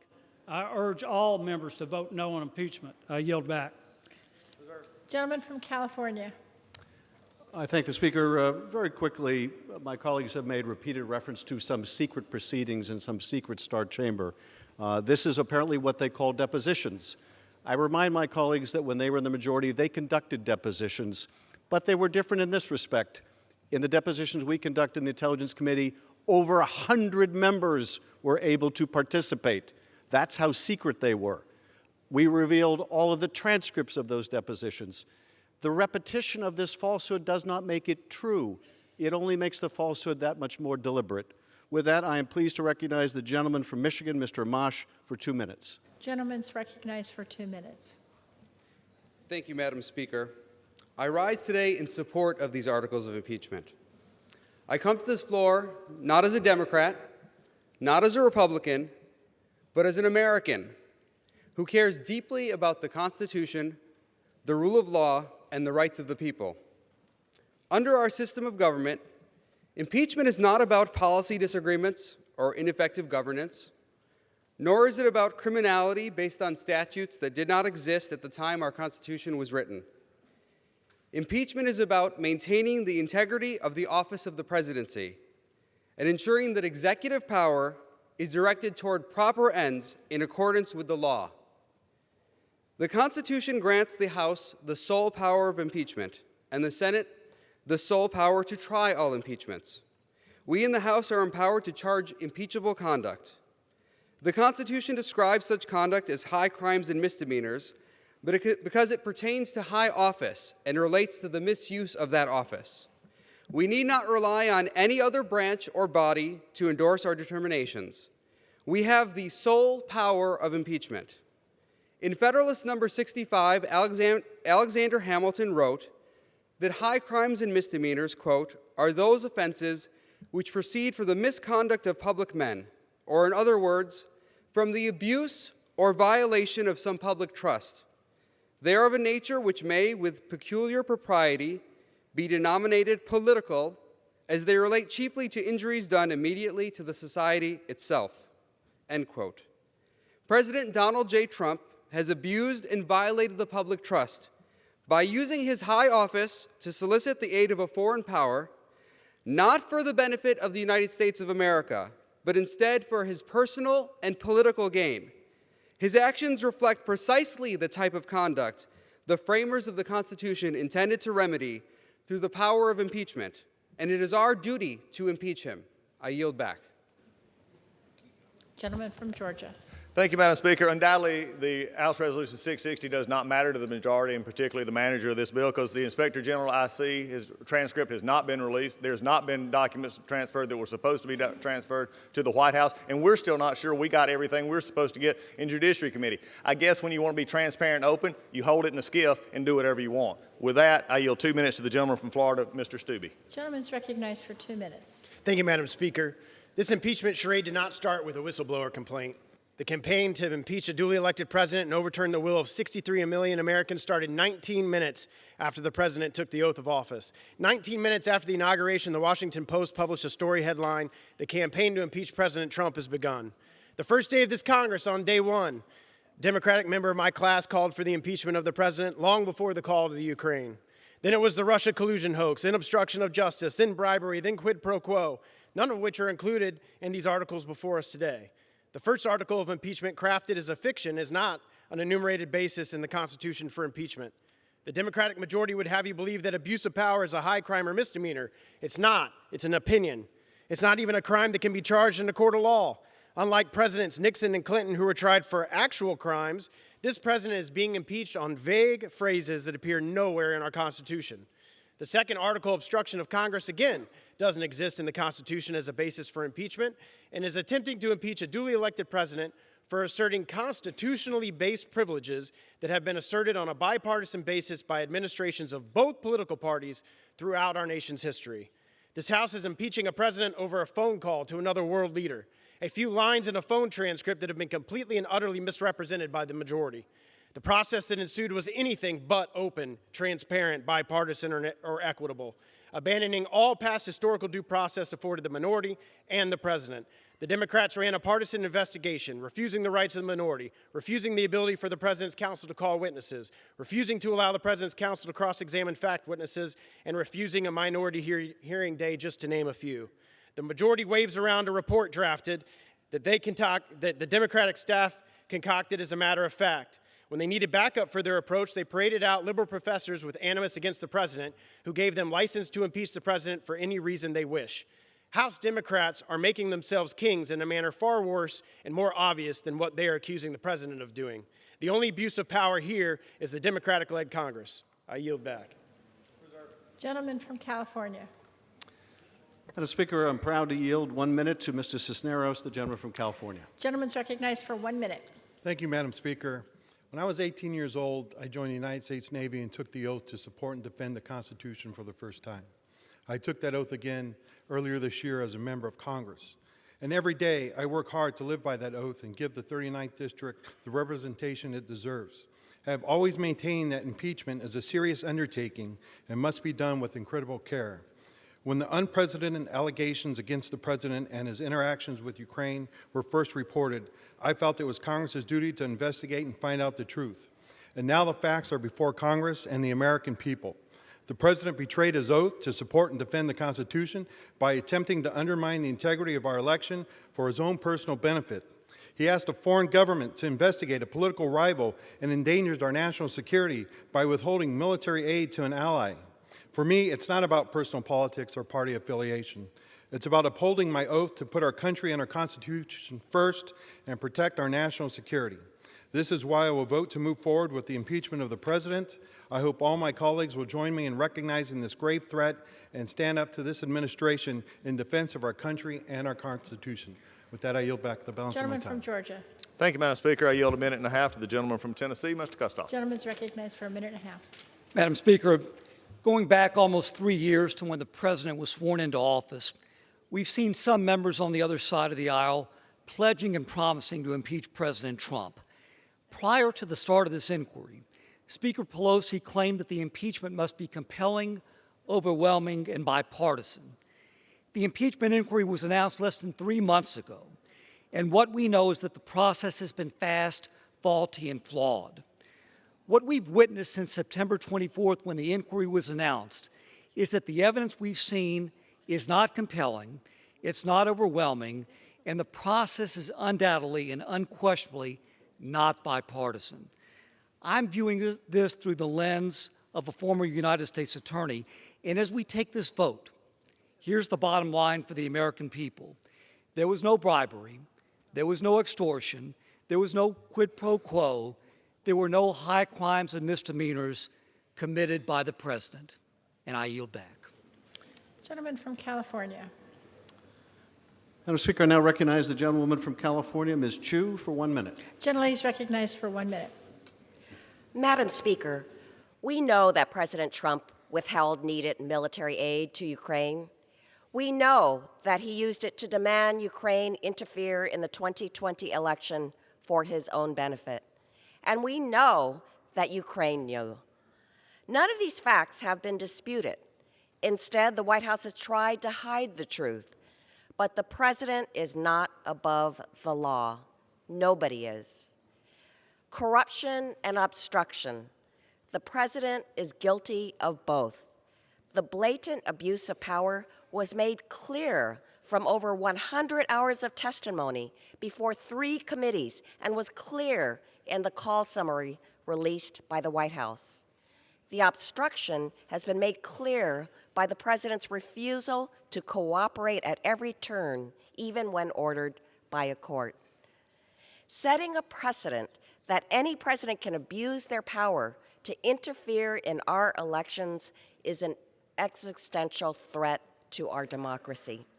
It's also a betrayal of the oath of office and the Constitution. Therefore, in fulfillment of my own oath of office, it's with solemn purpose today that I vote to impeach President Donald Trump. Gentleman from Georgia. Thank you, Madam Speaker. At this time, I yield 1.5 minutes to the gentleman from Ohio, Mr. Gibbs. Gentleman's recognized for 1.5 minutes. Thank you. Madam Speaker, Democrats started with quid pro quo, That didn't work so well. Then it was bribery, extortion. Then they brought their witnesses in, and not one could answer if they saw any evidence of bribery, extortion, or any crime when questioned. There was just silence. Then the witnesses, they always testified, I heard this from her, so and so and so. When the Democrats brought their star witness in, Ambassador Sondland, when asked, he said, I presume the aid was held up. I presumed? Testimony was all hearsay, conjecture, and assumptions. So now it's abuse of power with no underlying crime, which is opinion. Abuse of power to the Democrats is they don't like his policies, or he treated a reporter harshly. Obstruction of Congress. You know, there are three co-equal branches of government. When the executive branch and the legislative branch have an impasse, that's when the judicial branch intervenes. They didn't do that. The Democrats didn't sought that route. Every president, including George Washington, could have been impeached based on these fact-less articles. There is no crime, there's no victim, as Ukraine received their aid before September 30th deadline, and no witnesses that witnessed anything. This isn't about the rule of law. It's politics at its worst. It's disgraceful. It's time to end this charade and scam on the American people. I urge everybody to vote no on these articles of impeachment. I yield back. Gentleman from California. Madam Speaker, happy to remind my colleagues of Ambassador Sondland's testimony. He posed the question, was there a quid pro quo? The answer is yes. When he was asked about a quid pro quo involving the military aid, he said it was as clear as 2 + 2 = 4. I'm pleased to yield 1 minute to Ms. Schakowsky, the gentlewoman from Illinois. Gentlelady is recognized for 1 minute. It is my adult son, Ian Schakowsky, whom I will always credit for my decision last June to support an impeachment inquiry. It had never been my goal to impeach a president, but Ian made such a compelling case. He reminded me of the oath I have taken 11 times now to support and defend the Constitution of the United States. He said, Mom, this is not about politics. This is not about party. And pushing back against my arguments, he said, this has nothing to do with the final outcome. It's about doing the right thing, even if others don't. He made me see that it was about my legacy, my modest place in history. I want to thank you, my son, for helping me do the right thing today, to vote to impeach the President of the United States, Donald Trump, because no American is above the law. And I yield back. Gentleman from Georgia. Thank you, Madam Speaker. I also would like to remind the gentleman from California, Mr. Sondland, also said he had no direct evidence. He presumed that that was going on. I guess we're back to presumption again. Without a minute and a half to the gentleman from Texas, Mr. Flores. Gentleman's recognized for 1.5 minutes. Madam Speaker, on March 11th of this year, the Speaker of the House said the following in an interview with the Washington Post, quote, impeachment is so divisive to the country that unless there's something so compelling and overwhelming and bipartisan, I don't think that we should go down that path because it divides the country, unquote. I think most Americans would agree with that statement because it sounds thoughtful and reasonable. So here we are today to vote on the articles of impeachment. How did the majority party do in meeting the objectives set forth by the Speaker? Here are the answers. First, the only compelling attribute about this sham is the lengths the majority has gone to appease the radical socialist wing of their party. Second, the only overwhelming feature about this sham is the abuse of power by the majority and the reckless disregard for fairness by the majority throughout this entire circus. And finally, the only bipartisan activity related to this sham will be the votes against these flimsy articles of impeachment. I ask my colleagues to join me in opposing these deplorable articles of impeachment and to demand that the House get back to working on the priorities that hardworking families care about the most. I yield back. Gentleman from California. Madam Speaker, proud to recognize Mr. Ruppersberger for 1 minute, the gentleman from Maryland. Gentleman's recognized for 1 minute. Yes, Madam Speaker, I spent 12 years on the House Intelligence Committee, including 4 as ranking member. My bipartisan cooperation with the Republican chairman was widely recognized. When it comes to national security, there's no room for bipartisan politics. All 17 witnesses, mostly Trump appointees, told the same story during the Intelligence Committee hearings, each testifying that our commander-in-chief jeopardized American national security for the sake of his reelection. The president held hostage military aid for the fight against a common enemy, Russia. He willfully obstructed Congress's constitutionally prescribed impeachment powers. Over the last 2 years, I've resisted calls to begin impeachment proceedings, and I resent those who say this is about reversing the election. This isn't about whether or not you like Trump. It's about upholding our Constitution. Allowing this conduct to go unquestioned sets a dangerous precedent and permanent damages our system of checks and balances. No one is above the law. President Trump's actions are a clear threat to our national security and democracy. We must uphold our oath of office and support these articles. I yield back the balance of my time. Gentleman from Georgia. Thank you, Madam Speaker. I yield a minute and a half to the gentleman from Michigan, Mr. Walberg. Gentleman's recognized for a minute and a half. Thank you, Madam Speaker. I rise today in strong opposition to these baseless articles of impeachment. Our founding fathers never intended impeachment to be a one-sided political weapon. Sadly, the majority has reduced this serious constitutional action to a purely partisan tactic to take down President Trump. History will not be kind to the vote today. It will be remembered as a rushed process that lacks credibility or transparency, with a predetermined outcome that puts a premium on political theater instead of facts. By any objective standard, the Democrats' impeachment case is the thinnest imaginable. There's no impeachable offense before us today. It's a complete and total sham. I close not by quoting a president from the past, but rather from the duly elected President Donald Trump. To my Democrat colleagues, through you, Madam Speaker, you are the ones interfering in America's election. You are the ones subverting America's democracy. You are the ones obstructing justice. You are the ones bringing pain and suffering to our republic for your own selfish, personal, political, and partisan gain. These are hard words, I know, but that is the sad reality of this entire process. I will proudly vote no today, a vote that upholds our Constitution, defends our president, and preserves the pillars of our nation's democracy. And now I yield back. Gentleman from California. Madam Speaker, I recognize the gentleman from Arizona, Mr. Grijalva, for 1 minute. Gentleman's recognized for 1 minute. I will vote in favor of impeachment today. The facts are irrefutable, and the ongoing obstruction and cover-up is shameful. You know, my parents came here as immigrants, and I'm proud to live in a nation that rewarded their hard work by providing a better future for my sisters and I. And as a first-generation American, and now a member of Congress, a story like mine is only made possible by a nation that upholds the rule of law and truly lives out the values enshrined in our Constitution. Mona and I are blessed with 3 wonderful daughters and 5 grandkids. Because of this living legacy and the legacy I intend to pass on to my grandchildren, my vote today is rooted in protecting their future. The underpinnings for impeachment are real and historic. Trump has perverted the rule of law, abused his power, and engaged in the cover-up. No amount of misdirection, lies, disinformation, tantrums, and cries of victimization by Trump and others can undo the abuse of power and obstruction of Congress that remain clear and present. The president leaves us no choice but to vote to impeach so that we can protect our democracy and correct the damage that's already done. I will vote in favor of impeachment of Donald J. Trump, not as a partisan act, but as a serious, urgent, and necessary one. And I yield back. Gentleman from Georgia.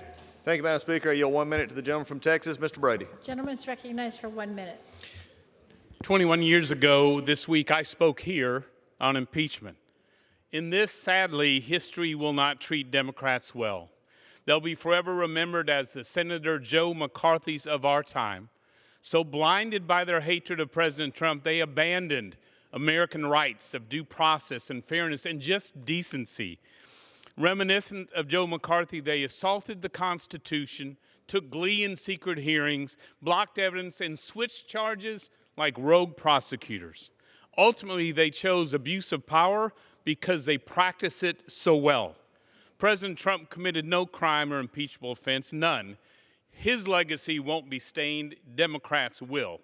We'll look back at these days in shame because Trump haters in Congress like red haters of the past, are willing to plunge America into darkness for raw political gain. This impeachment betrays the nation, the Constitution, and the American people. I vote no.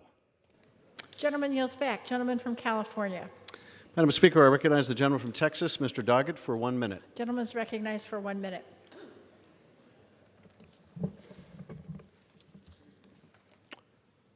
Tyranny rarely appears full-born. It arises, it encroaches as freedom ebbs. Our nation's great founders sought to protect us from tyranny with a carefully crafted system of checks and balances. But now along comes a president who actually says he's constitutionally empowered to do whatever he wants, that he can neither be prosecuted nor even investigated for any crime, and that he can totally ignore any impeachment proceeding of which he disapproves. These are the claims of a wannabe tyrant who has extolled the virtues of tyrants and autocrats from Manila to Moscow. To advance tyranny, he adopts an open border policy, inviting foreigners to come into our country and intrude in our elections. Foreign nations have their own agendas, especially adversaries like Russia and China. American citizens should be the only ones determining the fate of America. If the president continues demanding more foreign interference, we will never have truly free elections, and we will not be free. We act today recognizing the solemn responsibility to safeguard our security and Constitution. We pledge allegiance to the flag and the republic for which it stands, not to one man who would be king. Gentleman from Georgia. Thank you, Madam Speaker. Before I call my next speaker, could I get a time check from the Speaker? The gentleman from Georgia has 1 hour, three and a quarter minutes remaining. The gentleman from California has 57 and a quarter minutes remaining.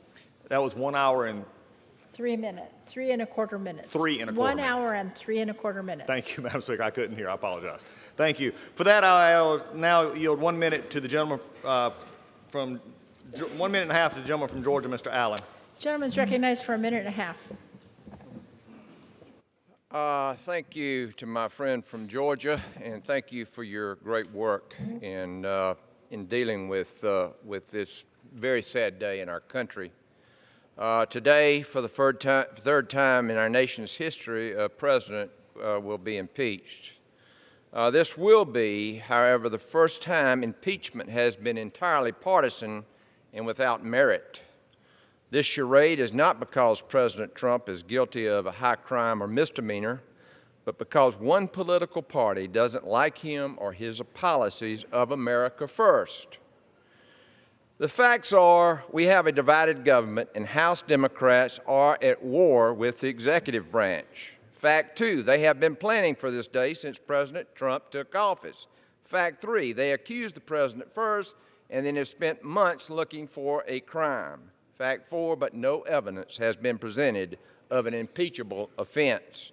During one of the partisan hearings, a member of this body asked if President Trump had evidence of his innocence. Why didn't he bring it forward? The Democrats want Americans to believe that our president is guilty until he proves himself innocent.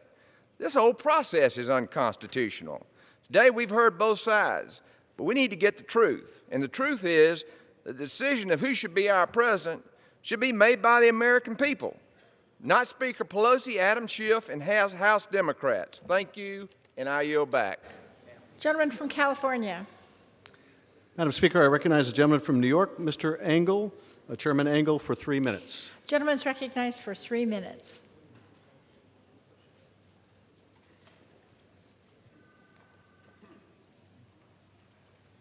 I thank my friend, Mr. Speaker.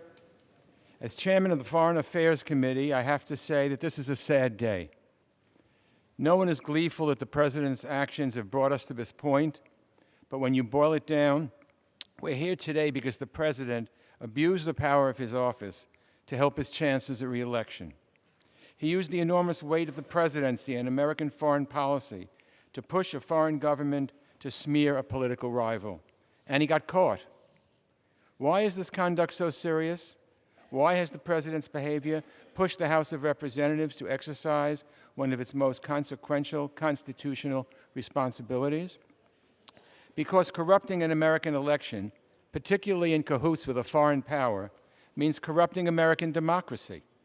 Our elections are at the heart of our democracy, the foundation of what makes our system of government great, our republic, if we can keep it, as Benjamin Franklin once said. If our elections aren't fair, then our republic cannot stand. Anyone who tries to fix an election is taking away the power of the American people to choose their leaders. If it happens at any level of government, it's toxic to our democracy. And this came from the highest level. In this case, it's even more serious, because what was the president willing to give up for this advantage? What price was he willing to pay? The price was our national security. When the president devised a shadow foreign policy that undermined our diplomacy and diplomats, when he held back assistance for Ukraine, who was embroiled in a war against Russia, when he pressured a foreign government to interfere in our elections, again, he sacrificed our security. He shook the faith of a loyal ally. He played right into the hands of Vladimir Putin. He weakened our country all because he thought it might help his re-election bid. Only the president has that power to corrupt our foreign policy for political gain. And the moment he chose to do so, the moment he undermined our security in a scheme to undermine our democracy, whether he succeeded or not, and thank God he did not, at that moment it became an abuse of power. And a president who abuses his power for personal gain is exactly what the framers feared. It's why impeachment is in the Constitution. So we need to pass these articles. The president's actions have left us no choice. He cannot be allowed to undermine our democracy and tear apart the fabric that holds our country together. So I will vote for impeachment, and I yield back. Gentleman from Georgia. Thank you, Madam Speaker. This time I yield 2 minutes to the gentleman from Florida, Mr. Getz, a member of the Judiciary Committee. 2 minutes. 2 minutes. Gentleman's recognized for 2 minutes. This is not about the Ukraine. It's about power. Donald Trump has it, and House Democrats want it. And so with no crime, no victim, no evidence, no proof, no agenda for America, this impeachment charade marches on, following no rules and adhering to no sense of honor. The American people aren't fooled by dirty tricks. Voters will never forget that Democrats have been triggered into impeaching the president because they don't like him and they don't like us. Those who vote yes on today's articles of impeachment must carry the heavy burden of shame and guilt for as long as they serve in Congress, which won't be long because the American people will remember in November. Democrats would rather trip the president just to see him stumble than see America succeed. They'd rather impeach the president than work together for the common good of our country and our citizens. Democrats may have won the House in 2018, but they haven't forgiven Donald Trump for having the audacity to win the presidency. And they haven't forgiven you, the American people, for voting for him. The day before she was sworn into Congress, one member of the body said she promised to impeach the mother effer. She's not alone. Trump's impeachment was plotted and planned before the ink was even dry on his election certificate, and possibly before some Democrats could even point to the Ukraine on a map. In seeking the chairmanship of the Judiciary Committee, the gentleman from New York said that he was the strongest member to lead a potential impeachment. Democrats may not have known why they were going to impeach the president, but they knew it was an inevitability. Facts be damned. This impeachment is a slap in the face to the millions of Americans who voted for President Trump. The same Americans that Democrats in Washington have mocked as smelly Walmart shoppers and deplorables. This impeachment isn't legitimate. It's the radical left's insurance policy. But we have an insurance policy too. It's the next election, and we intend to win it. I yield back. Gentleman from California. Madam Speaker, I recognize the gentleman from Vermont, Mr. Welch, for 2 minutes. Gentleman's recognized for 2 minutes. Madam Speaker, we, the people, have a common tie that binds us together now as it has since the founding of our country, and it's our shared respect for the Constitution of the United States. Let us all step back from the maelstrom of the moment to recall that our country's inception 243 years ago, the concept of a democratic, self-governing rule was a breathtaking and idealistic aspiration. And when the 13 American colonies boldly rejected the rule of a British monarch, our founders were determined to form a government that would rule instead with the consent of the governed. Ensuring that this noble experiment endured through the ages was an enormous existential challenge. It was met with the adoption of the Constitution in 1788. And at its heart are two bedrock principles that have served as touchstones for our country ever since. First, it established America as a nation of laws where no person is above the law. Second, it established the concept of a separation of powers where three co-equal branches of government would check each other, lest power be concentrated in one at the expense of liberty to all. Madam Speaker, when President Trump abused the power of his office by soliciting foreign interference in the upcoming election for his personal benefit, he willfully infringed upon the right of citizens to decide who will lead our nation. And in doing so, he placed himself above the law and in violation of his oath. And when he denounced, denied, and defied the clear authority of Congress to investigate his conduct, he repudiated our constitutional system of checks and balances and further violated his oath to preserve, protect, and defend the Constitution. And it is for these reasons I will cast my vote in favor of impeaching President Donald John Trump. I yield back. Gentleman from Georgia. Thank you, Madam Speaker. I yield 2 minutes to the gentleman from Arizona, Mr. Biggs. The gentleman's recognized for 2 minutes. Thank you, Madam Chair. Some of my colleagues across the aisle have said, hey, where are the facts? As if we have the burden of proof. It's your burden of proof, Madam Chair. It's the Democrats' burden of proof. But the facts are unchanged. The Ukraine received the aid that they were promised and appropriated for. The aid was lawfully disbursed. In fact, it was disbursed within the time limits set by this Congress. If you wanted it sent to them before September 30th, 2019, should have put that in the legislation. You did not. The Ukrainians gave nothing in return. The Ukrainian president said he felt no pressure, no coercion, no duress, no conditionality. But what changed? On the day that the aid was released, 2 anti-corruption measures were signed into law by the Ukrainian president, President Zelensky. Democrats have manufactured this sham and then argue that refusing to cooperate is impeachable. The Supreme Court is currently considering the extent of executive privilege when fighting dubious subpoenas. But instead of taking their process to court or waiting for the court to rule on the pending case, the Democrats chose to press forward because simply they said, we don't want to wait. We don't have time, they say. But failing to do so is an abuse of power of this institution that will have grave consequences for our republic. Now, when the other side claims they proceed with soberness, I'm bemused by media reports that indicate they have been admonished not to do a jig today when they win the vote, which we know they will. I am struck that solemnity of process shouldn't need to have an admonition against levity. This process has been partisan, vindictive, dishonest. In this impeachment, Democrats have lied about the content of the July 25th call, met secretly with the whistleblower, held Soviet-style hearings behind closed doors where the Judiciary Committee, the Committee of Jurisdiction, could not attend, blocked the President's counsel from participating in the fact-finding portion of the Inquisition. It has been a sham from start to finish, and I yield back. Gentleman from California.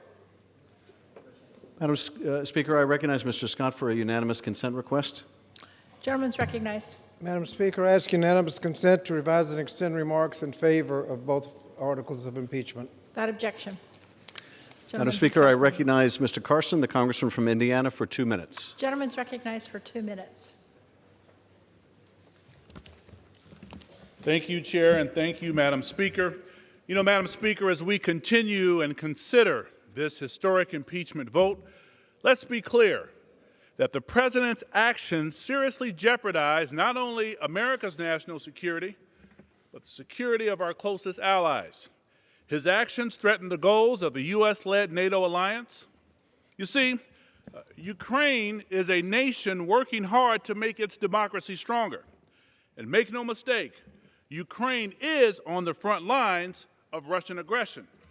Thankfully, U.S. military aid helps Ukraine defend itself against Russia and integrate itself into the European community. When our European allies are stronger, America stronger. We are better equipped to promote democracy and put a stop to tyranny. But to President Trump, strengthening this valuable national security objective, Madam Speaker, was not as important as smearing a political rival. Madam Speaker, we know that he held nearly $400 million of aid to Ukraine until President Zelensky agreed to help him dig up dirt on his potential 2020 opponent. This aid was approved by Congress with strong bipartisan support. President Trump's actions hurt American diplomacy and undermine the integrity of our nation's promises to our allies. We will not allow our leaders to trade away our national security. We cannot allow Russia's continued threats to democracy go unanswered. And we must not allow our own president of these United States to get away with breaking his own oath of office. Madam Speaker, that is why we take this solemn but necessary vote to impeach. Thank you, and I yield back the balance of my time. Gentleman from Georgia. Thank you, Madam Speaker. I yield a minute and a half to the gentleman from Ohio, Mr. Latta. For what period? Minute and a half. Gentleman's recognized for a minute and a half. Thank you, Madam Speaker. This is a sad day for our country, one that our forefathers warned us against. We have watched this illegitimate impeachment process unfold while making a mockery of our constitutional duties. House Democrats have conducted the most polarizing impeachment process in our nation's history, and the men and women I represent are tired of this Democrat-run House putting political games above our nation's national interest. House Democrats held secret meetings, withheld important documents, deliberately misrepresented information to the public, and did not give due process to the president. This investigation was unfair, and the American people expect more out of Congress. The articles of impeachment are not based on facts, but instead are entirely politically motivated. The truth is, there was no pressure put on President Zelensky, and the transcripts confirm that there was no conditionality. This inquiry has been rigged from the start, lacking fairness, transparency, and truth. It has been a waste of taxpayers' dollars and is based off the opinion of an unnamed whistleblower and hearsay. The accusations in today's proceedings do not align with the facts. This impeachment process is out of step with existing precedent for presidential impeachment proceedings and is not a process I will support. I urge my colleagues to put country first and vote in opposition to the articles of impeachment. Thank you, Madam Speaker. I yield back. Gentleman yields. The gentleman from California is recognized. I thank the gentleman. It is now my pleasure to recognize the gentlelady from New York. Chairwoman Maloney is recognized for 3 minutes. Gentlewoman from New York is recognized. Mr. Speaker, I rise today in support of the impeachment of President Donald J. Trump. President Trump abused the power of his office for his own personal and political gain at the expense of our national security. President Trump's wholesale obstruction of Congress is unprecedented, indisputable, and impeachable. President Trump is the first president in history to openly and completely defy all aspects of the constitutional impeachment process. In an attempt to cover up his abuse of power, he ordered the entire executive branch not to participate in the inquiry and directed it to defy lawful subpoenas from Congress. As chairwoman of the Committee on Oversight and Reform, I find this obstruction particularly offensive. Even President Nixon accepted Congress's impeachment authority and allowed his aides and advisors to produce the documents to Congress. And President Nixon allowed current and former staff to testify in both the House impeachment and the Senate Watergate investigations, including his chief of staff and White House counsel. By contrast, President Trump, without any legal basis, directed current and former officials not to cooperate with the House's inquiry, which resulted in 9 administration officials defying subpoenas for testimony. And in response to the House's inquiry, President Trump refused to turn over even not one single document to Congress in response to lawful subpoenas. Put simply, President Trump's actions are even worse than Nixon's. Let me repeat, President Trump's actions are even worse than Nixon's. Our founding fathers established a system of checks and balances that spread out power between the branches of government. They decided that no one would be a king, that no one is above the law, including the president. And they gave the responsibility of impeachment solely to the people's House. When President Trump defies our subpoenas and obstructs our impeachment inquiry, he seeks to place himself above the Constitution and above the law. We cannot let that stand. And if we do, then that's the end of Congress as a co-equal branch of government. And we've allowed President Trump to elevate himself above the law. It is our solemn duty under the Constitution to impeach President Trump for his blatant abuse of power and his obstruction of Congress. I yield back. Gentlewoman from New York yields. Gentleman from California reserves. Gentleman from Georgia is recognized. Thank you, Mr. Speaker. I yield 1 minute to the gentleman from Arkansas, Mr. Womack. Gentleman from Arkansas is recognized. I thank the gentleman for giving me this moment. Madam or Mr. Speaker, years from now, history books will tell of this day. It will tell of a purely partisan effort to remove the President of the United States. An effort not built on a high crime or misdemeanor, not on a process in keeping with a high American standard of due process and equal treatment. This effort is rooted only in the governing party's hatred of a man elected President of the United States. Members on the other side of the aisle have been in pursuit of this moment since 2016. They are consumed by it. Earlier in this debate, one of our colleagues referred to our president as a domestic enemy. Our founders warned us about this day. That is why our nation has entrusted the future of the country with the outcome of elections, not the will of a party filled with contempt for a duly elected president.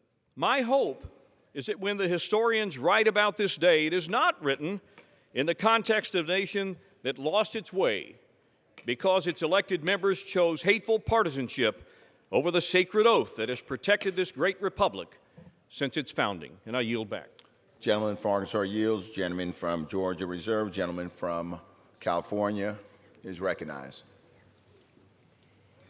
Mr. Speaker, I'm proud to recognize the gentleman from New Jersey, Mr. Malinowski, for 1 minute.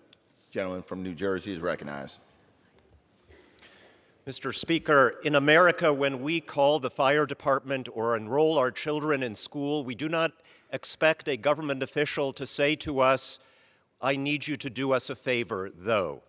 Why would we tolerate a president using his awesome power to make foreign policy when the safety of our country is at stake, not for the people, but for himself?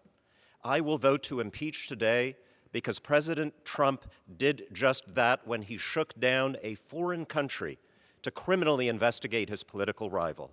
If we fail to say that this was wrong, then any president will be free to ask a foreign power, be it Russia, China, or Iran, to help him hurt his political enemies at home. And every foreign tyrant and kleptocrat will know that America's foreign policy can be bought by doing our president a political favor. If you believe that our highest duty is to protect America, then search your conscience and ask, do you want our future presidents to behave as this one has done? Do not whisper in the shadows of the Capitol that you disapprove and then defend that conduct here today. Do your duty, keep your oath, defend your country, The gentleman's time has expired. Gentleman from California reserved. Gentleman from Georgia is recognized. Thank you, Mr. Speaker. At this time, I yield 1 minute to the gentleman from South Carolina, Mr. Wilson. Gentleman from South Carolina is recognized. Thank you, Mr. Speaker. Over a month ago, on November the 14th, I spoke on the impeachment hoax with points true then and still true today. After over a month of secret investigations into the administration, Democrats have now decided to open these controlled hearings to the public. This continues the deception by Democrats to mislead the American people. It's insulting. No Republican witnesses, no counsel by the President to participate, and full exoneration by courageous President Volodymyr Zelensky of Ukraine. It is sad that instead of focusing on funding our military through the National Defense Authorization Act, passed only last week, or passing the United States-Mexico-Canada agreement to create jobs, the Democrats continue, having wasted $30 million of taxpayers' money on the Russian hoax, now proceeding with a Ukrainian hoax. This partisan witch hunt diverts attention from the President's successes. The unemployment rate remains at a record low. There is record job creation, and the stock market again today is thriving, showing that President Trump keeps his promises. In conclusion, God bless our troops, and we will never forget September 11th and the global war on terrorism. Gentleman from Georgia Reserve, gentleman from California is recognized. Mr. Speaker, I'm proud to recognize the gentleman from California, Mr. Gomez, for 1 minute. Gentleman from California is recognized. Mr. Speaker, we're here at this moment in our nation's history because the President abused the power of his office, bribed a foreign government to intrude into our democracy, and engaged in an unprecedented campaign of obstruction of Congress to cover it up. Our credibility in the global community has been compromised. Our character and motivations are questioned. We know where the President's true loyalties lie, not with our constituents, not with our allies, but with our adversaries and himself. Abraham Lincoln once said, "Nearly all men can stand adversity, but if you want to test a man's character, give him power." Donald Trump has failed this test, and now our test is whether we will be a check on that power. Therefore, we must hold anyone to account, regardless of party or politics, who sets fire to the very institutions that define our nation and our values. And with this in mind, I will vote yes to impeach Donald J. Trump. I yield back. Gentleman from California yields. Gentleman from California Reserve. Gentleman from Georgia is recognized. Thank you, Mr. Speaker. I yield a minute and a half to the gentlewoman from North Carolina, Ms. Fox. Gentlewoman from North Carolina is recognized. Thank you, Mr. Speaker. I rise in strong opposition to the process and to the resolution. When Congress sees fit to examine its solemn power of impeachment, it is imperative that it does so in genuine pursuit of justice, fairly, transparently, and objectively. Anything less is unacceptable. This partisan impeachment has fallen far short of that. Sadly, Alexander Hamilton's prediction in Federalist number 65 has come true, where he warned that in many cases it will connect itself with the pre-existing factions and will enlist all their animosities, partialities, influence, and interest on one side or on the other. And in such cases, there will always be the greatest danger that the decision will be regulated more by the comparative strength of parties than by the real demonstrations of innocence or guilt. After years of investigations, hearings, and millions of taxpayer dollars, Democrats found no proof that the President committed a crime. No proof, as the vague accusations in these articles clearly reflect. A basic prerequisite for impeaching for high crimes and misdemeanors is a charge that an actual crime was committed. These empty, baseless articles expose for the American people what this is: a desperate partisan attempt to avenge the loss of the Democrats' preferred candidate in 2016. We must respect American voters and reject these articles. Gentleman from Georgia reserves. Gentleman from California is recognized. Thank you, Mr. Speaker. Just a quick fact check before I yield to the gentleman from Massachusetts. My colleagues on the other side of the aisle claim that no Republican witnesses were allowed to testify. That is, of course, not correct. In the Intelligence Committee, 3 of the Republican requested witnesses testify. That is, 1 out of every 4 of the witnesses were Republican requested witnesses. That they incriminated the president did not make them any less requested by the minority. I'm now proud to recognize the gentleman from Massachusetts, Mr. Keating, for 1 minute. Gentleman from Massachusetts is recognized. Today I reflect on the imperatives of two sons of Massachusetts, John Adams, who in one sentence captured the very foundation of our country, saying, "We are a government of laws, not men." Translation, no one is above the law. And John F. Kennedy, who in his iconic City Upon a Hill address cautioned that any one of us holding public office would be judged by the high court of history on whether we were truly men and women of courage, with the courage to stand up to one's enemies and the courage to stand up as well to one's associates, the courage to resist public pressure as well as private greed, and on whether we are truly men and women of integrity who never run out of the principles in which we believe, and whom neither financial gain nor political ambition could ever divert from the fulfillment of our sacred trust. President Donald Trump, indifferent and disdainful of this sacred trust, conspired to extract personal benefit from his office. He dishonored his oath. I refuse to abandon mine. I yield back. Gentleman from North Dakota. Thank you, Madam Speaker. I would just like to point out very quickly that the only Republican witnesses allowed in the intelligence hearings were on a Democrats' pre-approved list. And with that, I would yield 1.5 minutes to the gentleman from South Carolina, Mr. Rice. Gentleman's recognized for 1.5 minutes. Madam Speaker, I rise in opposition to this partisan sham of an impeachment resolution that is ripping our country apart. Beginning even before he took office, President Trump has been attacked by a never-ending barrage of lies and corruption and deceit by the liberal political elite, including James Comey, Peter Strzok, Lisa Page, Hillary Clinton, and the impeachment zealots in this Congress. Democrats colluded with Russia and Ukraine to interfere in our 2016 election by producing the now famous fake dossier. Now they accuse President Trump of colluding with a foreign power. What a joke. They abused their office to illegally wiretap and spy on President Trump's campaign. Now they accuse him of abusing his office. What a joke. They structure these proceedings to deny the president and Republicans in Congress a fair hearing. Then they accuse the president of obstructing Congress. Look in the mirror, folks. The reaction of the American people that this is contrived and corrupt was entirely predictable and is entirely correct. The polls have turned against them, and the Democrats are desperate to stop the bleeding. That's why we're cramming this vote in today, just before leaving for Congress, to dispose of impeachment as quickly and painlessly as possible. The actions of the Democrats are a stain on this chamber.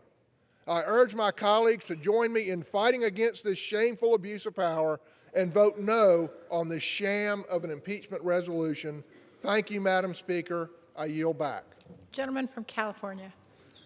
Hi, Madam Speaker. Didn't think I'd have to do another fact check so quickly, but of course there was no pre-approved witness list.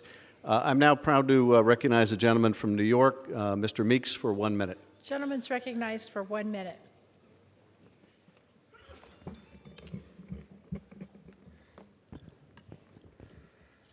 The decision to impeach a president of the United States is of enormous magnitude and utmost significance.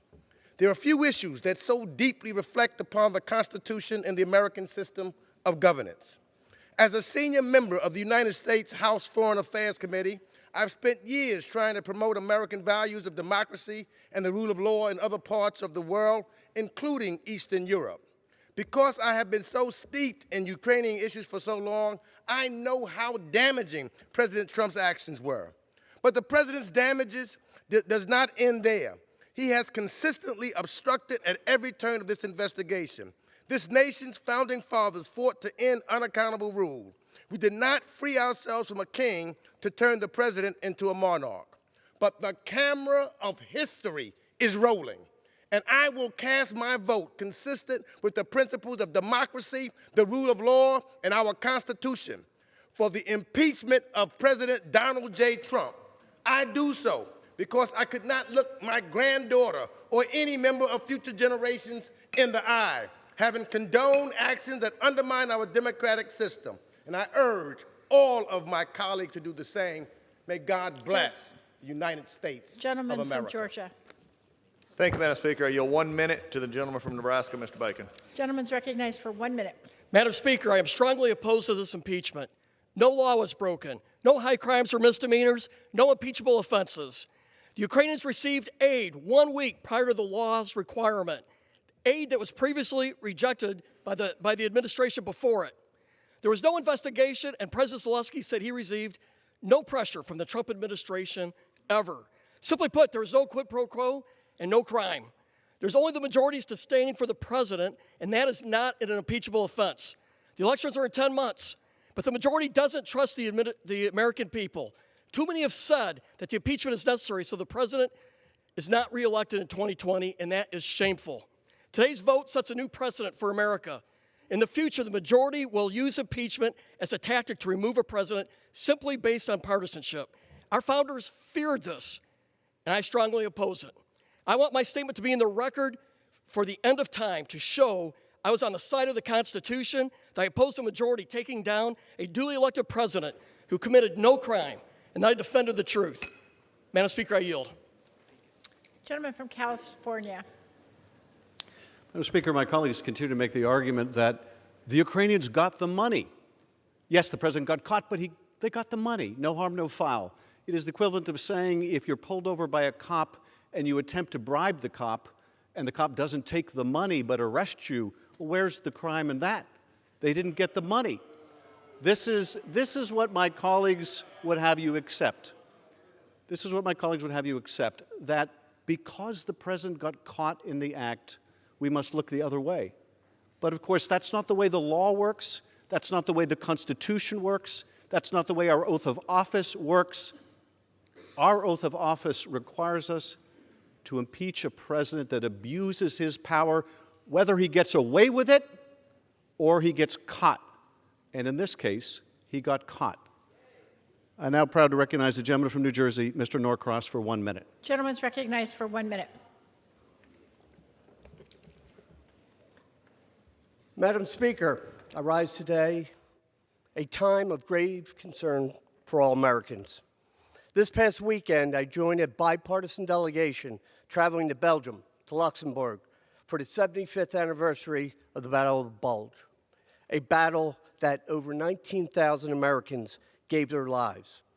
Today, we're called to preserve that democracy that they so bravely defended. Over 2 years ago, I was one of the first members in Congress to vote to advance the inquiry.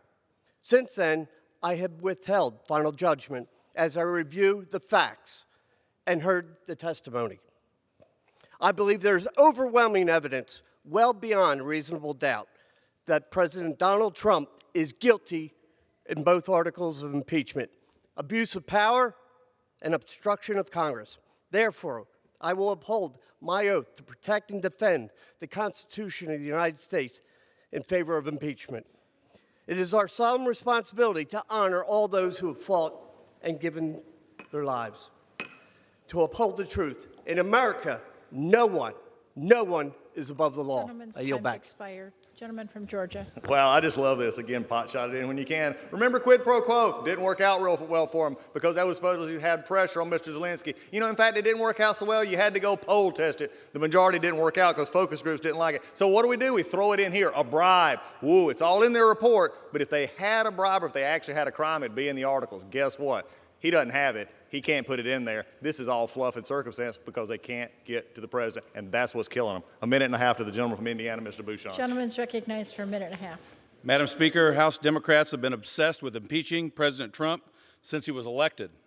He wasn't supposed to win. How could the voters support him, they asked. The American people were told the only way the Speaker would move forward with impeachment was if the case was compelling, overwhelming, and bipartisan.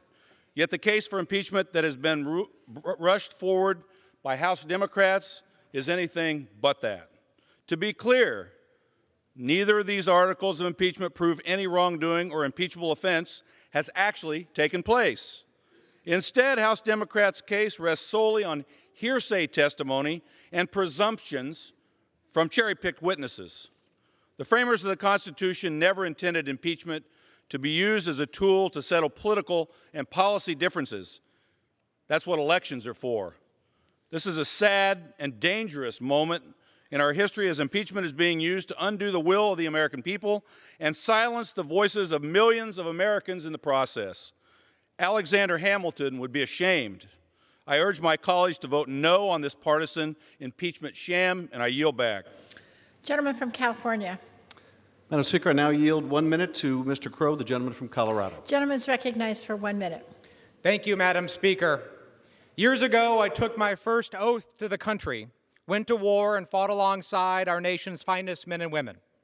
Some of them gave their lives for our nation. Not a day has passed that I don't reflect on those sacrifices. I learned during that time that our nation is built on sacrifice.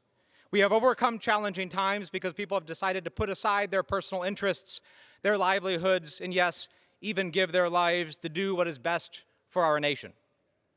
Our founders created a system to ensure we would have no kings or dictators, a system that vested power in the people to ensure that no man or woman is above the law. Generation after generation, this system has survived because people have fought for it. Today, it is our turn. The president's abuse of power and scorn for our constitutional checks and balances is unprecedented. Unless we stand up against these abuses, we will set the country on a dangerous new course. My oath, my love of our country, and my duty to honor the sacrifices who came before us require me to act. To my colleagues, it is time to put aside our personal and political interests and honor those who have come before us. Thank you, Madam Speaker. I yield back. Gentleman from Georgia. Thank you, Madam Speaker. At this point, I yield 35 seconds to the gentleman from Georgia, Mr. Hayes. Gentleman's recognized for 35 seconds. The Democrats' new definition for evidence is allegations. Allegations based on hearsay, I might add. So they hurl allegations against the president, and then they say to him that it's not their responsibility to prove guilt, but the president's responsibility to prove his innocence. This has been a sham and an act of injustice against the president and against 93 million Americans who voted for him. And although this process was rigged from the beginning, Democrats never produced a single true piece of evidence. It's time for us to stop this hoax and vote against these articles of impeachment. Gentleman from California. Madam Speaker, I'm proud to recognize the gentlewoman from Virginia, Ms. Luria. For what period of time? I'm sorry, for 1 minute. Thank you. The gentlelady is recognized for 1 minute. Madam Speaker, I rise today in support of our Constitution, in support of the military members in harm's way who defend our Constitution, in support of Gold Star families who keep faith that their loved one's sacrifice was justified. I rise today in support of the oath I first took at 17 upon entering the Naval Academy and took 5 more times in my 20-year Navy career. An oath that comforted me in the years I spent away from my family, deployed around the globe. An oath that encouraged me to remain vigilant on the bridge of the ship at night.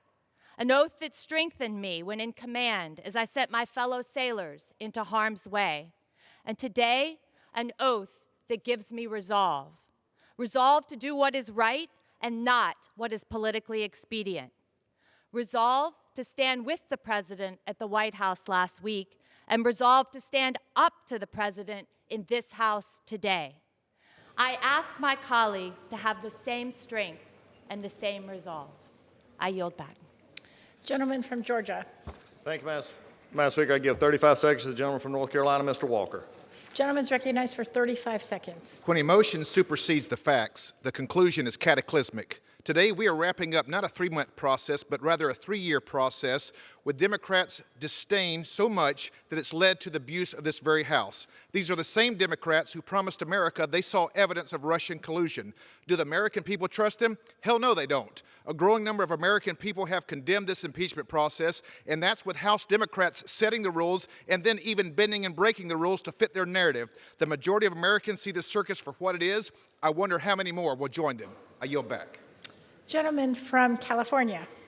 Madam Speaker, I recognize the gentlewoman from California, Ms. Eshoo, for 1 minute. Gentlelady is recognized for 1 minute.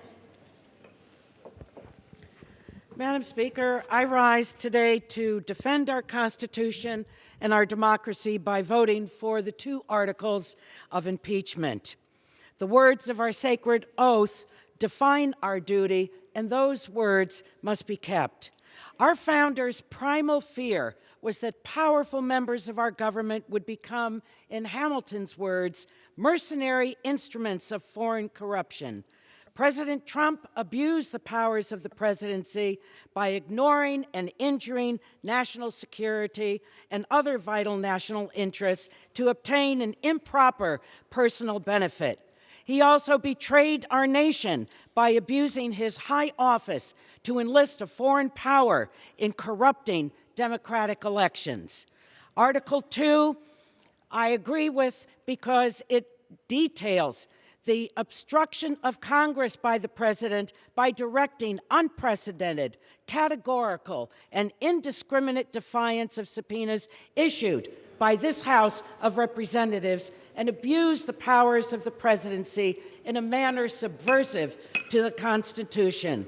I believe the Constitution is the soul of our nation, and by defending it, we are saying we will not be soulless. Gentleman from Georgia. Thank you, Madam Speaker. I yield 35 seconds to the gentleman from Kentucky, Mr. Barr. Gentleman's recognized for 35 seconds. Don't be fooled. Democrats are not impeaching the president to protect national security. Democrats are impeaching the president for following a law that they themselves voted for. No less than 5 times in the last 6 years, bipartisan Congresses imposed on the executive branch an affirmative duty to ensure that the government of Ukraine was countering corruption, and for good reason.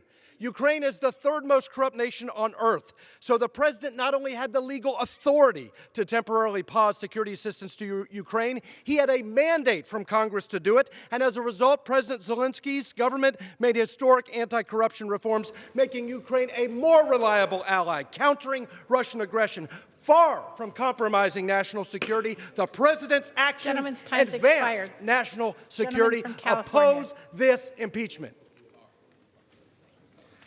Madam Speaker, my colleagues would have the country believe that the president held up the aid to Ukraine because he was concerned about corruption. Of course, there is not a shred of evidence for that.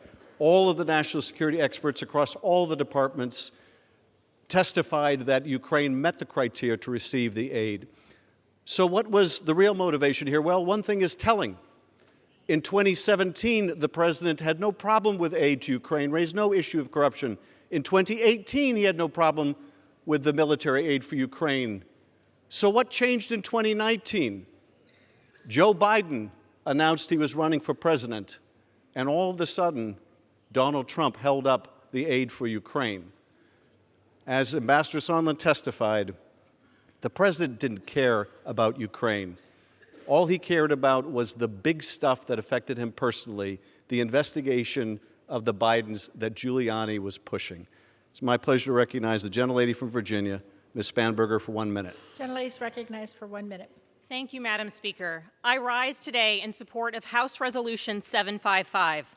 As a CIA case officer, I used to meet with foreign nationals who were providing vital intelligence to help inform our hardest national security decisions and keep our country safe. These individuals from countries where leaders abused their power and defied the rule of law risked imprisonment and often their very lives in order to provide the United States with information to help us, to inform us. But why? It was their belief in the United States, their belief in our country, the longest-standing democracy in the world, our country, a beacon of hope in the world, a democratic republic founded on a document, and the belief in the rule of law and a belief in its people. Today, I am proud to serve in the People's House, representing my hometown, and again serving our country, that beacon of hope in the world. And today, especially today, I reflect on the founding documents that have set us apart in the world, leading people across generations and across the world to risk everything because of their belief in our great nation. Today, especially today, I affirm my commitment to upholding and protecting the Constitution, the rule of law it defines, and the people it governs. Gentleman from Georgia. Thank you, Madam Speaker. I yield 35 seconds to the gentleman from Texas, Mr. Arrington. Gentleman is recognized for 35 seconds. Today, many of my Democrat colleagues will be making history unfortunately, for supporting the first ever completely partisan impeachment of a President of the United States. Mr. Speaker, I am deeply disturbed that history will indeed be made today in this hallowed chamber, but for all the wrong reasons. Not for love of country, but hatred for a political foe. Not to pursue justice, but to punish a political adversary. Not to seek truth, but to seize political power for the love of country. I urge my colleagues to oppose this disastrous political ruse. I yield back. Gentleman yields back. Gentleman from California. Recognize the gentlewoman from California, Chairwoman Waters, for 3 minutes. Gentlelady.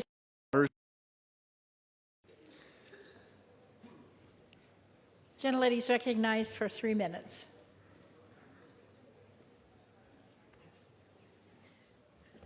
Ladies and gentlemen, unfortunately, the rules of debate won't allow me to cite all of the reasons why this president should be impeached. There are many. However, Madam Speaker and members of this House, to quote the late Maya Angelou, when someone shows you who they are, believe them the first time. This day was not inevitable, but it was predictable because this president has shown himself time and time again to believe that he is above the law. And he has no respect for our Constitution or our democracy. Based on all that we know about Donald Trump, we could have predicted he would have abused the power of the president by corruptly soliciting the government of Ukraine and the Ukrainian President Zelensky to publicly announce investigations into his political opponent, former Vice President Joseph R. Biden. This impeachment resolution includes evidence that this president withheld $391 million of taxpayer funds that Congress appropriated for the purpose of providing vital military and security assistance to Ukraine to oppose Russian aggression, another blatant abuse of power. Our investigations revealed that this president advanced a discredited theory promoted by Russia, alleging that Ukraine, rather than Russia, interfered in the 2016 United States presidential election for corrupt purposes in pursuit of personal political benefit. Never before in our history have we experienced a president who has so clearly conducted himself in a manner offensive to and subversive of the Constitution and directed his cabinet members, executive branch agencies, and other White House officials to defy lawful subpoenas from Congress. Was he attempting to hide wrongdoing?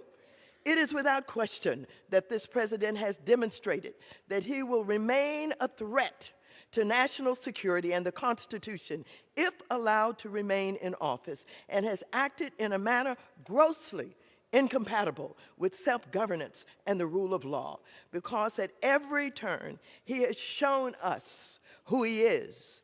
It is no secret that this president could have been impeached a long time ago. Today, we stand here with an irrefutable case and an indisputable set of facts that this president absolutely abused his power and obstructed Congress. Any other individual who would have been caught conducting themselves in the way this president has would have been prosecuted to the full extent of the law. It is shameful that any members of this House are willing to disregard the Constitution, turn a blind eye to hard facts, and ignore a confession from the president himself. History will remember those who were willing to speak truth to power. Yes, I called for Trump's impeachment early. This is our country. Our foremothers and our forefathers shed their blood to build and defend this democracy. I refuse to have it undermined. I wholeheartedly support this resolution. I'm proud that in the final analysis, justice will have been served in America and Donald Trump will have been impeached. Ladies' time's expired. Gentleman from Georgia. Madam Speaker. Gentleman from Georgia. House is not in order. Gentleman from Georgia. Reclaiming my time that the gentlelady did not have, I yield 35 seconds to the gentleman from Louisiana, Mr. Gentleman is Abraham. recognized for 35 seconds. Madam Speaker, what is shameful is that Speaker Pelosi has allowed this Democratic witch hunt to move forward. She's the one that has abused her power, and we should be debating her removal from the House.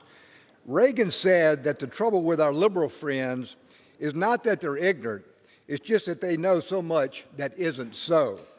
Democrat extreme partisanship will set a dangerous precedent for this nation. And mark my words, Madam Speaker, this sinister attempt to remove this lawful president will not go unnoticed. I yield back. Gentleman, California. Recognize the gentlelady from Nevada, Ms. Titus, for a unanimous consent request. Gentlelady is recognized.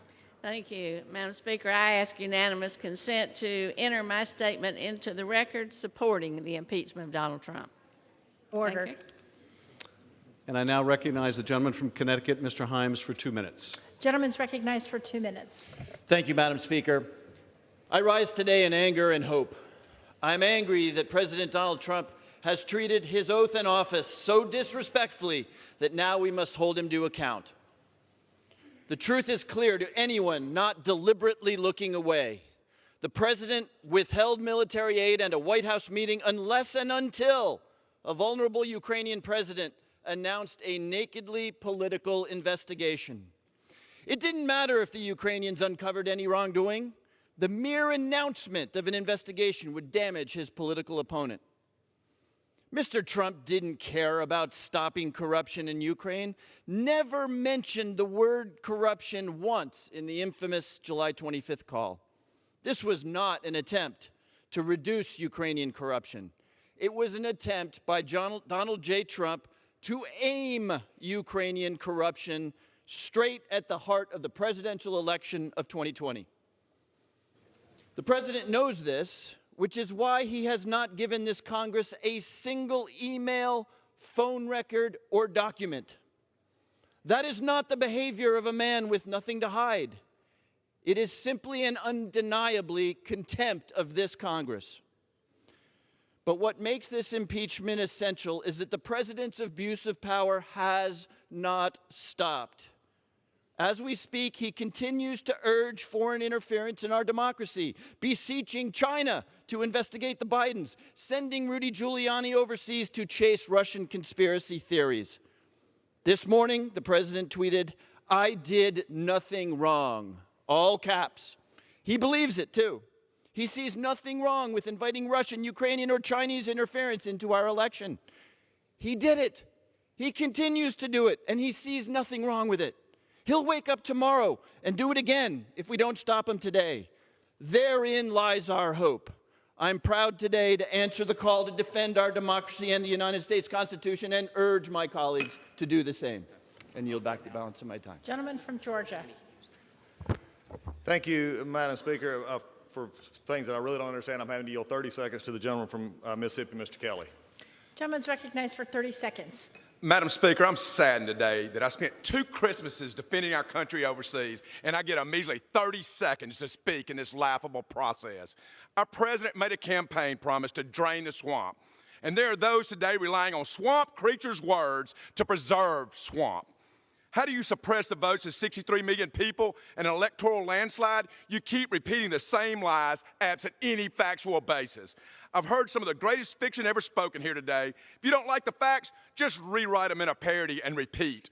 If the facts are so clear and indisputable, why is the minority leader begging for more witnesses?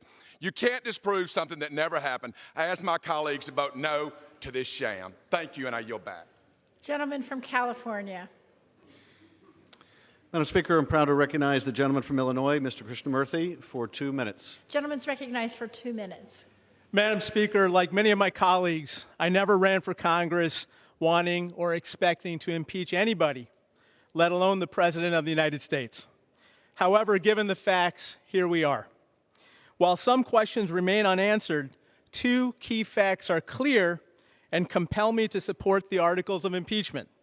First, President Trump attempted to pressure a foreign government to help his re-election campaign. And second, the president used the powers of his office again to obstruct a congressional investigation into that wrongdoing. The president has falsely claimed he has been denied the chance to defend himself, But at the same time, he is preventing the testimony of witnesses with direct knowledge of the events under investigation. If the president were innocent, as he claims, surely these witnesses would be able to testify to that. If there had been no quid pro quo, these witnesses could say that. If aid to Ukraine were not intentionally delayed for improper purposes, they could surely testify to that also. But rather than giving these witnesses the chance to speak, the president has silenced them. The president has silenced witnesses at the Defense Department.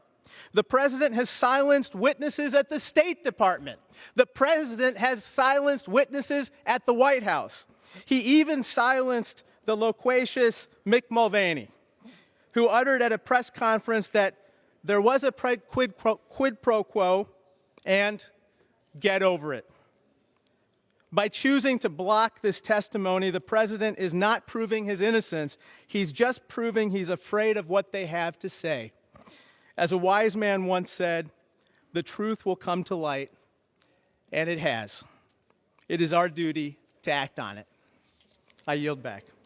Gentleman from Georgia. Thank you, Madam Speaker. It's a shame on the floor of this House when you accuse somebody and then make them prove they're not guilty of what you're accusing of. That's a bad look. 30 seconds to the gentleman from Tennessee, Mr. Rose. Gentleman's recognized for 30 seconds. Madam Speaker, today I rise in strong opposition to this partisan impeachment spectacle that just seeks to accomplish what President Trump's opponents failed to do at the ballot box in 2016.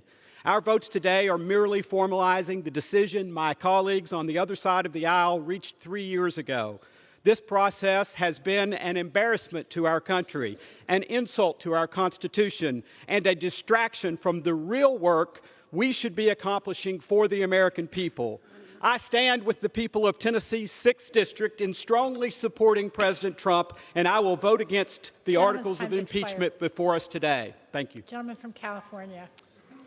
Madam Speaker, I reserve the balance of my time. Gentleman reserves. Gentleman from Georgia. Madam Speaker, I yield 30 seconds to the gentleman from Michigan, Mr. Huizinga. Gentleman's recognized for 30 seconds.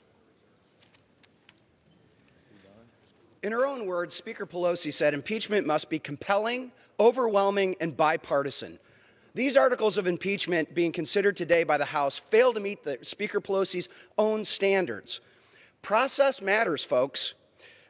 Representing a good chunk of Gerald Ford's old district and being a staffer during the Clinton administration, I have an intimate understanding of the effects of impeachment on this nation.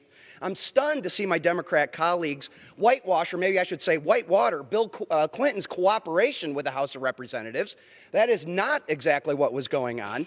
And this is the most partisan impeachment that we have seen in our nation's history. And I yield back. Gentleman from California. Madam Speaker, I continue to reserve. Gentleman from Georgia. Thank you, Madam Speaker. I yield 30 seconds to the gentleman from Texas, Mr. Cloud. Gentleman's recognized. It's been very clear from the beginning that this impeachment proceeding has never been about an honest search for the truth. If it were, our Democratic friends would not have polled to see what to charge the president with. Calling an opinion a fact does not make it so, and repeating it over and over does not make it more true. When one produces a committee report with fabricated findings based on no fact and witnesses, and then quote from it like it's authoritative, it's no more valid than having a campaign pay for a foreign entity to create a fraudulent dossier and then selling it to a FISA court in order to spy on a campaign. This has always been a verdict in search of a crime, an impeachment birthed out of a resistance movement. It's time to end this charade and get back to doing the work we were elected to do. Madam Speaker, I continue to reserve. Gentleman from Georgia. Thank you, Madam Speaker. I yield 30 seconds to the gentleman from Indiana, Mr. Fulcher. Gentleman's recognized for 30 seconds. Thank you, Madam Speaker. In a day heavy in verbal debate, I choose to use my time to enumerate in detail every high crime and misdemeanor committed by the President of the United States. I will do so now.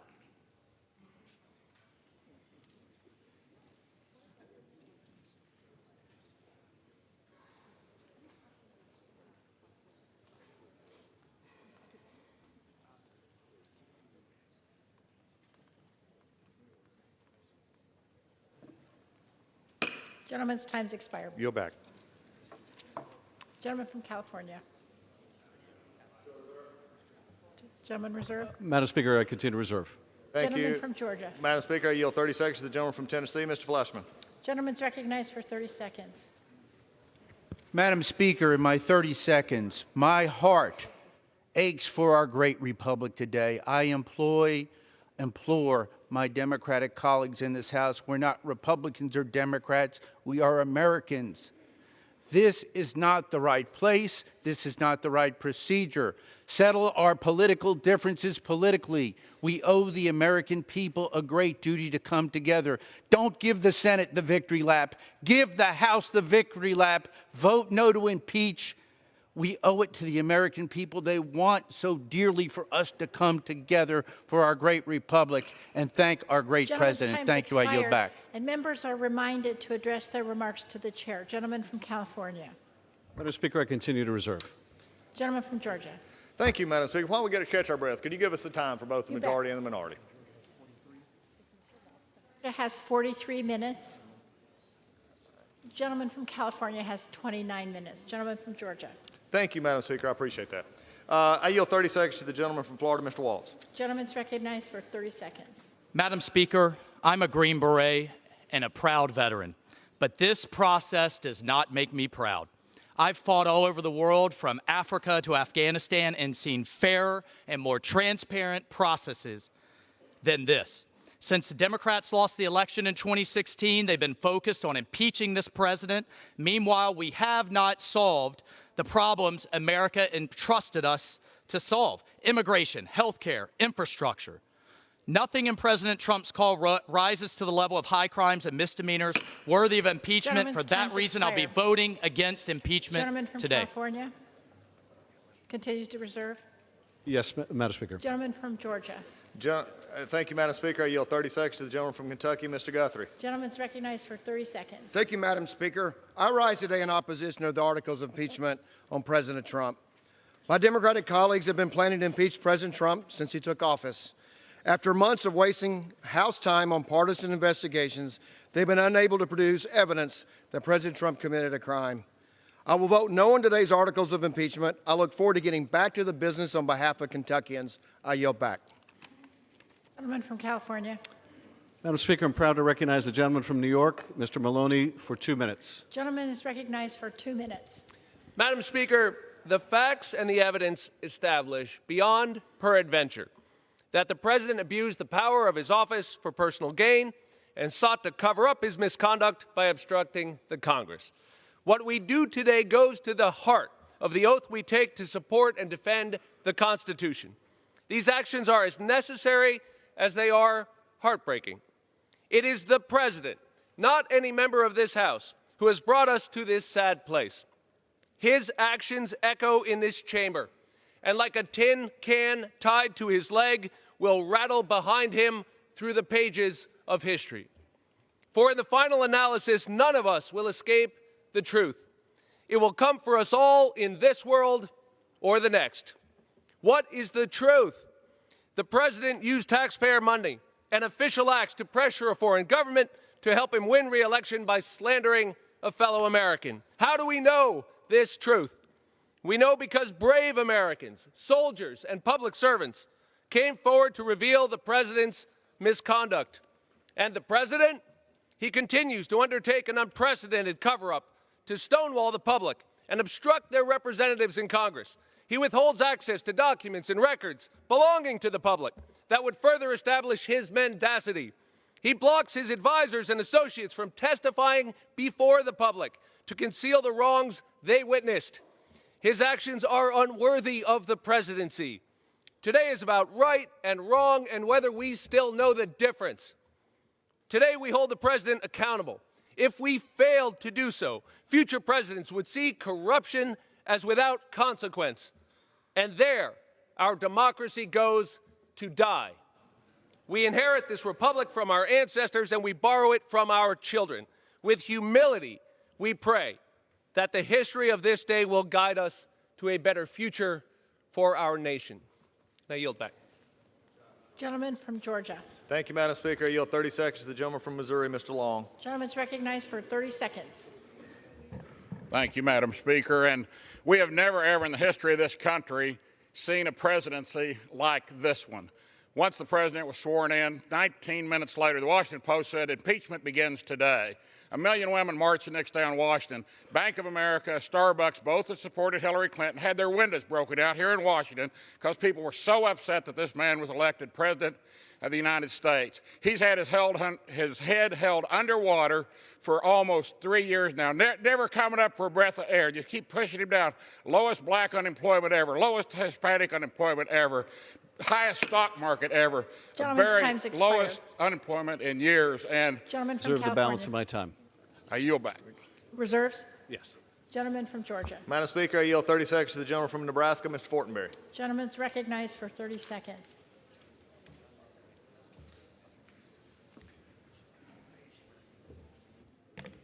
Thank you, Madam Speaker. I have been concerned since the beginning of this impeachment process that it has been driven by a predetermined guilty verdict. It's unfair, it's wrong, and now every future president, Democrat or Republican, will have to worry that the impeachment process will be driven as a blunt force political instrument. It's been said that this day is sad. It's not sad, it's regrettable, but this day will end shortly. The House has had its cathartic moment. Tomorrow will begin a new day. Let's get back to work. I yield back. Gentleman yields back. Gentleman from California. Madam Speaker, we continue to reserve. Gentleman from Georgia. Thank you, Madam Speaker. I yield 30 seconds to the gentleman from California, Mr. LaMalfa. Gentleman's recognized for 30 seconds. Ready, fire, aim. What we're hearing today are made-up articles to fit an ever-shrinking impeachment foothold.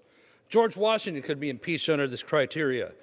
Democrats believe they are saving our democracy with these hysterical made-up charges, which is odd because we're a republic, not a democracy, as they keep insisting. No one came to Congress to impeach, we hear. Several new and returning members have come specifically to impeach President Trump. I hear a lot today about sadness and solemnity. From impeachment? No, because their candidate lost in 2016. The American people chose Donald J. Trump to lead us into prosperity, not a socialist government. We will survive this day, but I call upon the American people to see through this sham and live to hear speaking Madam Speaker, the we truth. reserve the balance of our Gentleman time. reserves. Gentleman from Georgia. Thank you, Madam Speaker. I yield 30 seconds to the gentleman from Alabama, Mr. Adderholt. Gentleman's recognized.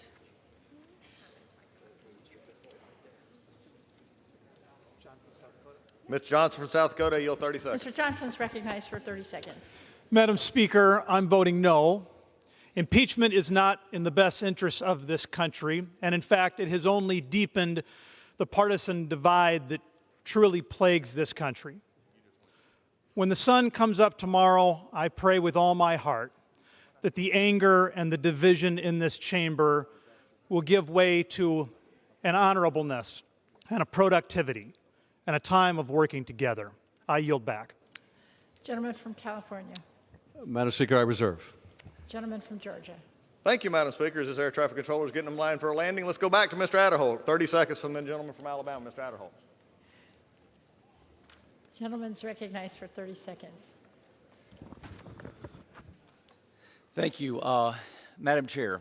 Today, a duly elected president is being impeached by the House of Representatives by the Democrats, compelled by partisanship and not by the facts. I'm proud to stand here with President Donald Trump, and I plan to cast my vote against both articles of impeachment. This is it's not that the president abuses power. It is my colleagues on the other side of the aisle who are abusing one of the most powerful tools that's been entrusted to the Congress in the Constitution by our founding fathers. Twisting the Constitution to impeach a president Time's expired. you fear Gentleman will from be... California. Madam Speaker, we continue to reserve. Gentleman from Georgia. Madam Speaker, this time I yield 30 seconds to the gentleman from Texas, Mr. Olson. Gentleman's recognized for 30 seconds. Madam Speaker, Webster's dictionary defines the Star Chamber as, quote, characterized by secrecy and often being irresponsibly arbitrary and oppressive. Sadly, my Democrat friends have turned this chamber, the People's Chamber, into the Star Chamber of the people. One great example. The most important duty we can do as members is declare war. Next one is to impeach a president. We're hoping Republicans to have every member stand up and vote, like for Speaker, say their vote loudly. That's been denied. CNN has been denied. Madam Speaker, we reserve the balance of our time. Gentleman from Georgia. Gentlemen, Thank you, Madam Speaker. I yield 30 seconds to the gentleman from Pennsylvania, Mr. Thompson. Gentleman's recognized for 30 seconds. Thank you. Thank the ranking member. Thank you, Madam Speaker. And while this institution should rightfully ensure that the law is faithfully executed by the administrative branch, this exercise has shown itself to be the ultimate manipulation of the legislative branch's oversight powers in order to achieve political gain. I caution my colleagues who have placed political expediency ahead of moderation. Their votes later today will forever change this institution. Imagine a future where this body utilizes the most severe of its constitutional tools to continually put the oppositional party on trial. And with that, I yield back. California. Madam Speaker, it's my pleasure to yield 1 minute to the gentleman from Maryland, Mr. Brown. Gentleman's recognized for 1 minute.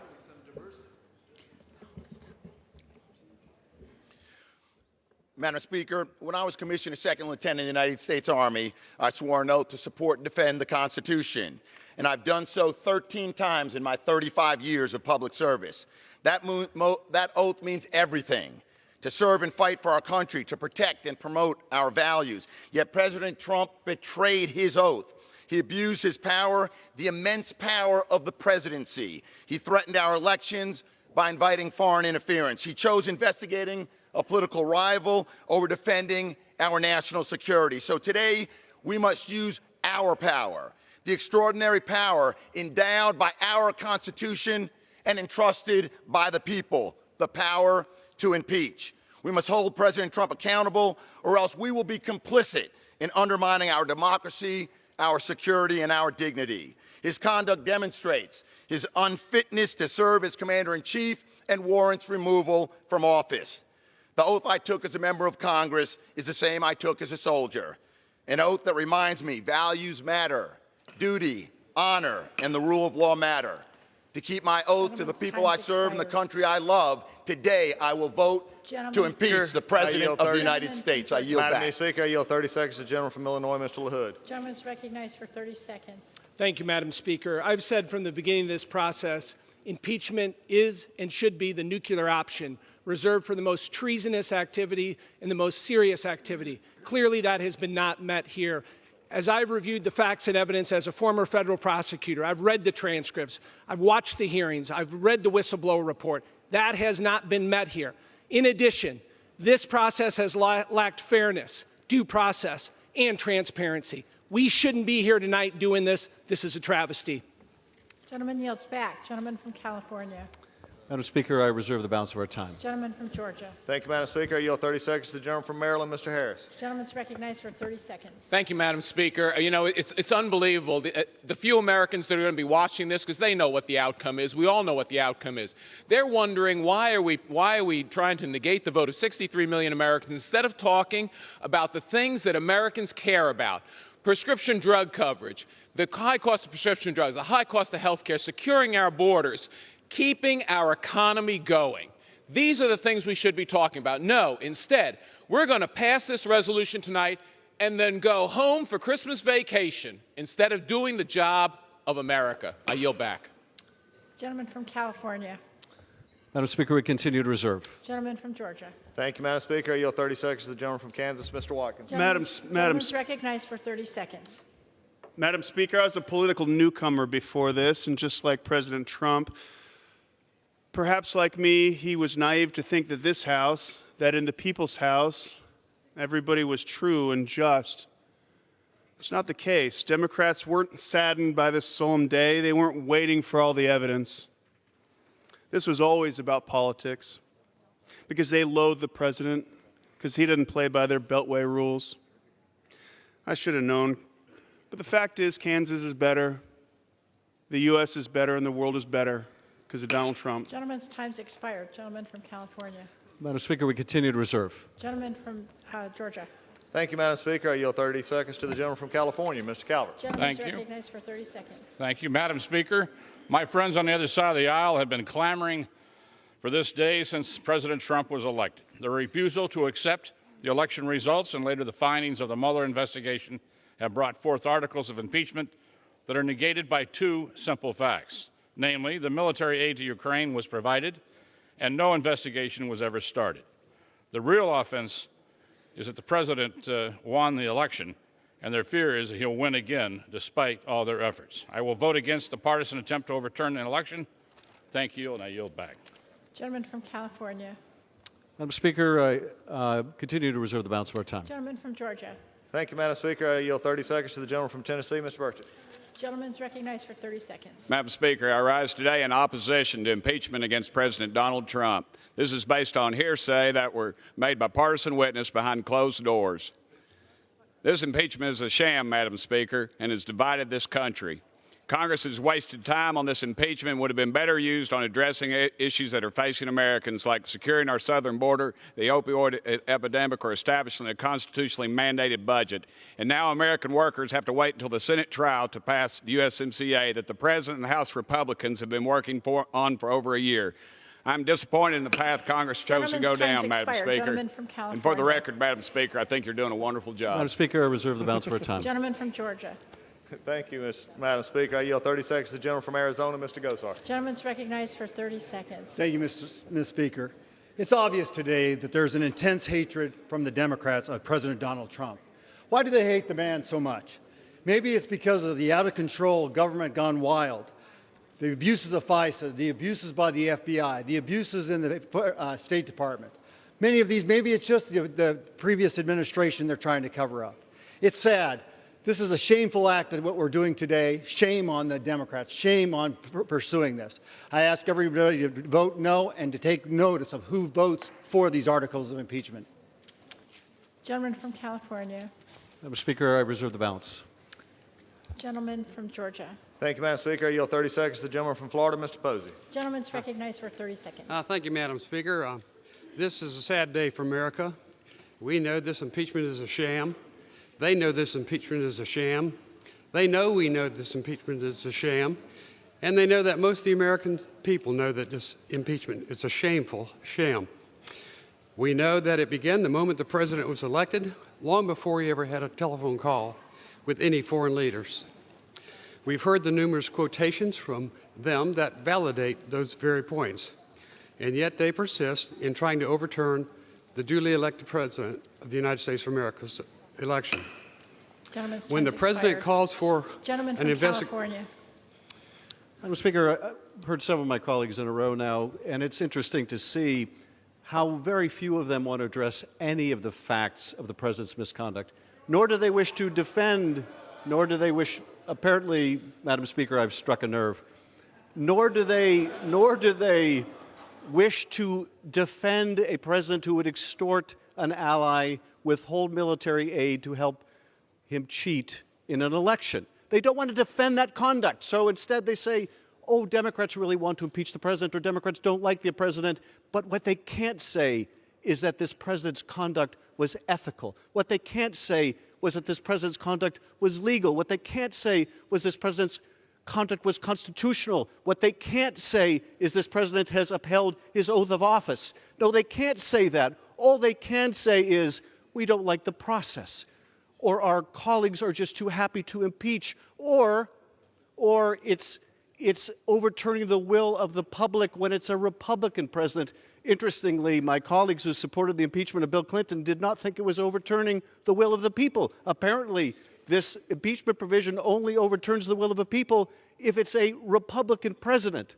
I would like to give them more credit than that. What is the distinction here is the seriousness of the conduct. This remedy was put in the Constitution for a reason. It's not an unconstitutional remedy. It is part of the Constitution. The only way you can conceive of this remedy as being unconstitutional is if you believe, as the president does, that he is the state, that anything that opposes him opposes the state, is by definition anti-constitutional. But that, of course, is nonsense. But it is more than nonsense. It is dangerous nonsense.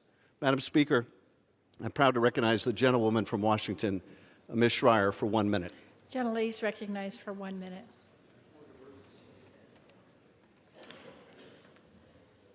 Madam Speaker, the people of Washington's 8th District sent me to Congress to fight for their families and make thoughtful, evidence-based decisions. I did not come to Congress to impeach a president.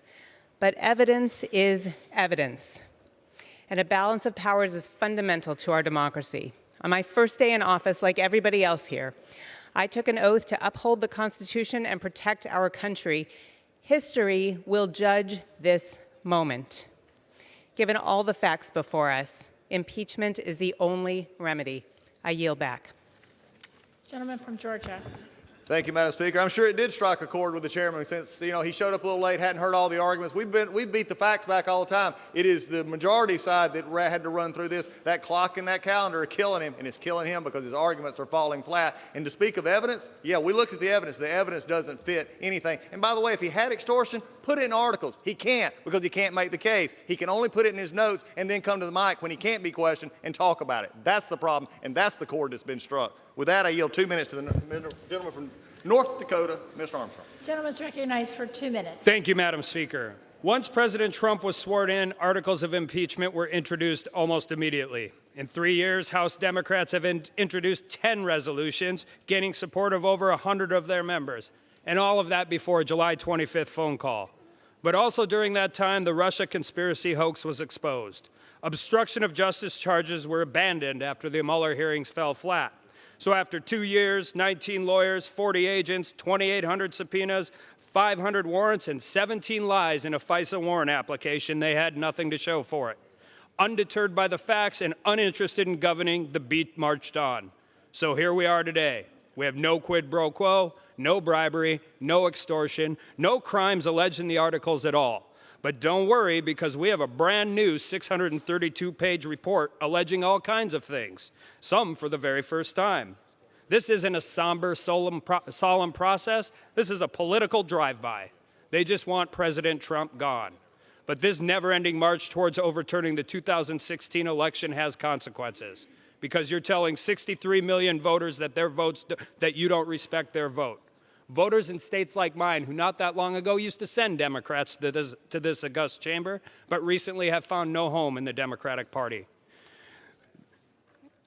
who feel that their values have been replaced by a liberal elitist agenda, who feel that partisan points are more important than practical solutions. Your never-ending impeachment quest is a constant reminder to them that you don't trust their judgment, you don't understand their way of life, and you couldn't care less about the issues that are important to them. As Chairman Nadler has so ominously stated, if you're serious about removing a president from office, what you're really doing is overturning the results of the last election. Well, they were serious. They spent the last 3 years talking about it, unwilling to accept the results of 2016. I wonder if my colleagues recognize the irony that their impeachment vendetta is the greatest election interference of all, and it was homegrown right here in the halls of Congress. And with that, I yield Members back. are reminded to address their remarks to the chair. Gentleman from California. Madam Speaker, we reserve the balance for time. Gentleman reserves. Gentleman from Georgia. Thank you, Madam Speaker. At this time, I yield 3 minutes to the gentleman from New York, Mr. Zeldin. The gentleman's recognized for 3 minutes. This impeachment is an embarrassment for House Democrats. On the substance, Dems claim that their case is uncontested, relying on presumptions, hearsay, and 3% of the story, trying to connect dots that aren't actually connected. Some inconvenient truths. President Zelensky didn't know that there was a hold-on aid until August 29th. The aid gets released shortly thereafter, and Ukraine didn't have to do anything in order to get that aid released. Now, President Zelensky says no demand, no quid pro quo, no pressure. But Democrats want the public to ignore the other 97% of the story. See, it doesn't work like that. Senate Democrats want new witnesses to show why there was a hold on aid. Odd request if you think you've already proven your case. Now, at the heart of this debate, two investigations are being discussed between countries. Democrats and media allies want the public to believe it's all just debunked that Ukrainians interfered in the 2016 election. They want you to ignore Avakov and Charlie's comments that Chalupa worked with the Ukrainian embassy, origins of the Steele dossier, the Black Ledger, and more. The problem with all of this is that the American public are smarter than Democrats are giving them credit for. Next, the Democrats claim Republicans are arguing that it was Ukraine and not Russia that wanted to interfere and was interfering in the 2016 election. No, that is not what Republicans are saying. And of course, we have the Burisma-Biden issue of a corrupt Ukrainian energy company run by a corrupt Ukrainian oligarch hiring Hunter Biden at least $50,000 per month with no energy experience and no Ukraine experience solely because he is VP Biden's son. Now, the company wanted to hire Hunter Biden because they wanted to curry favor. There was this ongoing corruption investigation. Enter Joe Biden. He gets that prosecutor fired, threatening the loss of $1 billion if it didn't happen immediately, which it was. Now, Democrats believe Burisma and Biden should be immune from scrutiny. I disagree. Never again should that conflict of interest ever happen. And our governments should be working together to get to the bottom of all of this. This has also been a total disaster on the process, from getting a federal worker to file a whistleblower complaint to Schiff's version made up of the July 25th call. In closed-door interviews, Schiff was prosecutor, judge, jury, and witness coach. Every day, he loved getting America drunk on his favorite cocktail, 3 ingredients: cherry-picking leaks, withholding key facts, and misstating evidence. In the depositions and in the public hearings, the President Counsel was not invited to attend, present evidence, or cross-examine witnesses, and Republicans weren't allowed to call witnesses like Hunter Biden, Joe Biden, and many others. Then there was the House Judiciary debacle, where Schiff couldn't even show up to present his reports. He had to have one of his staffers present it for him. This impeachment is ripping our country in half. It's fatally flawed on the process, the substance, the intentions, and the consequences. It's a total Schiff show. I encourage all my colleagues to vote no. Gentleman from California. I thank the Speaker. We continue to reserve the balance of our time. Gentleman reserves. Gentleman from Georgia. Madam Speaker, I yield 3 minutes to the gentleman from North Carolina, Mr. Meadows. Gentleman's recognized for 3 minutes. Thank you, Madam Speaker. You know, today, as we sit here debating impeachment, you know, they all want to talk about it's the Constitution. It's Alexander Hamilton. You know, the last 30 days, I've heard more about Hamilton from my Democrat colleagues, and until then, the closest they ever came to Hamilton was a $10 bill.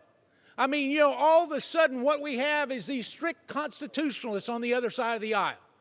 Listen, this has nothing to do with the Constitution. It has nothing to do with anything but raw politics. You know, there's only one person on the other side of the aisle that got 7 Pinocchios for not telling the truth. No one on this side of the aisle got that during this impeachment process, Madam Speaker. And the American people need to understand 2 key facts. The Democrats in control set their own rules of evidence. They said what we need to do for impeachment is to have compelling evidence and bipartisan support. Well, they don't have either of those 2 things. They failed the rules that they made up themselves. We've got President Zelensky of Ukraine saying there was no pressure. We've got the number 2 guy in Ukraine saying there was no pressure. We've got the number 3 guy in Ukraine, no pressure. These are the supposed victims of this alleged crime. And yet here we are supposedly having this compelling evidence and facts when the best witness they have, the very best witness they had to change his testimony twice. They mentioned him 611 times. And ultimately, he said, I presume that that's what the president meant. You know, I can tell you that there are not facts here to support it, but what is more important than that, Madam Speaker, is this. Because here we are today, we have bipartisan opposition to impeachment, not bipartisan support. You know, my colleagues opposite want the American people to think that this is a sad and somber day.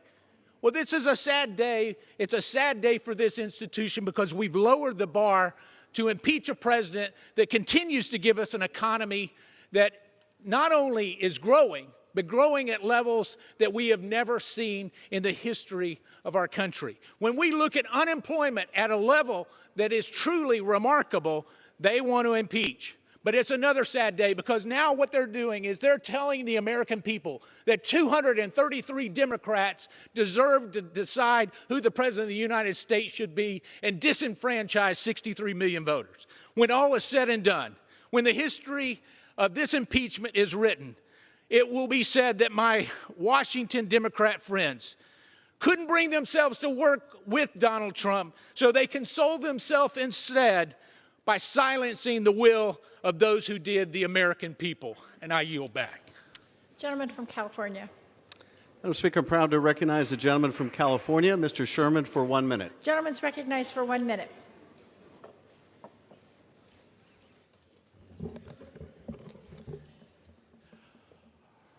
Robert Mueller lays out facts from 2017 that constitute obstruction of justice, but says the president cannot be indicted.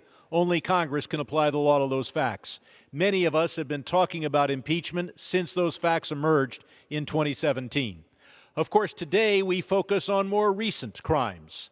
So why did we talk of impeachment back when a Republican-led Congress would not act? Why do we impeach today when a Republican-led Senate is unlikely to act? First, because it is our constitutional duty, no matter what the political consequences. Second, because it is the most effective tool to chasten and restrain a president who is not naturally feel constrained by the rule of law. I would note that the president's attempt to extort Ukraine was secretive and furtive, far different from his modus operandi of brazen threats that we saw in 2017. We can only imagine what high crimes and misdemeanors this president would have boldly committed had no one been talking about impeachment then, had he felt immune from impeachment. Today we will demonstrate that the president is not above the law. Gentleman from Georgia. Thank you, Madam Speaker. It would have been nice if they had actually thought those crimes were bad enough to put in the articles. They didn't. I yield 3 minutes to the gentleman from Texas, Mr. Ratcliffe. Gentleman's recognized for 3 minutes. Madam Speaker, do you know who doesn't think the Democrats have presented enough testimony or evidence to impeach President Trump today? It's the Democrats. Sure, here in the House, Democrats running this inquiry have declared they've done everything needed. They have all the testimony and evidence necessary to impeach right now. But right now, down the hall, Democrats in the Senate are saying the exact opposite. They're complaining. They need more evidence and more testimony because Senate Democrats know that House Democrats have built them a house of cards impeachment. An impeachment built by the same Democrats who told America, trust us, President Trump committed treason. He's a Russian agent, and we've got evidence, which of course proved to be totally false. And to quote the favorite catchphrase of one member of this House, they got caught. Along the way, those same Democrats said, trust us. The FISA law and court weren't abused by the Obama administration using Democratic opposition research dossier against the Trump campaign and President Trump. Again, totally false, and again, they got caught. And when Democrats started this latest impeachment inquiry, they said, trust us. We have not yet spoken to the whistleblower. Again, totally false, and they got caught. Sadly, my Democratic colleagues have placed their own credibility in the hands of members of this body that have no credibility left, members that nobody trusts because they keep getting caught betraying America. But unless a bolt of courage and integrity strikes that side of the room in the next hour, history will reflect that Donald Trump is the third president to be impeached. History may also shortly reflect that he'll be the first president to be reelected after being wrongfully impeached. And if that happens, Democrats won't be able to hide behind a pretend veneer of caring about the Constitution. History will record the Democrats' legacy as a betrayal of the Constitution because the founders meant for impeachment to be used for actions so extraordinary, so rare that it's happened 3 times in 2.5 centuries. It wasn't meant for congratulatory phone calls where there's no crime alleged, where there's no victim, and where the Democrats themselves couldn't even decide what to accuse the president of doing wrong before ending up with this embarrassment of a grab bag of abuse of power article. An obstruction of Congress, to even allege it, is an admission of constitutional illiteracy. The founders had a term for what the Democrats call obstruction of Congress. The founders called it the separation of powers. And the funny thing about obstruction, every time Democrats get caught trying to frame this president for some crime he didn't commit, they follow up by accusing him of obstructing their efforts to frame him for the things he never did in the first place. The founders warned and feared today might come when impeachment was used politically by the party that had the most votes. Today, Democrats are the founders' worst nightmare come true. I think most Americans are probably wishing they could impeach the Democrats. To them, I say, you can next November. I yield back. Gentleman from California. Madam Speaker, I think when the history of this time is written, it will record that when my colleagues found that they lacked the courage to stand up to this unethical president, they consoled themselves by attacking those who did. I now recognize the gentleman from California, Mr. Takano, for a unanimous consent request. Gentleman's recognized. Madam Speaker, I ask unanimous consent to enter into the record my remarks supporting the impeachment of President Donald Trump. That objection is so ordered. Madam Speaker, I request unanimous consent for the gentlelady from New York, Ms. Clark, for her request. Gentlelady is recognized. Madam Speaker, I ask unanimous consent to enter into the record my remarks supporting my vote for the impeachment of Donald J. Trump. Without objection. Madam Speaker, I recognize the gentlelady from California, Ms. Napolitano, for unanimous consent request. Gentlelady is recognized. Madam Speaker, I ask unanimous consent to enter into the record my remarks supporting the articles of impeachment against Donald Trump. Without objection, so ordered. Madam Speaker, the gentlelady from Ohio, Ms. Beatty, for unanimous consent request. Gentlelady is recognized. Madam Speaker, I ask unanimous consent to enter into the record my remarks supporting the impeachment of President Donald Trump. Without objection, so ordered. Speaker, I recognize the gentlelady from Virginia, Ms. Wexton, for a unanimous consent request. Gentlelady is recognized. Madam Speaker, I ask unanimous consent to enter into the record my remarks supporting the impeachment of President Donald Trump. Without objection, so ordered. Madam Speaker, I'm now proud to recognize the gentleman from New Jersey, Mr. Pasquarello, for 1 minute.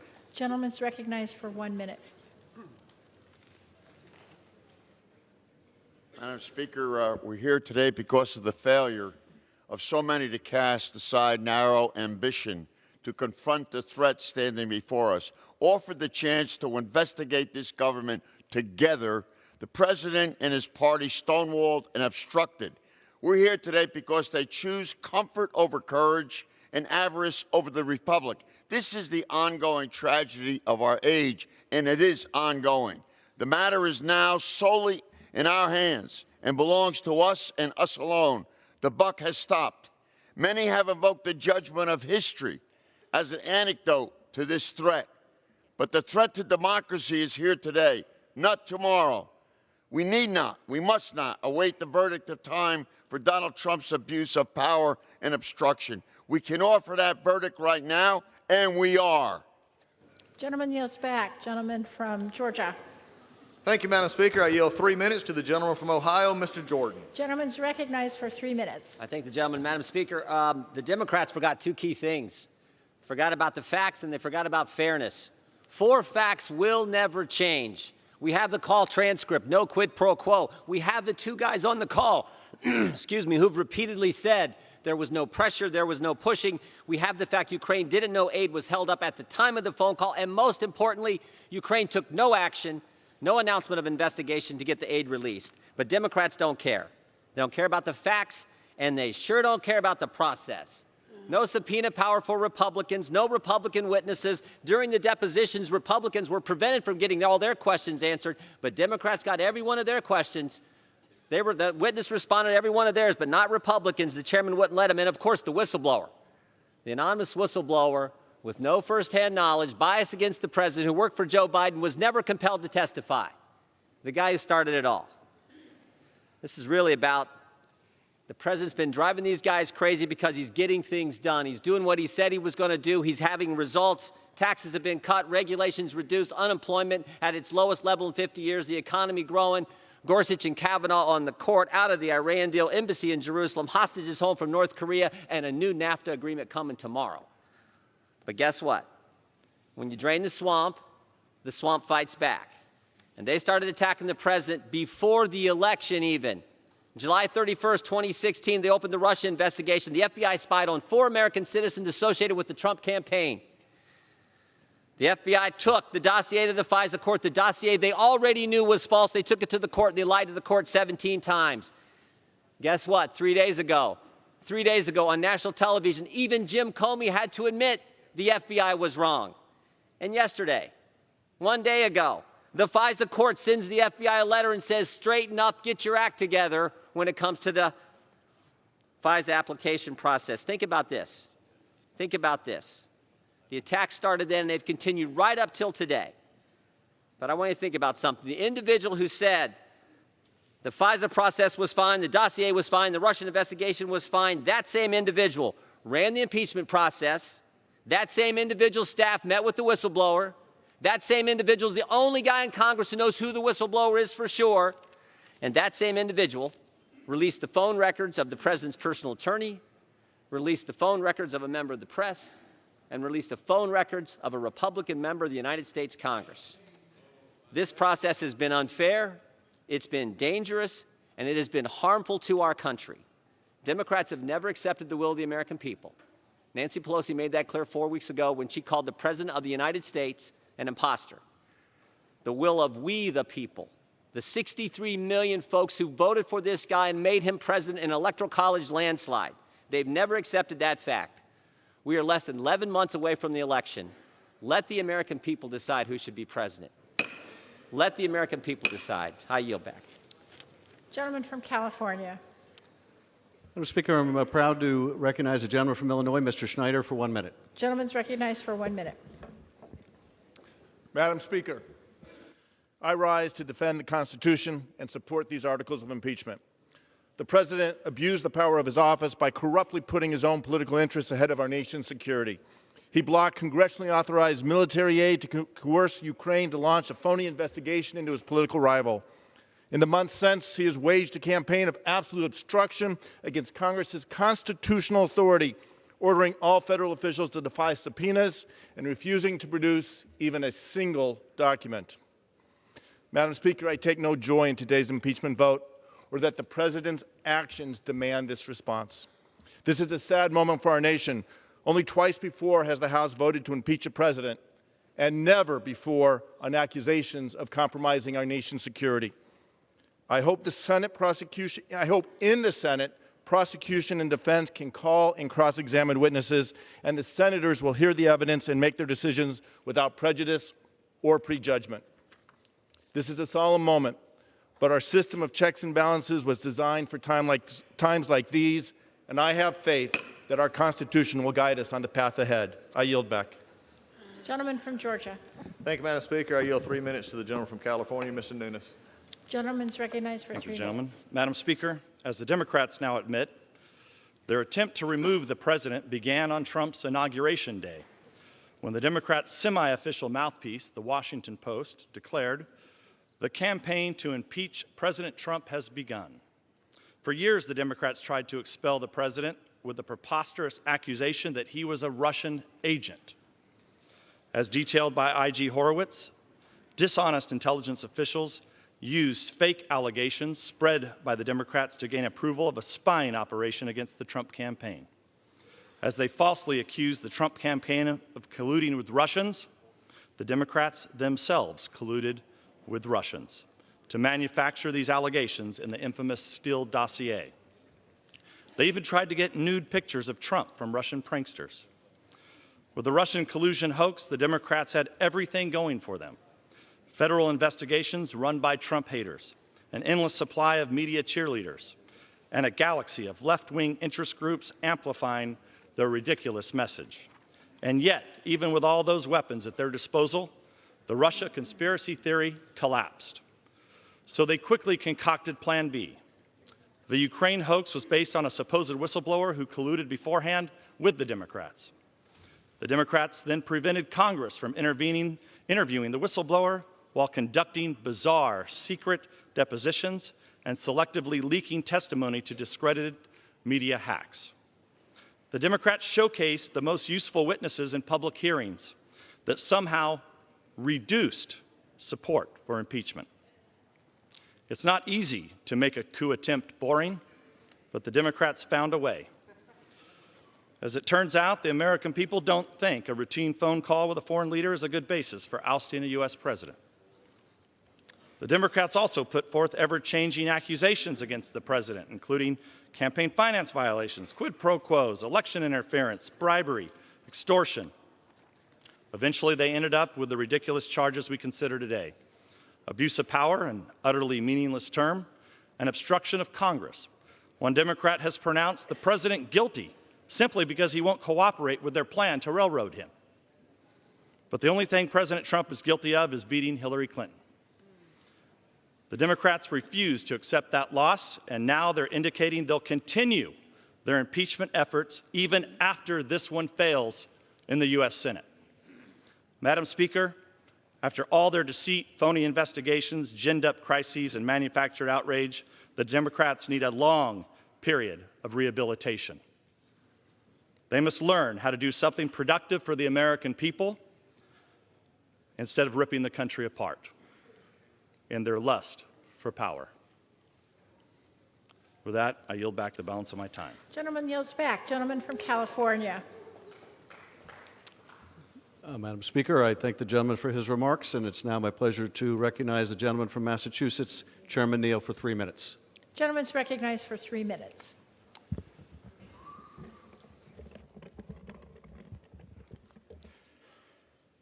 Thank you, Madam Speaker. It is deeply unfortunate that we have to undertake this impeachment proceeding that unfolds this evening. But the part we play in this process is not optional. Among other things, as the Intelligence and Judiciary Committees have painstakingly documented, the President has indeed abused his authority, and he has indeed obstructed justice. He threatened to withhold congressionally appropriated U.S. taxpayer dollars from an ally under attack from Russia unless they agreed to interfere in our election on his behalf. He has expressed no remorse, and he continues to maintain that his behavior was, quote, perfect, while simultaneously obstructing legitimate congressional oversight and subpoenas and blocking members of his administration from providing truthful testimony to investigators. His actions are so far beyond the pale that they have left us with no remaining recourse except impeachment, and so we shall impeach.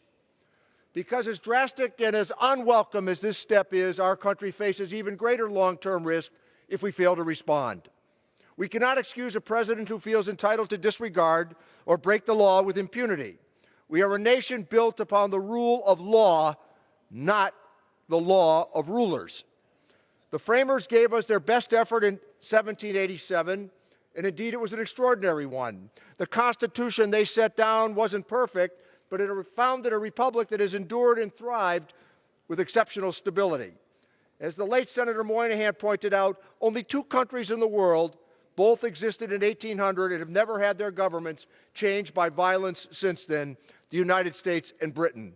Only 8 governments have existed since 1914 and have not had their form of government changed by force since then. The United States, the United Kingdom, Australia, Canada, New Zealand, South Africa, Sweden, and Switzerland.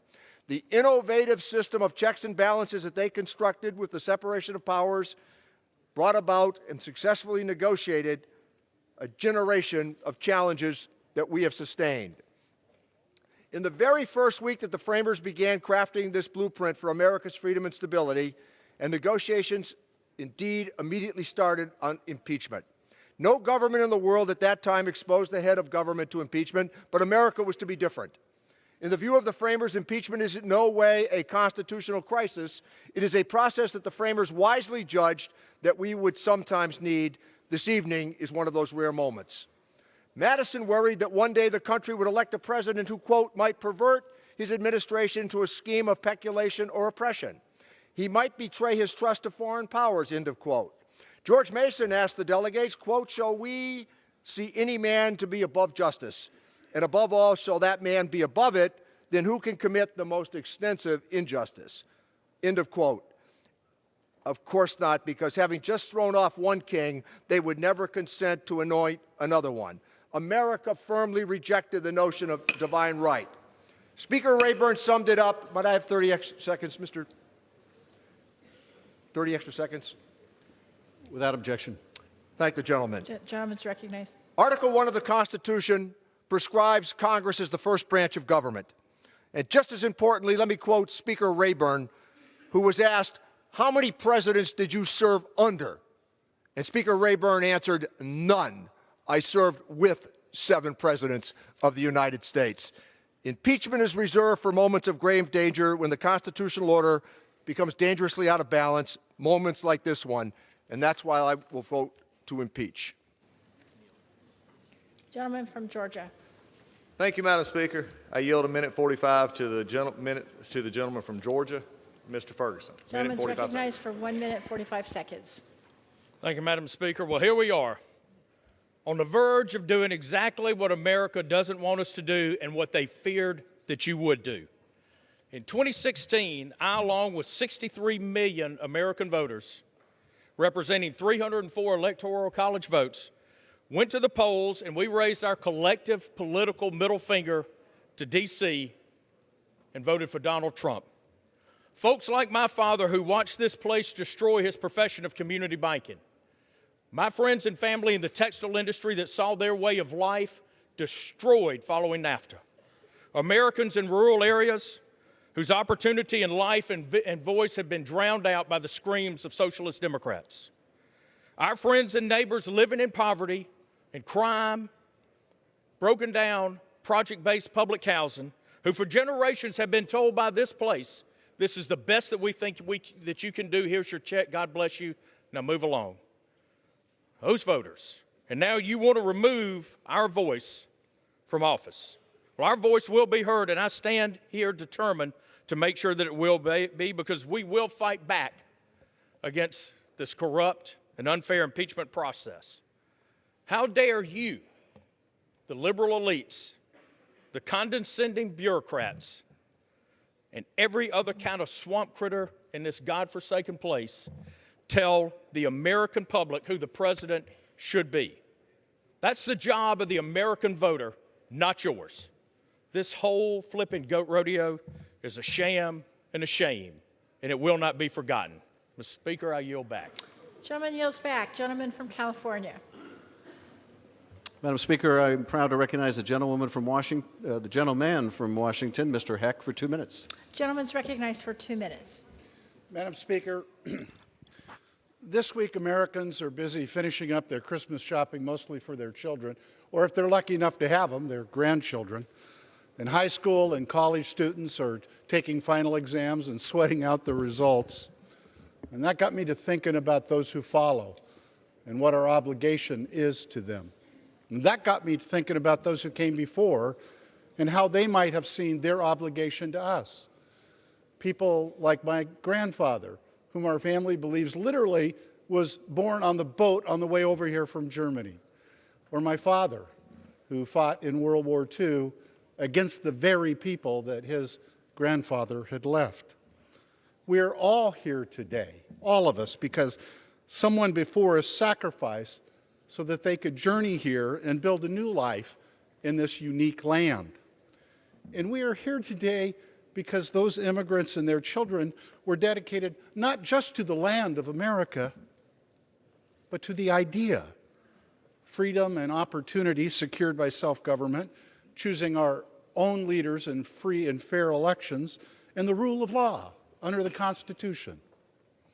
Gentleman's time's expired. 2 minutes?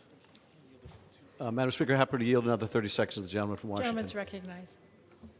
This idea of America is in peril, brought about so by this president who sought to cheat in an election.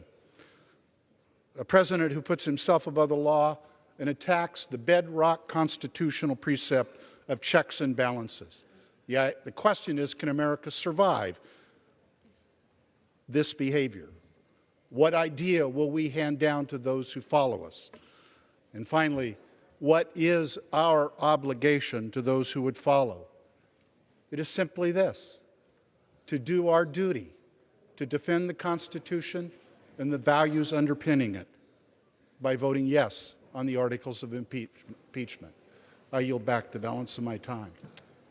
Gentleman from Georgia. I reserve, Madam Chair. Gentleman reserves. Gentleman from California. Sure. Madam Speaker, I'm proud to yield to the gentlelady from Florida, Ms. Demings, for 2 minutes. Gentlelady is recognized for 2 minutes. Madam Speaker, we live in the greatest democracy in the world, and I am convinced that the overwhelming majority of Americans are good, decent people who work hard and play by the rules. But then we have people who have no respect for the law, people who have little regard for the rules, people who spend a lot of their time trying to figure out how to game the system. Law enforcement officers call them habitual offenders. And the more they get away with, the more likely they are to engage in misconduct. Some say it takes courage to hold powerful people accountable, but I see it differently. I see it as a sense of duty, a regular part of my job as a member of Congress. However, habitual offenders usually don't sneak up on you. They usually telegraph their intentions time and time again. On July 27th of 2016, in my home state of Florida, then candidate Trump said, "Russia, if you're listening, I hope you will be able to find the 30,000 emails, thereby inviting foreign interference into U.S. elections." But then the day after the special counsel testified before Congress, the president, feeling undeterred and emboldened, said, "Call President Zelensky," and pressured him to help him rig the elections, and chose to hold much-needed military aid over our allies' head until the president's demands were met. Now, I served 12 years on the hostage negotiations team, and I know that pressure and demands come in many forms. And in this scheme, we had both. I've enforced the laws, and now I write the laws. But the laws mean nothing if the accused can destroy evidence, stop witnesses from testifying, and blatantly refuse to cooperate. I ask you to name somebody in your community or your family who can do that. I know the president said that he can get away with anything he wants to. I come today to tell you that no, he cannot, because no one is above the law, and he shall be held accountable. Gentleman from Georgia. Thank you, Madam Speaker. At this moment, I yield for a unanimous consent request. The gentleman from Arkansas, Gentleman's Mr. Crawford. recognized. Madam Speaker, I ask unanimous consent to enter my remarks into the record in opposition to this sham impeachment. Without objection, so ordered. Gentleman's recognized. Thank you, Madam Speaker. At this time, I yield 4 minutes to the gentlewoman from Wyoming, Ms. Cheney.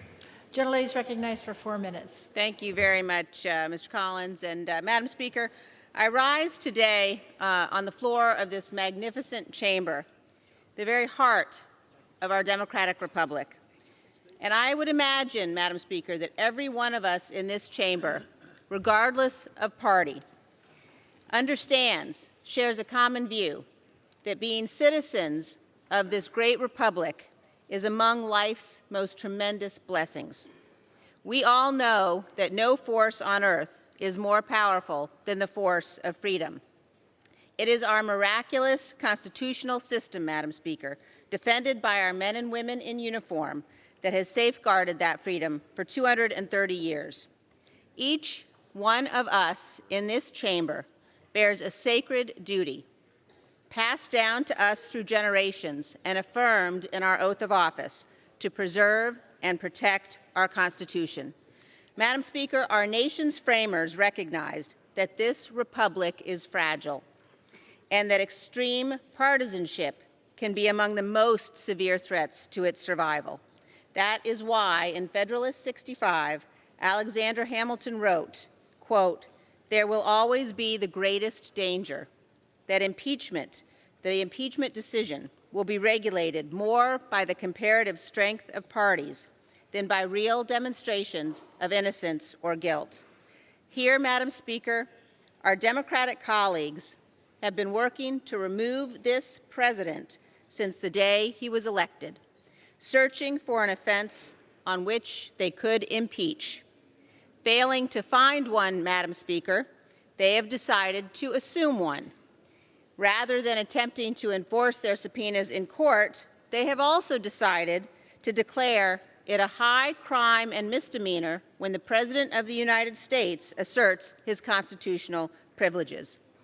The Democrats are asking members of this body to impeach, despite the fact that they have presented no direct evidence of any impeachable offense. Let me say it one more time, Madam Speaker. They have presented no direct evidence of any impeachable offense. If anyone in this chamber still believes the Democrats have proven their case, I would urge those members to ask the chairman of the Intelligence Committee, Mr. Schiff, why he failed to appear to answer questions about his report. Before members vote for impeachment, they might want to know why the author of the impeachment report will not defend it under questioning. If the House impeaches here, Madam Speaker, it will create exactly the type of risk the framers cautioned us to avoid. It will mean that divided government can imperil a democratically elected president based on unproven allegations and innuendo in the absence of direct testimony. Despite all the rhetoric you've heard today, Madam Speaker, passage of these articles of impeachment may permanently damage our republic. From this day forward, a hyper-partisan, bare majority can cite this precedent to try to remove a future commander-in-chief.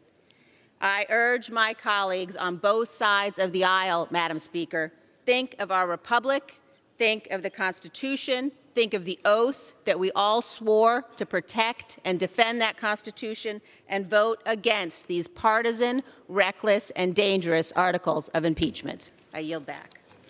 Gentleman from California. Madam Speaker, I'm proud to recognize the gentleman from Michigan, Mr. Levin, for 1 minute. Gentleman's recognized for 1 minute.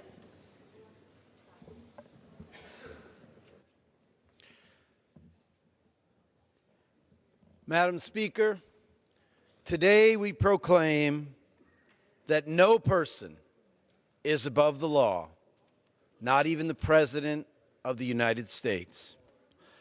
Donald J. Trump abused the power of his office and violated his oath of office by extorting a new and inexperienced president of a vulnerable foreign ally to dig up dirt on Mr. Trump's domestic political opponents. He then obstructed the Congress, this equal branch of our government, from undertaking our duty, outlined in the Constitution itself, to investigate and check these violations.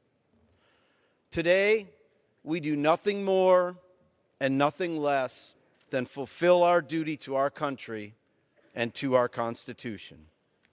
Mr. Trump has allowed foreign powers to interfere in our domestic affairs. He has endangered our national security and our democracy itself. For those reasons, we must impeach this president.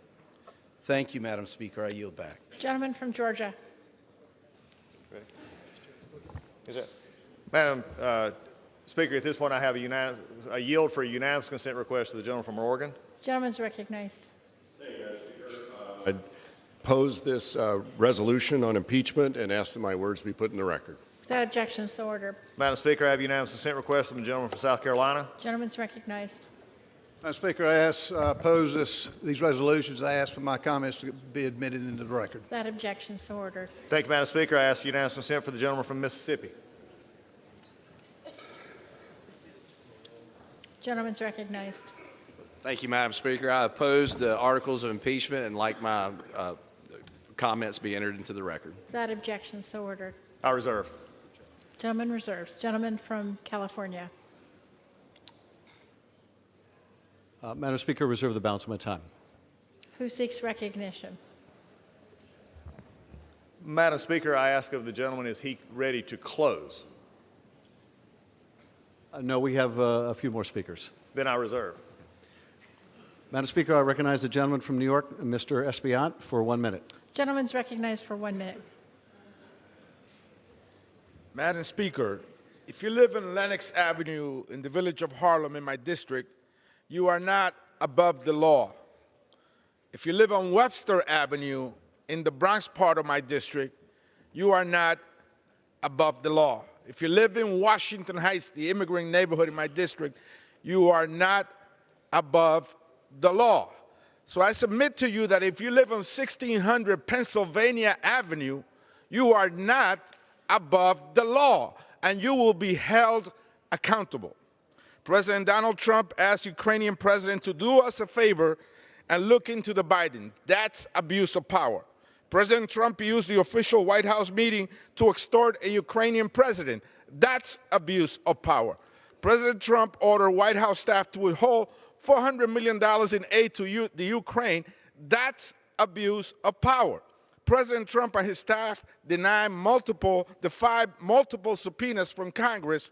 That's obstruction of Congress. He blocked witnesses from testifying before this body. That's obstruction of Congress. Nadie está por encima de la ley. No one is above the law. I cast my vote for these articles of impeachment, and I ask my colleagues to do the same. From Georgia. Madam Speaker, I yield for unanimous consent request from the gentleman from Virginia. Gentleman's recognized. Madam Speaker, I ask unanimous consent to enter my statement into the record, recording that I am opposed to this articles of impeachment on the basis that they do not measure to Article 2, Section 4. Yeah. I reserve. Gentleman from California. Madam Speaker, I'm proud to recognize the gentlelady from California, Ms. Brownlee, for 1 minute. Gentlelady is recognized for 1 minute. Madam Speaker, as the chair of the Women's Veterans Task Force, I see every single day the immense sacrifice our women veterans and all of our nation's veterans have made in service to our country, in service to our Commander-in-Chief, our Constitution, to protect our democracy, and for every single man, woman, and child in our country.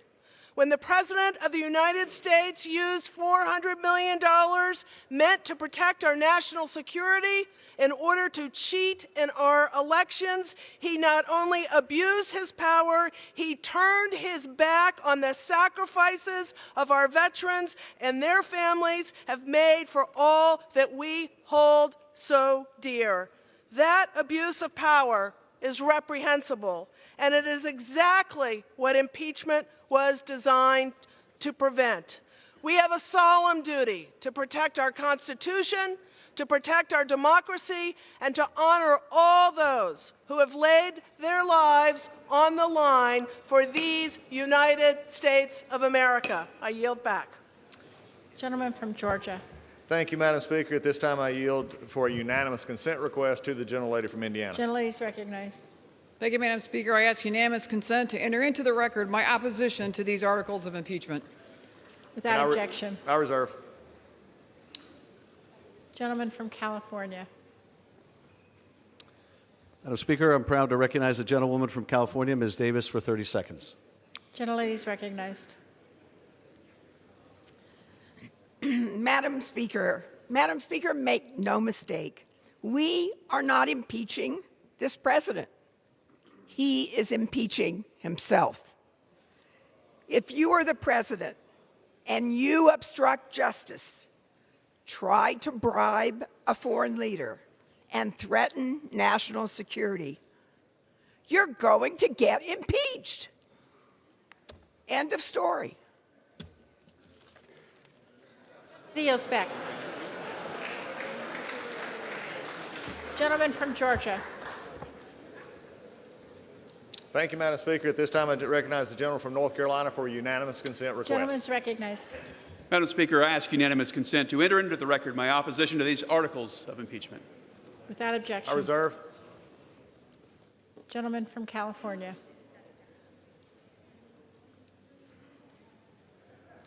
Madam Speaker, I'm proud to recognize the gentlewoman from New Mexico, Ms. Holland, for 1 minute. Gentlelady is recognized for 1 minute. Madam Speaker, I stand before you as a representative of New Mexico, a place where we believe in dignity and respect for all. In Congress, I've been fighting for them. We've been working to make health care more affordable, education accessible, and move our country forward for the people. But today, this president has forced us into a serious debate. We're talking about a president who used the power of the presidency for his own political gain, risking our national security and putting the integrity of the next election at risk. It's a sad day when a president shows complete disrespect for Congress as a co-equal branch of government and for the American people who elected us. We collected the evidence and the facts are indisputable. We all took an oath to protect and defend our Constitution. We have the solemn responsibility to hold this president accountable because it's our job. I urge my colleagues to live up to our responsibility and show our fellow Americans that no one, not even the president, is above the law, and I yield. Gentlelady yields back. Gentleman from Georgia. Thank you, Madam Speaker. At this moment, I yield to the gentleman from Oklahoma for a unanimous consent request. Gentleman's recognized. I ask unanimous consent to enter into the record my opposition to these articles of impeachment. Without objection. And I reserve. Gentleman from California. Madam Speaker, I recognize the gentlelady from North Carolina, Ms. Adams, for a unanimous consent request. Gentlelady's recognized. Thank you. Madam Speaker, I ask unanimous consent to enter into the record my statement in support of the articles of impeachment against President Donald J. Trump. Without objection, so ordered. I reserve the balance of our time. Gentleman reserves. Thank you, Madam Gentleman Speaker. from At this Georgia. time, I give 5 minutes to the gentleman from Louisiana, the minority whip, Mr. Scalise. Gentleman's recognized for 5 minutes. Thank you, Madam Speaker. Impeaching a president of the United States. This isn't about some solemn duty tonight. Let's talk about what this is really about. This has been about a political vendetta that didn't just start with the Zelensky call. It started long before that. Just listen to some of the quotes from Democrats in this chamber. Speaker Pelosi, quote, "It's been going on for 22 months, 2.5 years actually. We cannot accept a second term for Donald Trump. What's more serious is that he can't win. This isn't about some crime that was committed. It's about fear that he might win re-election. That's not why you impeach a president." Al Green, quote, "I'm concerned that if we don't impeach this president, he will get reelected." The list goes on, Madam Speaker. In fact, there's some quotes that I can't even read on this House floor that some of our colleagues made. And keep in mind, more than 100 Democrats on this House floor voted to impeach this president before the Zelensky phone call. Just look at some of these articles of impeachment that they voted for. 2 years ago, 58 Democrats voted to impeach the president over comments he made about NFL players kneeling for the Pledge of Allegiance. Impeaching the president, over 50 Democrats voted to impeach him for that. Just this summer, over 90 Democrats voted to impeach the president for comments he made about the squad. So he makes comments about some other members of Congress who make a lot of comments about him, and 95 members vote to impeach the President of the United States. This is a political vendetta. It has nothing to do with a crime committed. There was no crime. And why don't we listen to some of the witnesses? Obviously, we weren't able to call all the witnesses we wanted, but there were witnesses. In fact, Gordon Sondland, U.S. Ambassador to the European Union, he's mentioned over 600 times in the Schiff report. He was their star witness. And what did he say when asked? Quote, "Did President Trump ever tell you personally about any preconditions for anything?" His answer, no. Any preconditions for the aid to be released? No. Any preconditions for a White House meeting? Under oath he testified, no. Abuse of power. Let's talk about that article of impeachment, Madam Speaker. George Washington law professor Turley, who admitted under oath that he voted against Donald Trump, spoke to this claim of abuse of power. In fact, he said, quote, "If you make a high crime and misdemeanor out of going to the courts, it is an abuse of power. It's your abuse of power. You are doing precisely what you are criticizing the president of doing. Abuse of power." There's a House rule, Madam Speaker, that requires, not allows, but requires that the minority get a day of hearing, which we asked for multiple times. They broke this rule. They didn't allow us to have a minority day of hearing. They didn't want to hear the facts about this case because it was never about the facts, because there was no crime. It is about a personal political vendetta. Now let's talk about obstruction of Congress, as they make up these terms to impeach a president because they didn't find a crime, and they were looking. It's been an impeachment in search of a crime. But they talk about obstruction of Congress and saying the president defied subpoenas, subpoena after subpoena. Let's go through the departments. The Department of State they subpoenaed. Do you know that literally just 4 days after the subpoena, the Secretary of State himself responded to your subpoena? The Department of Defense, a week later, responded to the subpoena. The Department of Energy, responded to the subpoena. We can go on and on with all of these agencies. That's an abuse of power. That's an obstruction of Congress. Responding to your subpoena, that's what they did. They responded. You might not have liked the answer, but that's not the way this works. You don't impeach a president because you don't like his foreign policy, as so many of those foreign policy experts came and testified. But this isn't just about Donald Trump. They don't just hate Donald Trump, Madam Speaker. They hate the 63 million Americans who voted for this president, the forgotten men and women of this country who had been left behind, Madam Speaker.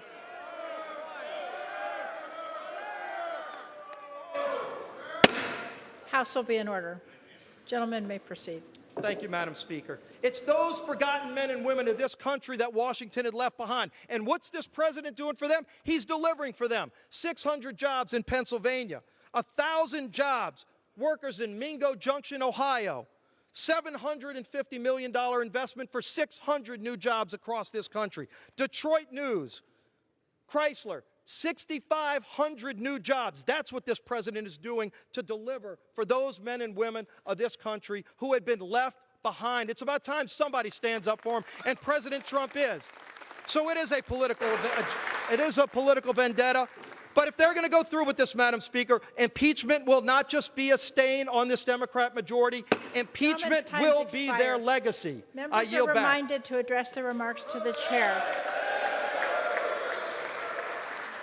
Gentleman from California.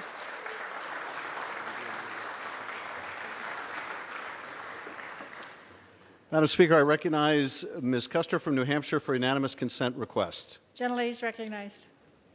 Madam Speaker, I request the unanimous consent for enter in my statement into the record regarding the 75th anniversary of the Battle of the Bulge in favor of articles of impeachment. Thank you. Without objection. Madam Speaker, it is now my pleasure to recognize the gentleman from Maryland, the Majority Leader of the House of Representatives, Mr. Hoyer, for 1 minute. Gentleman's recognized.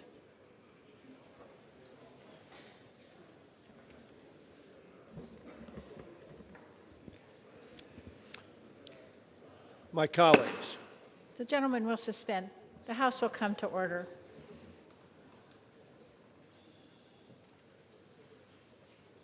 Gentleman's recognized.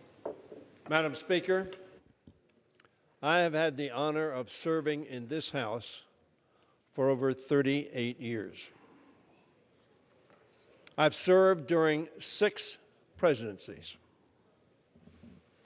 I've been here through moments of tremendous progress and terrible tragedy.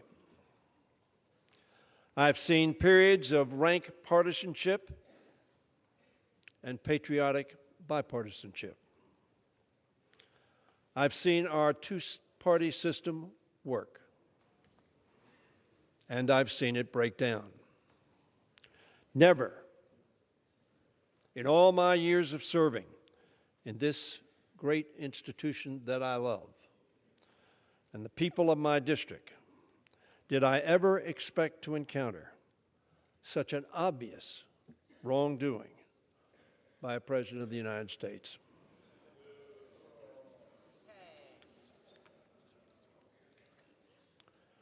Nor did I expect to witness such a craven rationalization of presidential actions, which have put our national security at risk, undermined the integrity of our elections, and defied the constitutional authority of the Congress to conduct oversight.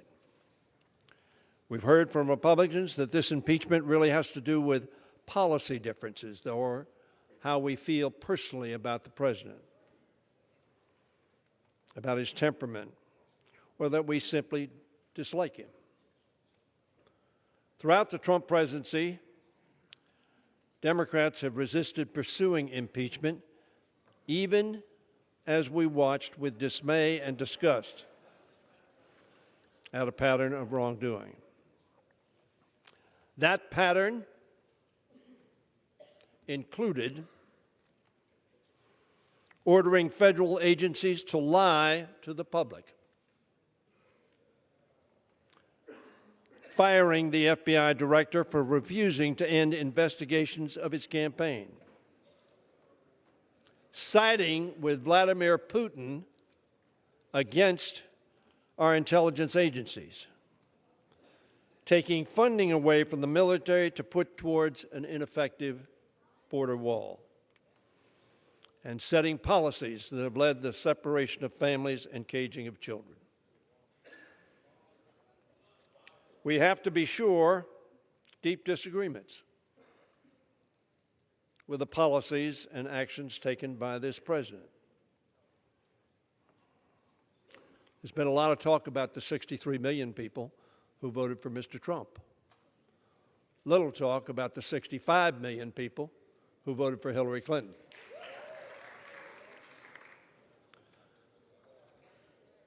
The policy difference, or those votes, this president was elected legitimately.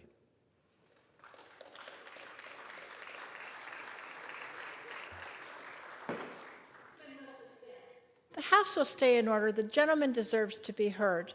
Gentleman's recognized.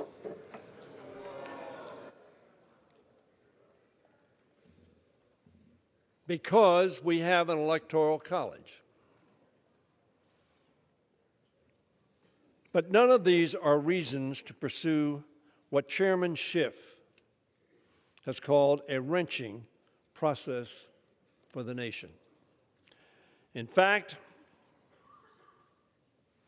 Democrats rejected that process emphatically in 3 specific votes. In December of 2017, Democrats overwhelmingly voted against pursuing articles of impeachment, including the Speaker and myself. We did so again in 2018, with over 60% of the Democrats rejecting pursuing articles of impeachment. And again, just months ago, in July of 2019, 60% of the Democrats said no to pursuing articles of impeachment.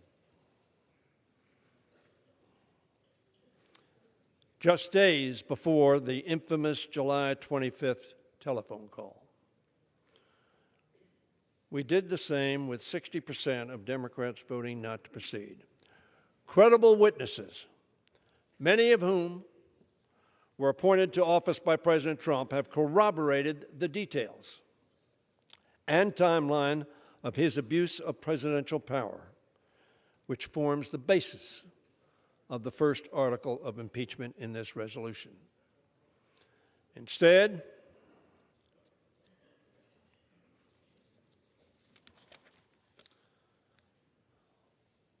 I will not recount all of the witnesses or abuses that have occurred. I congratulate my colleagues and Mr. Nadler and his committee and Mr. Schiff and his committee for setting forth a compelling case.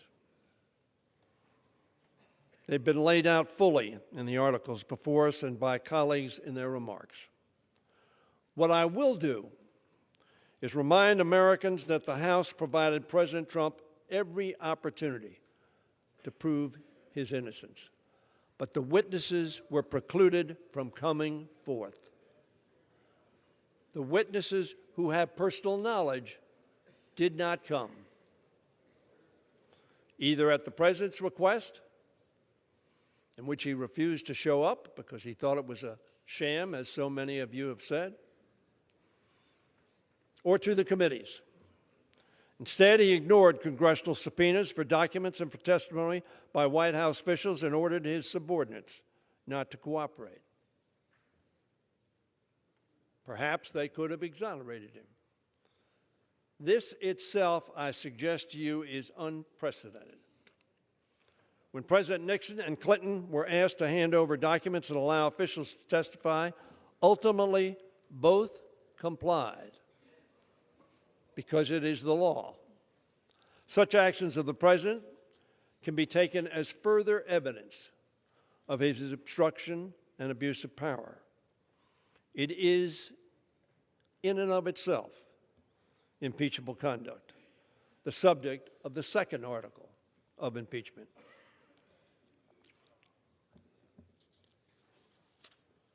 These two articles before us concern two very profound constitutional issues about the abuse of power in our republic. First, whether it is acceptable for the President of the United States, any president, to solicit foreign interference in our elections. There is a difference as to whether he's done that, and the place to try that is in the United States Senate. But we believe strongly there is probable cause to conclude that.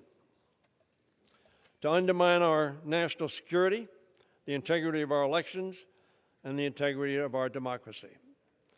And secondly, whether it is permissible for the President to obstruct Congress and act as if he is above the law and immune from constitutional oversight. On December 4th, the Judiciary Committee heard the testimony of constitutional law experts who weighed in on these points. Some 1,500 historians have said the same thing. As Professor Noah Feldman said, if we cannot impeach a president who abuses his office for personal advantage, we no longer live in a democracy. We live in a monarchy, or we live under a dictatorship. The votes we are about to take concern the rule of law and our democracy itself. Let us not forget the words of John Locke, so influential to the founders of our republic. John Locke, millennia ago, said this: wherever law ends, tyranny begins. This impeachment asks whether we are still a republic of laws, as our founders intended, or whether we will accept that one person can be above the law. In America, as we have said over and over again, no one is above the law, but only as long as we hold every person accountable for breaking the law, even a president, will that be true. If the House does not act, if we wait and delay, we run the risk of allowing the president's misconduct, if we believe it to be so, to be repeated at the expense of the integrity of our elections, our national security, and our constitutional system of separation of powers. Democrats did not choose this impeachment. We did not wish for it.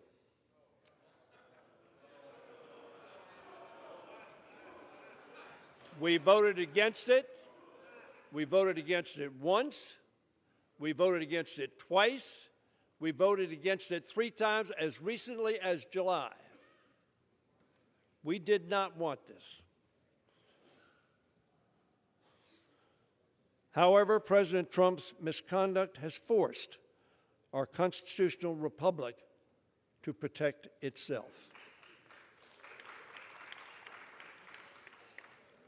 These votes that we are about to take and the process that will follow in the Senate are not only an assessment of the President's commitment to the Constitution or to his oath of office, it is, as well, a test of our own.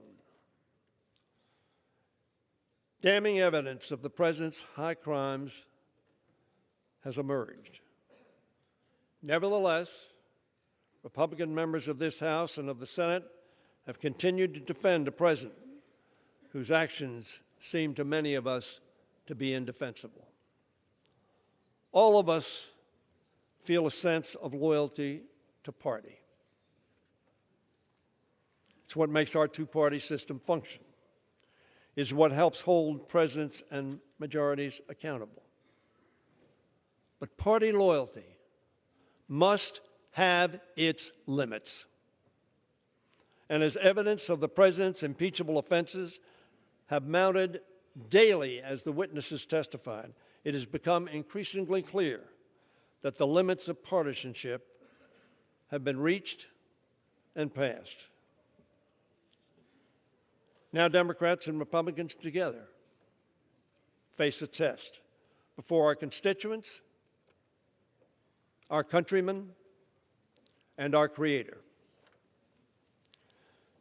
The New York Times on October 18th summarized the question now posed to House and Senate, Republicans and Democrats. Compromise by compromise, Donald Trump has hammered away at what Republicans once saw as foundational virtues: decency, honesty, responsibility, and yes, even civility.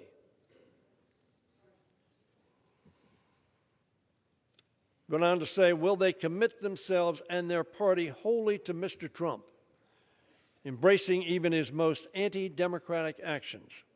Or will they take the first step towards separating themselves from him and restoring confidence in the rule of law? Madam Speaker, we have seen Republican courage throughout our history, from the Civil War to the Cold War. In 1950, Margaret Chase Smith, the senator from Maine, a Republican, spoke bravely against the cancer of McCarthyism in her party, leading 6 of her Republican colleagues in a declaration of conscience against their own leadership. We are Republicans, they declared, but we are Americans first. In 1974, one congressman took the brave and principled step of becoming the first Republican on the Judiciary Committee to support impeaching President Nixon. He said to his colleagues and to the country, and I quote, "It isn't easy for me to align myself against the president to whom I gave my enthusiastic support, on whose side I've stood in many legislative battles, whose accomplishments in foreign and domestic affairs I've consistently applauded. But it is impossible," he went on to say, "for me to condone or ignore the long train of abuses to which he has subjected the presidency and the people of this country. The Constitution and my own oath of office," he said, "demand that I bear true faith and allegiance to the principles of law and justice upon which this nation was founded." And he concluded, "And I cannot, in good conscience, turn away from the evidence of evil that is to me so clear and compelling." My colleagues, that congressman's name was Larry Hogan, Sr. He represented the 5th District of Maryland, which I now represent. His son is presently the 2nd-term Republican governor of our state. When Larry Hogan Sr. died in 2017, every obituary led with praise for his act of political courage. Who among us, many years from now, will receive such praise as a man or woman of courage? Who will regret not having earned it? We've talked a lot about partisan differences. There is one person who has spoken today who is neither a member of the Republican Party nor the Democratic Party. His name is Justin Amash, who represents a Republican district. He left the Republican Party, and in doing so, he admonished his colleagues that, quote, "This president will only be in power for a short time, but excusing his behavior will forever tarnish your name. He spoke on this floor in support of the two articles that we will consider this evening. Neither a Democrat nor a Republican. Representative Amash, of course, is the only member of this House who has no allegiance to either party, but to his country. He is supporting, as I've said, both articles. We need not ask who will be the first to show courage by standing up to President Trump. The question we must now ask is, who will be the last to find it? The pages of our history are filled with Americans who have the courage to choose country over party or personality. But as President Kennedy wrote, the stories of past courage can teach. They can offer hope. They can provide inspiration. But they cannot supply courage itself.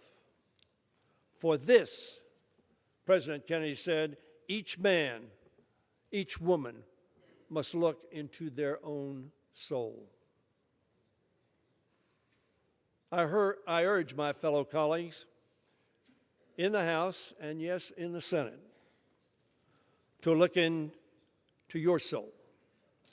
Summons the courage to vote for our Constitution and our democracy.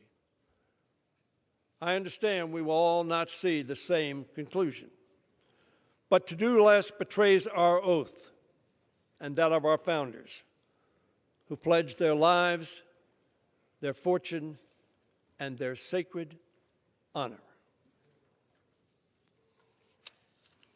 Let us neither turn away from the evidence, which to me seems so clear, nor from our good conscience, which compels us to do what in our hearts we know to be right. Let us not allow the rule of law to end or for tyranny to find its toehold. With our votes today, we can bear true faith and allegiance to the vision of our founders, and we can show future generation what it truly means to be Americans first. Vote yes. Gentleman yields back.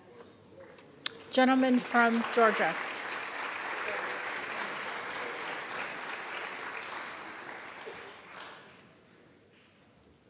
Madam Speaker, a few weeks ago, just off of this floor, I said that a dark cloud was descending upon this body. And today, because of the clock and the calendar, it is closing. It is amazing to me what I just heard from the Majority Leader, that Mr. Schiff and Mr. Nadler presented a compelling case for impeachment. If this is a compelling case for impeachment, I'm not sure why we're here right now. It is not anywhere close to compelling. But you know what is interesting is what I have heard today. The Majority Leader just spoke and said that if the President was given every opportunity to come prove his innocence. I tell you what, Madam Speaker, let me have just a few minutes, stop the clock, and let me go around to the press corps and to everybody here, and I'm going to accuse you of something. You did it. You did it. You did it. You did it. Now prove it's wrong. You did it. Guess what? You don't want to, because deep down you know that that's turning the entire jurisprudence of this country upside down. You're not guilty until you're proven. You're innocent. And today from this floor, we have heard the Majority Leader say this President is guilty and not the other way around. He is innocent, and these come nowhere close to proving it. But what is left of this body? Let's have an honest conversation, Madam Speaker. What we have found over the past few weeks is it is okay for the majority to tear down a foreign leader because they can't make their case. They've called him a liar or weak or worse, or as it was called in the committee, even looked like a battered wife. It is below the dignity of this body and this majority to tear down a foreign leader because they can't make their case against this one. We have broken rules in this House. Even to this moment, Chairman Schiff and the others have broken House Resolution 660 by not turning over the things that they should be turning over. I still have not got a transcript. We still don't know what we got. And the White House still has not got their stuff. I guess minority hearing rule days don't matter either. You see, there is a problem here because we're going to vote this tonight while breaking the rules. What a shameful incident. But we also found in creative interpretation of minority rights. We saw the rise of partisanship because of things that have been done even further. And we've even seen members smeared in reports by drive-by political hacks when they matched numbers of the majority or the ranking member and the members of the press. That ought to concern every one of you as much as it concerns every one of us. Nothing but a drive-by hit. But you know something? This majority leader also just said, wherever law ends, tyranny begins.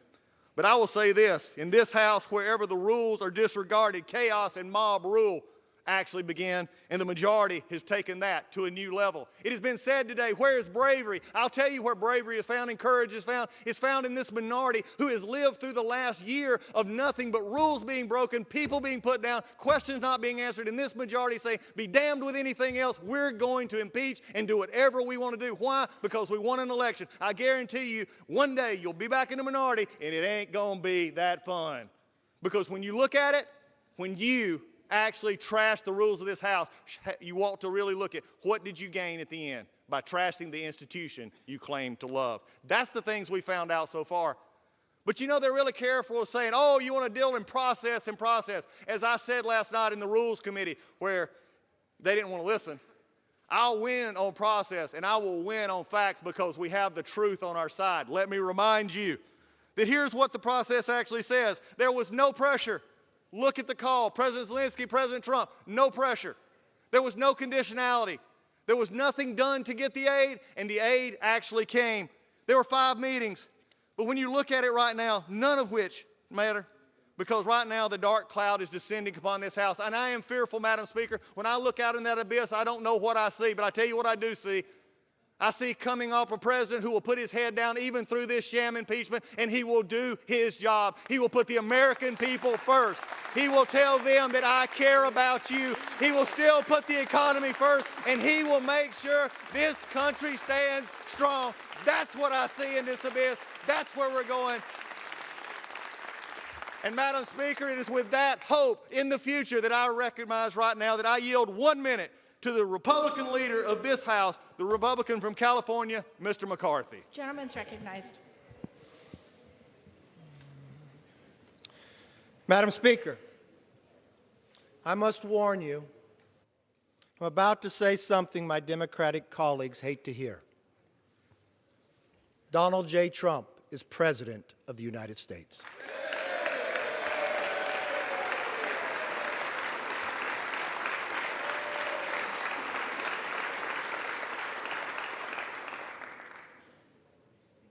He is president today, he'll be president tomorrow, and he will be president when this impeachment is over.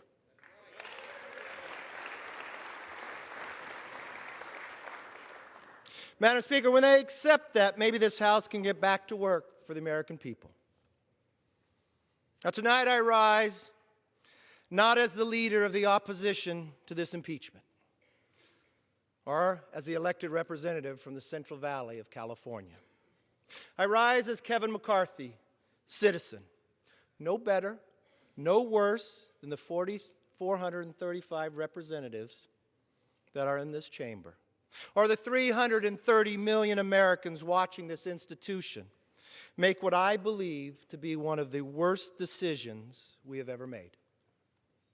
It doesn't matter whether you're a Democrat or a Republican, whether you're liberal or you're conservative, whether you're the first generation or the 10th, at our core, we are all American, all of us. We choose our future. We choose what kind of nation we want to be. Here is our choice tonight. Will we let impeachment become an exercise of raw political power, regardless if it damages our country? Or will we protect the proper grounds and process for impeachment now and in the future? For months, Democrats and many in the media have attempted to normalize the impeachment process that would remove a duly elected president from office. After 3 years of breathless and baseless outrage, this is their last attempt to stop the Trump presidency. Madam Speaker, Speaker Pelosi even recently admitted that Democrats have been working on this impeachment for 2.5 years. Those were her words, they were not mine. Because they lost to him in 2016, they'll do anything or say anything to stop him in 2020. That's not America. That's not how democratic republics behave. Elections matter. Voters matter. And in 11 months, the people's voice will be heard again. Impeachment is the most consequential decision Congress can make other than sending our men and women into war. Yet 85 days ago, Speaker Pelosi chose to impeach the President of the United States. She wrote the script and created an artificial timeline to make the details fit. Why else are we doing this just hours before Christmas? If that's all it was, a rush to judgment, she could be forgiven. But before the Speaker saw one word or one shred of evidence, she moved to impeach. In the past, in this body, such a step demanded a vote from all of us from the start. But not only did she move to impeach before she gave this House and the hundreds of millions of people we represent a say in whether to pursue an impeachment inquiry, she threw out the bipartisan standards this House gave President Nixon and Clinton. That is why I immediately sent Speaker Pelosi a letter asking her to follow the rules of history, of tradition, and follow those standards that have served America well. What did she say? She rejected it. She rejected it because Democrats knew a fair process would crumble their case. A fair process would have exposed to the American public what many already knew. Democrats have wanted to impeach President Trump since the day he was elected. And nothing was going to get in their way, certainly not the truth. Madam Speaker, Chairman Schiff said he had evidence, more than circumstantial, of collusion. That was false. In January, where we all stood in this body, we stood up, we raised our hands, we swore that we'd uphold the Constitution.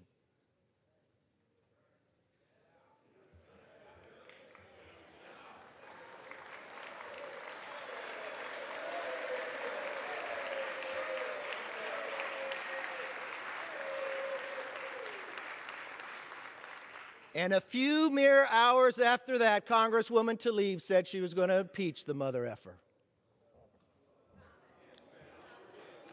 Those are not my words.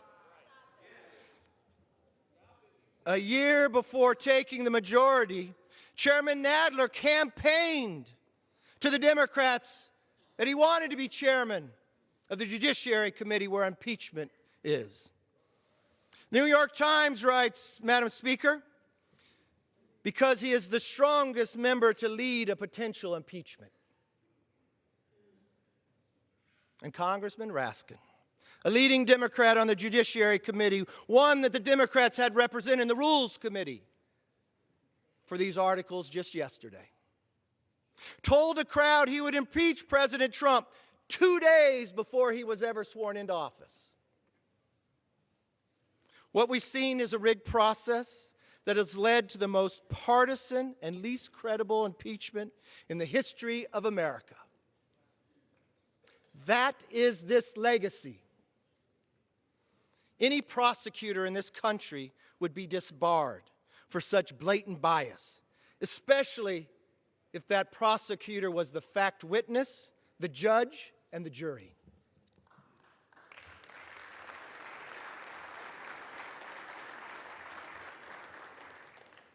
Madam Speaker, Democrats haven't just failed on process, they've also failed on evidence. I've heard a lot of debate on this floor today, but I haven't heard one member of this body dispute this simple fact.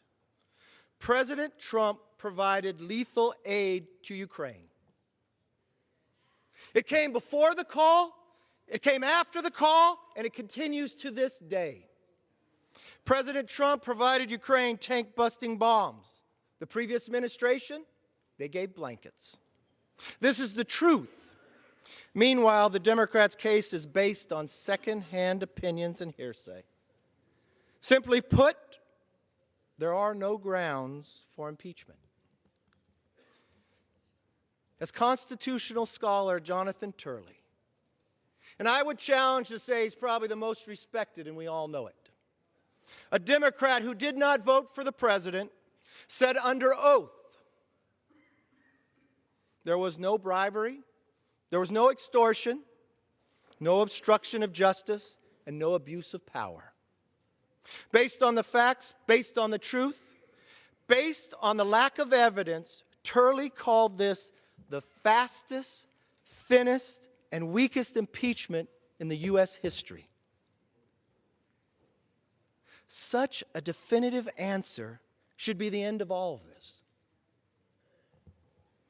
But Speaker Pelosi is still moving forward with this impeachment without evidence of facts or truth or public support. The Speaker says it is out of allegiance to our founders. On this, I agree. I agree with the Speaker we should listen to the founders. And if one does, it's very clear that this impeachment is unfounded and improper. In the Federalist Papers, Alexander Hamilton wrote, there would always be the greatest danger, that impeachment would be driven by partisan animosity instead of real demonstrations of innocence or guilt. That impeachment would be driven by partisan animosity instead of real demonstrations of innocence or guilt. James Madison, another author of the Federalist Papers, wrote, the danger of legislative abuse must lead to the same tyranny as is threatened by executive abuse. The founders did not want impeachment to be used for political or partisan battles. If my colleagues do not want to follow the constitutional high standards for undoing a national election, perhaps you could have followed Speaker Pelosi's standard, at least the one she promised to follow back in March. It was a very sensible standard. She says impeachment is so divisive that the evidence must be overwhelming, compelling, and bipartisan. Not one of those criteria have been met today. Based on the facts, based on the evidence, based on the truth, this impeachment even fails that Pelosi test. Those now who say removing President Trump would protect the integrity of our democracy have it backwards. By removing a duly elected president on empty articles of impeachment, Congress will erode the public trust in our system of government. I understand you dislike the president, his beliefs, the way he governs, and even the people who voted for him. How do I know this? Because you say so day in and day out. In 2016, they even dismissed his supporters. Remember calling us deplorables? Now they are trying to disqualify our voice before the 2020 election. They want to undo the results of the last election to influence the next one. As I said, President Trump will still be president when this is all over. But Congress will have wasted months of time and taxpayers' dollars on impeachment rather than doing what America's people want us to do. It didn't have to be this way. Is this why we came here to serve? To trample on due process rights? To issue more subpoenas than laws? To appease the new Democrat socialist base?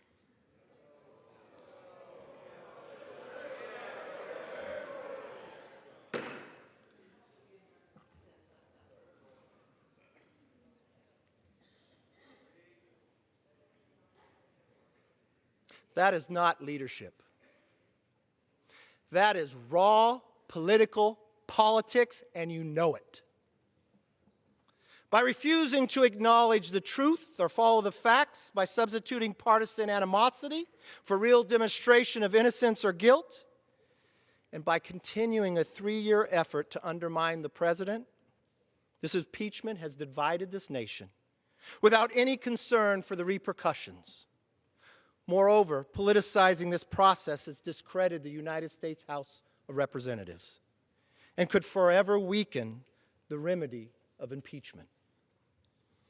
To again quote Professor Turley, "It is the Democrats' rush to impeachment on these grounds with unfair procedures that is an abuse of power." History will write that. Madam Speaker, as I said at the beginning, we face a choice. Do you trust the wisdom of the people, or do you deny them a say in their government?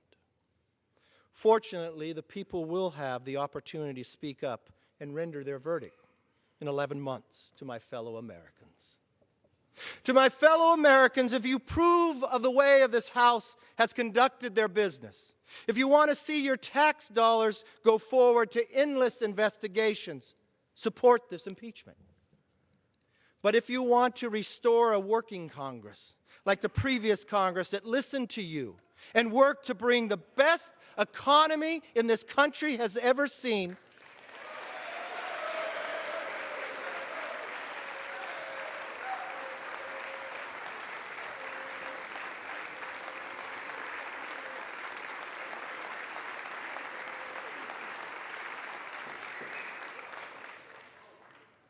and one that once again will work with the President to get things done for you and your family, then join with us in rejecting this baseless impeachment. That's what's wonderful about this system of ours. We are a government of, by, and for the people. Always remember, we work for you, not the other way around.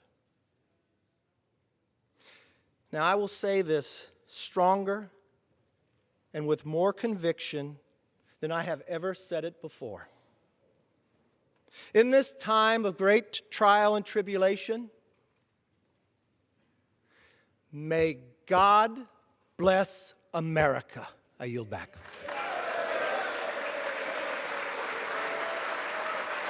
Speaker, I yield back. Gentleman from California is recognized. House will be in order. Gentleman from California. Madam Speaker, I recognize myself for the remainder of our time. Gentleman's recognized. Madam Speaker, my colleagues, after 8 hours, let us return to where we began with the articles themselves. Article 1 charges the President of the United States with abusing the power of his office by coercing an ally into cheating in a U.S. election on his behalf. It charges the President of the United States. It charges the... Be in order. The gentleman has a right to be heard.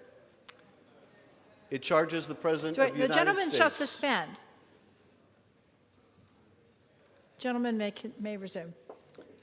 It charges the President of the United States with abusing his power by withholding official acts, by withholding a White House meeting that the President of Ukraine desperately sought to establish the support of his most important benefactor, the United States, by withholding hundreds of millions of dollars of military aid to a nation at war in order to get that nation to intervene in our election by smearing his opponent.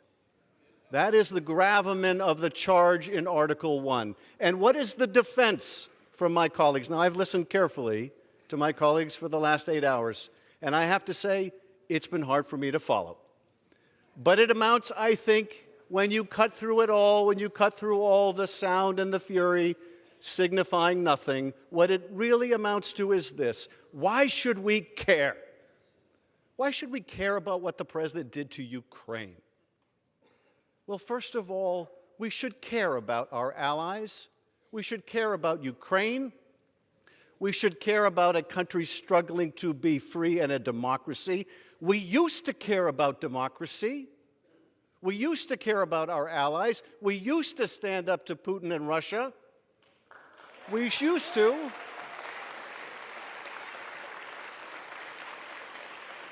I know the party of Ronald Reagan used to.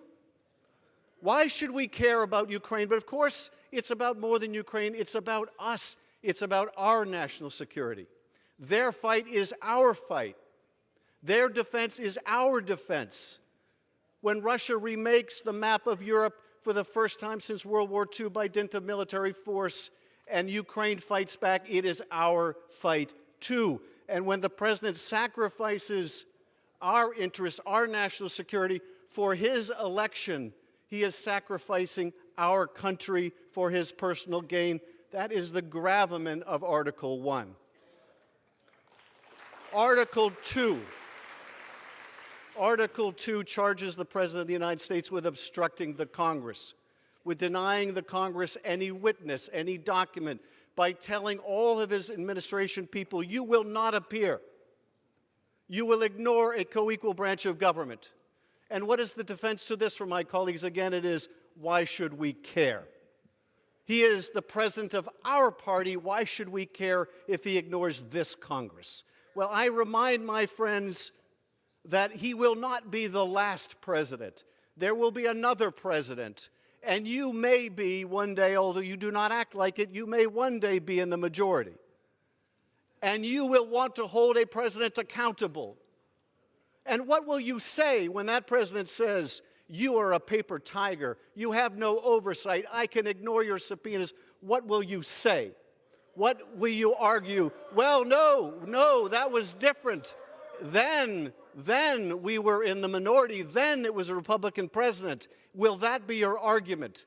Is that how little faith you have in our democracy, in our Constitution? Is that how poorly you defend and uphold that Constitution? But finally, let me ask this question that overrides it all. Why should we care about any of this? And I will bring you to one conversation that came to light, because it's not the most important conversation, but in many ways, it is the most revealing. It took place on September 14th in Ukraine, when Ambassador Volker sat down with Andrei Yermak, the top advisor to Zelensky. And he did what he should do. He supported the rule of law, and he said, you, President, you, Andrei Yermak, should not investigate the last president, President Poroshenko, for political reasons. You should not engage in political investigations. And you know what Yermak said? Oh, you mean like you want us to do with the Bidens and the Clintons? And in that abrupt, brutal retort, we see why we should care. Because what he was saying is, you, America, have forgotten what it means to uphold the rule of law. You have forgotten what it means to say that no one is above the law. We are a struggling democracy, but even we know better than that. What is at risk here? What is at risk here is the very idea of America. That idea holds that we are a nation of laws, not of men. We are a nation that believes in a rule of law. When we say we uphold the Constitution, we are not talking about a piece of parchment. We're talking about a beautiful architecture in which ambition is set against ambition, in which no branch of government can dominate another. That is what it means to uphold the Constitution. If you ignore it, if you say the president may refuse to comply, may refuse lawful process, may coerce an ally, may cheat in an election because he's the president of our party, you do not uphold our Constitution. You do not uphold your oath of office. Well, I will tell you this, I will uphold mine. I will vote to impeach Donald Trump. I yield back.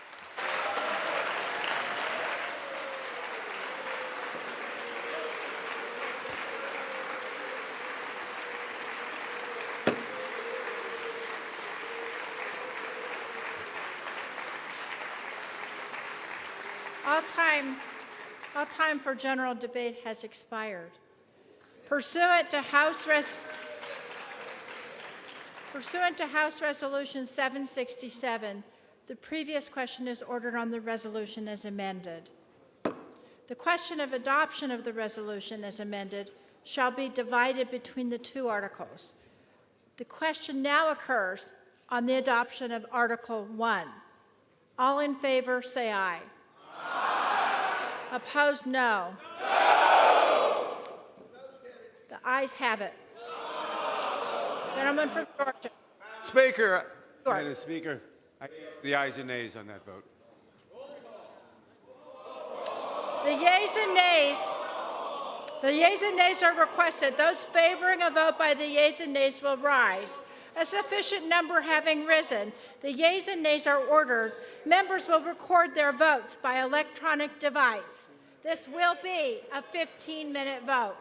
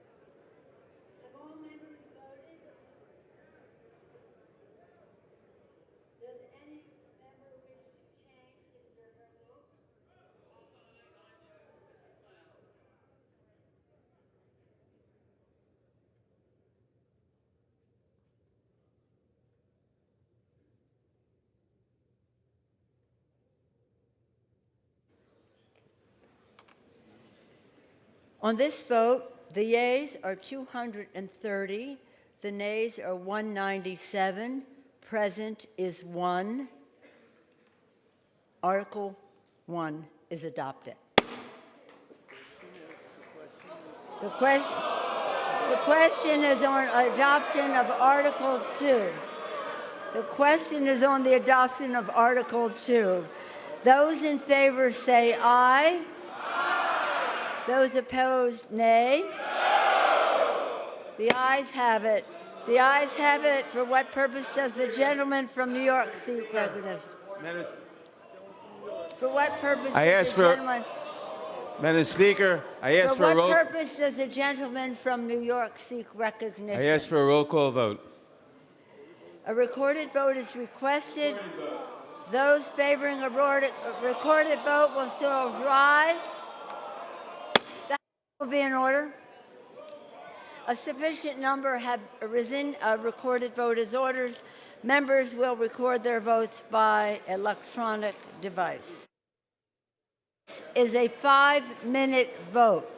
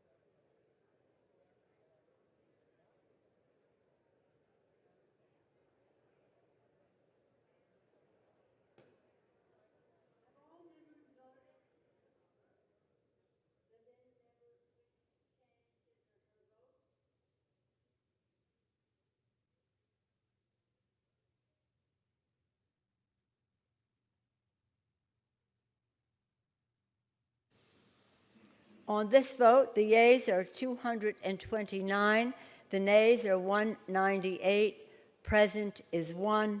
Article 2 is adopted.